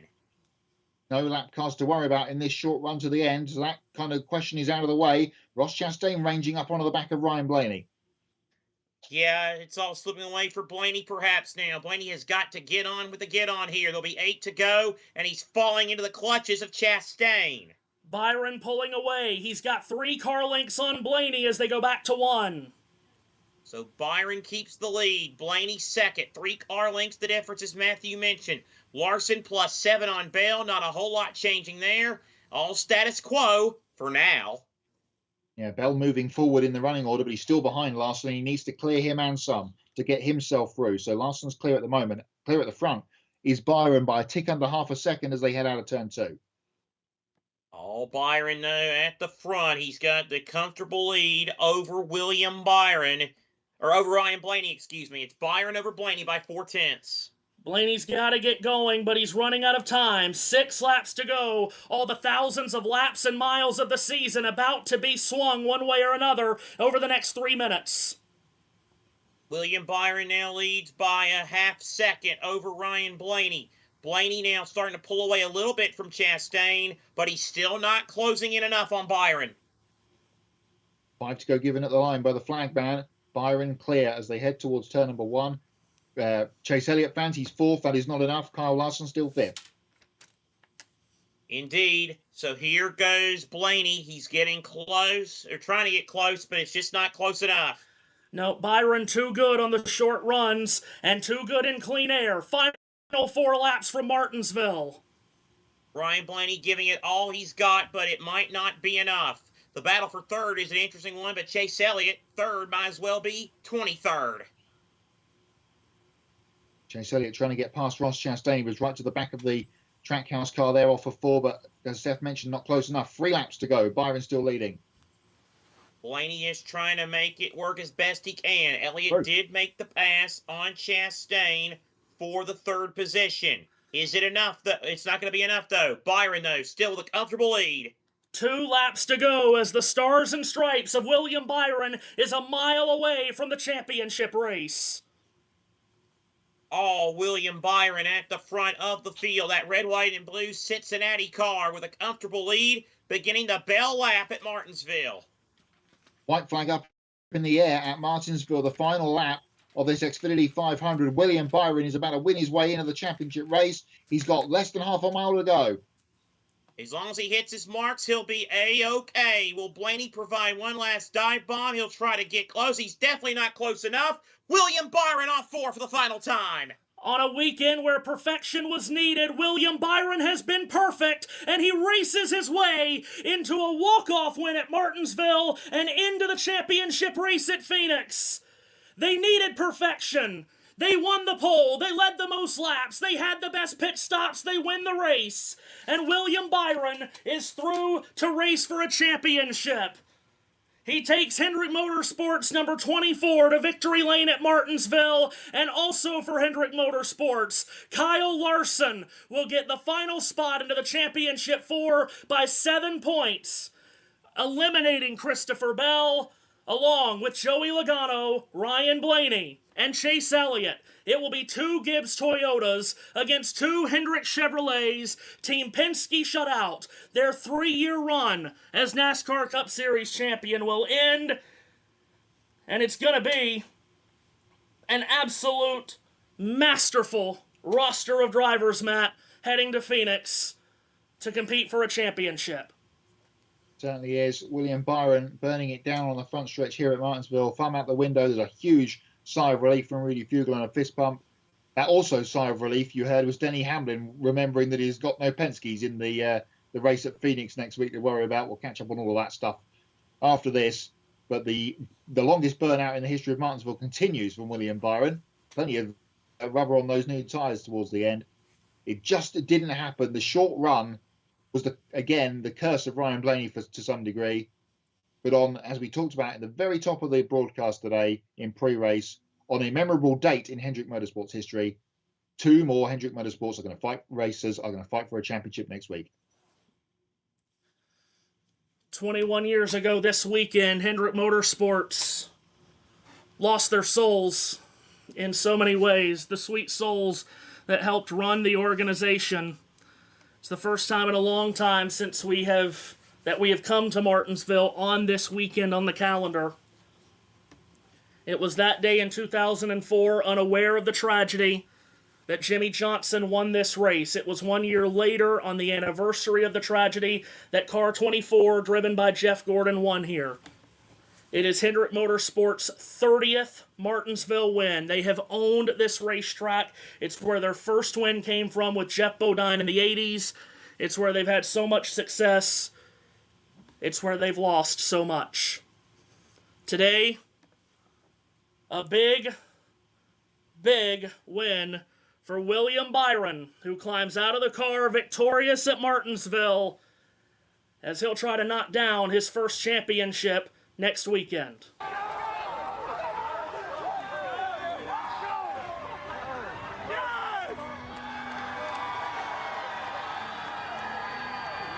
It means so much to him personally. It means so much to the Hendrick Motorsports family as well. William, could you pick a better spot for your first ever walk-off win? No, damn, I got a lot to say. Things have a way of working out, and God really tests your resilience a lot of times, and we've been tested, and just unbelievable. I'm out of breath. Thank you, fans, for coming out. Badass crowd. I watched my first NASCAR race up there just before start-finish line, and man, I am just so thankful, excited to see my family, and just celebrate this one. We obviously go to Phoenix and just go try to kick ass there.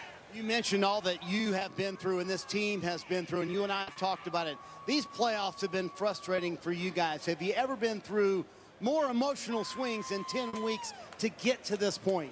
No, I mean, you just work so hard. All these guys work so hard, and and you put everything into Sundays, and sometimes you don't get anything in return, and that's been the last couple weeks, and honestly throughout the year we had some close calls, but yes, sometimes life is that way, but you just got to keep being resilient, and we were, and just feels damn good.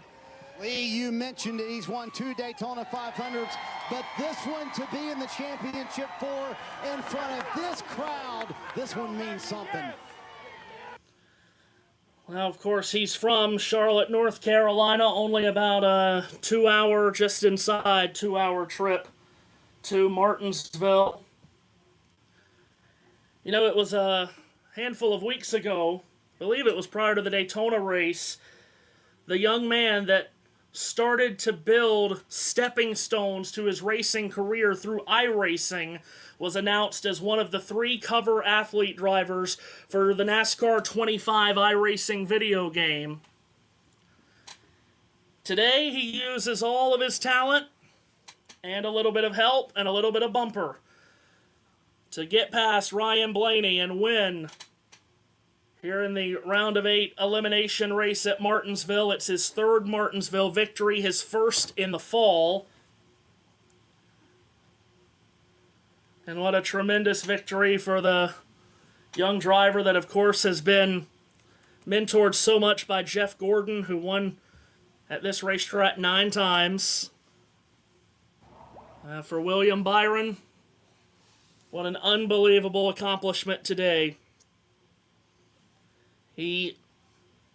Well, let's be honest, the season that Corey Heim is having in the Truck Series, William Byron had a season close to that when he was in the Truck Series all those years ago and didn't win the championship because of a blown engine in the round of 8 elimination race at Phoenix in 2016. He ended up then going and winning at Homestead, but he wasn't a part of the championship 4 to win the title. Then he stepped up to Xfinity. He won the championship in his only full-time Xfinity season, driving for JRM in 2017.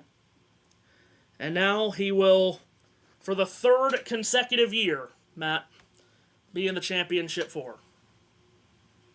Yeah, he's always been there or thereabouts. And, you know, I think a lot of people thought after the accident late on at Las Vegas a couple of weeks ago with Ty Dillon that his season might be over. Yeah, with Ty Dillon. With Ty Dillon. Again, emphasize that was with Ty Dillon. His season might have been finished. And then getting spun across the infield grass, coming to the checkered flag at Talladega when he was in shot of a 5th place. Ends up coming in below the cut line, but as you said, sat on the pole, leads the most laps, sweeps the stages, wins the race. Couldn't ask for anything more from William Byron. And there is the man that you talked about down there giving him a hug. That is Jeff Gordon. It's good to see the 24 winning at Martinsville again, Seth. We went through that a lot. This is the 12th win at Martinsville for the 24 car from the Hendrick Motorsports stables, but that's not the only reason to celebrate at Team Hendrick. Kyle Larson is through to the championship race as well. Right, He transferred by just 7 points. Was it ever in doubt in there when you were racing with Bell at times, thinking this might not work out? Well, I just, a couple times I just wanted to stay green, and then, the 77 was in like every caution tonight, so I just, restarts, I felt, good about my car on restarts, but you just never know how the aggression's going to pick up, and, everybody's give a shit factor goes out the window there. So, but we had good enough track position all day. We were kind of out of the, mess, I guess. And, yeah, that was good. So my HendrickCars.com Chevy was fast. Our pit crew was on it all night. And what a performance by William.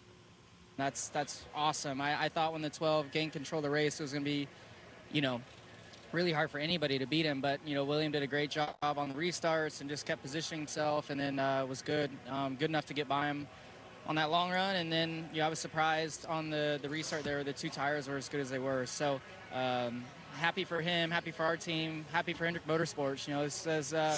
This win as good as it, could have for us, for us to score more points than Christopher and then have, William or Chase win too. So glad, we can give Mr. H an opportunity next week, and hopefully, one of us can win it. But yeah, I'm proud of everybody at Hendrick Motorsports. I feel like we've been just progressing so much throughout the playoffs, and to put 2 cars in the championship forward is awesome. So thanks everybody there. Thanks Chevrolet, everybody, Valvoline, everyone who's a part of this team, and we'll see if we can go be a few spots better next week. It's going to be a Hendrick versus Joe Gibbs battle, Kim. And Parker, heck of a drive by Ryan Blaney. Started 31st, finished second, 1 spot short, though, of that championship 4th spot in Phoenix. As you think about that final restart in the closing laps, anything you could have done differently or needed differently in the car to make it work? Yeah, I look back on that long run before the last yellow where William got by me, and I just got loose. Trying to work through lap cars. My rear drive was fading quick. I tried to manage a lot in the beginning, but yeah, just was starting to fade, and I was trying to protect. And yeah, I mean, that's just 2 guys going for it. I mean, I don't blame them for taking that. I kind of lost momentum, and I would have done the same thing, to be honest with you. I knew it was going to be tight, and I tried to crowd as much as I could, but I'm just so proud of the effort by this whole 12 group. Appreciate Discount Tire and Ford, Menards, everybody who puts a lot into our program. Starting where we did and making the ground up we made early was really impressive, and they gave me a great car and race trim, and getting the lead was great. And yeah, 24 is just a little better than us at the end. Just I seemed to lose a little bit rear drive quicker than he did, and he was able to keep it longer than me. That's how he got the lead. And then I thought I got a good restart the last one, and kind of entered up top, tried to carry speed, and he just motored right around me on the bottom. It's pretty impressive, but just proud of the effort. It's a shame we're not going to Phoenix as part of the championship floor, but we'll be doing the best we can to finish the year out strong. And but I'm just proud of, like I said, the 12 guys. They gave 100% of what they had, and that's really all you can ever ask for. It just wasn't quite enough tonight, but we'll move on. Champion driver there, Ryan Blaney. Stretches of the season where he was one of the best drivers, if not the best driver in Team in the Garage. A lot of bad luck, which has just followed him around for so much of his career. Led to a season-leading 9 DNFs, which is incredible to think that he finished 9 DNFs. That's a quarter of our season, and he was still in this position to still advance. Comes up 1 spot short here tonight. We're going to go through our final thoughts and driver of the day here in just a moment from the race today, but we can't not look forward to the race next week, guys. We've got tremendous storylines. Only one former champion, a part of this championship 4, that's Kyle Larson, who won the title in 2021. You have Chase Briscoe, who has finally, this year, gotten to show the amount of talent that he can put on display when he's in a good enough car and has good enough equipment. William Byron, who's in the championship for a 3rd straight year. So many have been waiting for him to blast off and become the face of the sport. And then Denny Hamlin, again, going for that 1st championship. No Penske cars in that championship format, which they have dominated the last 3 years at Phoenix. So the question to you is, who do you make the favorite? Well, who's going to finish second to a Penske car next week and win the championship? I'll put it to you this way. My pre-season champion, before we even got underway at Daytona, was Tyler Reddick. My pre-playoff champion was the guy that won today, William Byron. I'm taking Chase Briscoe to take that championship next week. Chase Briscoe's first career win came at Phoenix in 2022 while driving for Stewart-Haas Racing. We'll see if he can get it done for Joe Gibbs Racing, the Mitchell, Indiana driver. Seth, your thoughts on this championship 4 that we have a week now to prepare for? Well, it's interesting. You got the 2 gold standard teams throughout the entire season. No disrespect, you think about gold standards in this sport the last several years. You think about Hendrick and Gibbs, and we've got it. And I'm telling you, everybody's going to be talking about Larson because he's been there and done that. Byron, is going to be the flavor of the month because he just won and he's had a great season. Hamlin's going to get all the publicity because obviously he's never won the championship, but it's finally going to be his time. I'm with Matt, though. I don't think anybody's going to be talking about Briscoe, and if that's your attitude you're taking on him at this place, that is a big, big mistake. So my preseason champion, I believe, was Christopher Bell. Man. I am really torn between. Oh man, you're gonna. I'm sorry, you're gonna have to ask me again on like Wednesday or Thursday in the chat who I want to win the title. I can't give you an answer right now. All 4 of these drivers have won in their careers at Phoenix. Briscoe, as I mentioned, in 2022. William Byron won there in the spring of 23. Denny Hamlin has 2 wins there, 2012 and 2019. Kyle Larson won there to win the championship in 2021. Let's see. And 3 of the 4 have 3 wins on the season. Today was William Byron's 3rd win of the year, first since Iowa. Chase Briscoe with a career-high 3 wins this season. Larson has won 3 times. Denny Hamlin has won 6 times this year. I would make Hamlin the championship favorite. That's, we know what Denny Hamlin has gone through with championships on the line in the past. I would probably make him the favorite. And over the past few years, especially with this next-gen car, we've heard a lot from Hendrick Motorsports, how they are not good enough at Phoenix. And you remember the spring race that we did, Matt, together at Phoenix. That was a big conversation going into that race. It was a big test session for Hendrick, and really none of them showed up, but Kyle Larson did sneak into that photo finish at the line between Christopher Bell and, Denny Hamlin. Yeah, that's right, and that was the 3rd in a row, wasn't it, for Christopher Bell? Yeah. At the stage of the season, we were all talking about him going to be running away with it, and since then, it really hasn't happened for him. He finds himself just on the outside, looking in by a few points going the next week, which is, for the 20 team, a bit of a shame. So, we are getting set to wrap up our day here at Martinsville. Another tremendous day.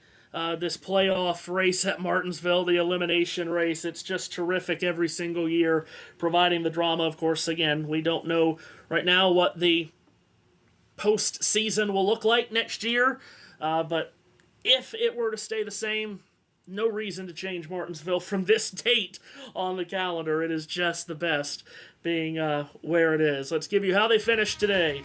In the Xfinity 500, William Byron scores the win. From the pole, won all the stages, led the most laps. He was the best here and mastered Martinsville when it mattered the absolute most. Ryan Blaney, it's a heartbreaking second-place finish for him. Chase Elliott, 3rd. He had to win today as well. 4th to Ross Chastain, 5th to Kyle Larson. Ryan Preece, the 6th-place finish for him. He was tremendous all day long, was Preece. Christopher Bell came home 7th. Joey Logano, the reigning champion, eliminated with an 8th-place finish. Todd Gilliland was 9th and 10th. Josh Berry was 10th. Matt Berry rounding out the top 10. Yeah, good bounce back after a spin early in the day. Tyler Reddick and Ty Gibbs, 2 Toyotas, 11th and 12th. Kyle Busch, 13th. Solid day for Kyle Busch for a change. Avoided any scrapes and bumps. He ends up 13th, just ahead of Shane Van Gisbergen. Another solid top 20 for the Trackhouse driver. A couple of Austins following up next. Cindric, 15th. Dillon, 16th. Cole Custer and Darrell Wallace Jr. round out the lead lap cars at the end. That's the top 18. Justin Haley and Brad Keselowski, Seth, just off the lead lap in 19th and 20th. John Hunter Nemechek finished in 21st. Daniel Suarez, an eventful day, went home 22nd. Alex Bowman was 23rd. 24th, Michael McDowell. 25th went to Zane Smith. Ty Dillon, who factored in at the end of the race, finished in 26th. 27th was the Ricky Stenhouse Jr., so PETA can celebrate that the non-vegan car finished that bad. AJ Allmendinger was 28th. Chris Buescher was 29th. I'm laughing because of Josh's reaction. And 30th was Noah Gragson. And the final 7 finishers today. Carson Hocevar was here, there, and everywhere. Cody Ware spun with a loose wheel to finish 32nd. Casey Mears failed to finish the race. He comes home 33rd. Eric Jones 34th. And then 3 Toyotas that all had mechanical failures, forcing them out of the race early. Denny Hamlin, Riley Herbst, and Chase Briscoe. No points to talk about because the championship 4 is set. Kyle Larson, Denny Hamlin, Chase Briscoe, and William Byron to race next Sunday in Phoenix for a championship. If you are new to NASCAR and how the playoffs work, no more points conversations. Playoff points do not carry over. You might as well say that those 4 drivers start next weekend at 0, and whoever finishes the best among those 4 wins the championship. Coverage begins on USRN at 2 p.m. Eastern Time next Sunday. And that will be it. That will be it for the 2025 season. And that will be it for NASCAR on USRN, Seth. Phoenix awaits. I feel like Eli Gold when TNN signed off. The moment that we've all dreaded, we knew was coming, yet still dreaded, is basically here now. And this is gonna be a week. Oh, it's definitely gonna be a week because I gotta do a lot of editing this week. Boy, oh boy, is it gonna be shoo. Hope no one needs me this week. So no college football show or fun late night chat help from you this week. Possibly not. Matt, final thoughts. Driver of the day, all of that. All of that. Yeah. Very much approaching end of an era next week. The driver of the day has got to be the man that won the race, fastest lap, pole position, read the most laps, won the stages, got himself through. William Byron, yeah, you may say he had a little bit of help, but he did the job, and congratulations to him. Good, just a standardly solid Martinsville race, and we come away from a Martinsville playoff cutoff finals race. Very minimal controversy to talk about. Yeah. What are SiriusXM going to do with themselves all week? And all of the podcasts over the next couple of days. Because, frankly, it was tame. I enjoyed it. Yeah, it was. I mean, the Ty Dillon stuff is the Ty Dillon stuff, but, you know, I mean, that was something, it wasn't, I guess, egregious to what we have seen here in the past. It was just someone not getting out of the way. But anywho, Seth, what's your wrap-up look like? I tell you, this, you mentioned about how it really wasn't, crazy per se by Martinsville standards. It was very tame. The point situation coming in honestly kind of lent itself to that. Yeah. But you always got to come in with the mindset of anything can happen, because what did Murray say? Anything can happen in auto racing, and it usually does. And but Byron just had an absolutely amazing day. I mean, he was the man, and now we are down to the last 4. Heavens to Betsy. Yeah. William Byron is the obvious pick for driver of the day, and he I didn't make a driver of the day pick. I'm sorry. I'll go a little bit different. Hung around the top 10 most of the day, finished 9th. I'm going Todd Gilliland. Yeah, that's a good shout, finishing 9th. Yeah, Byron's the obvious pick. We do tend to, on most occasions, try to be all different, the 3 of us. I'll go with Ryan Preece, constantly up front all day long. Oh, by the way, he finishes 6th, while his teammates finished 20th and 29th. So the team was nowhere, but Preece was up there all day long. Just a huge thank you to everyone who joined on YouTube, kept up in the chat section there. We try to do the best we can. Obviously, when we get down to crunch time, it's hard to peel away into the comments, but there's so many comments here. Hell of a broadcast, says Bob. Jojo, thank you so much, commentators. You did a great job. We'll catch you next weekend. Great job calling the race, says Robert. I mean, yeah, a huge thank you to everyone. We hope you enjoyed it.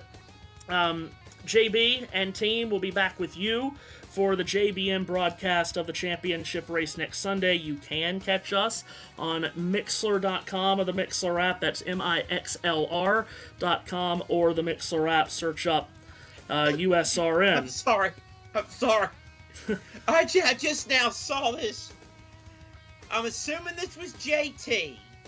The pole Rate the race. The options: epic, good, meh, or bad. And next to bad in parenthesis, fishing is better. Very good. I Very love good. JT so much. Oh, yes. Oh my god. And by the way, to our guy Pierre, who's always with us in the chat section on Mixer, says, let's go out with a bang, fellas. And we will try to do that next Sunday. Again, tenuously, always subject to change, tenuously USR and airtime next week, 2 p.m. Eastern Time. We'll confirm it during the week. Championship race is next Sunday for the Cup Series here. Also, the Xfinity Series Championship race Saturday night, that's on the Deuce. USRM2 and JBM. Truck Series Championship race Friday night at 7:30 on JBM. We have made so many memories over the years on this network. We'll make more next week. But so many of those memories have come from this racetrack at Martinsville and from this race. We made more today. We hope that you enjoyed it. William Byron gets the victory at Martinsville. He'll race for a championship next Sunday along with Denny Hamlin. Sorry, hit a wrong button there. William Byron will race for a championship next Sunday along with Denny Hamlin, Chase Briscoe, and Kyle Larson. Good night from the paperclip. William Byron hits it out of the park on a walk-off.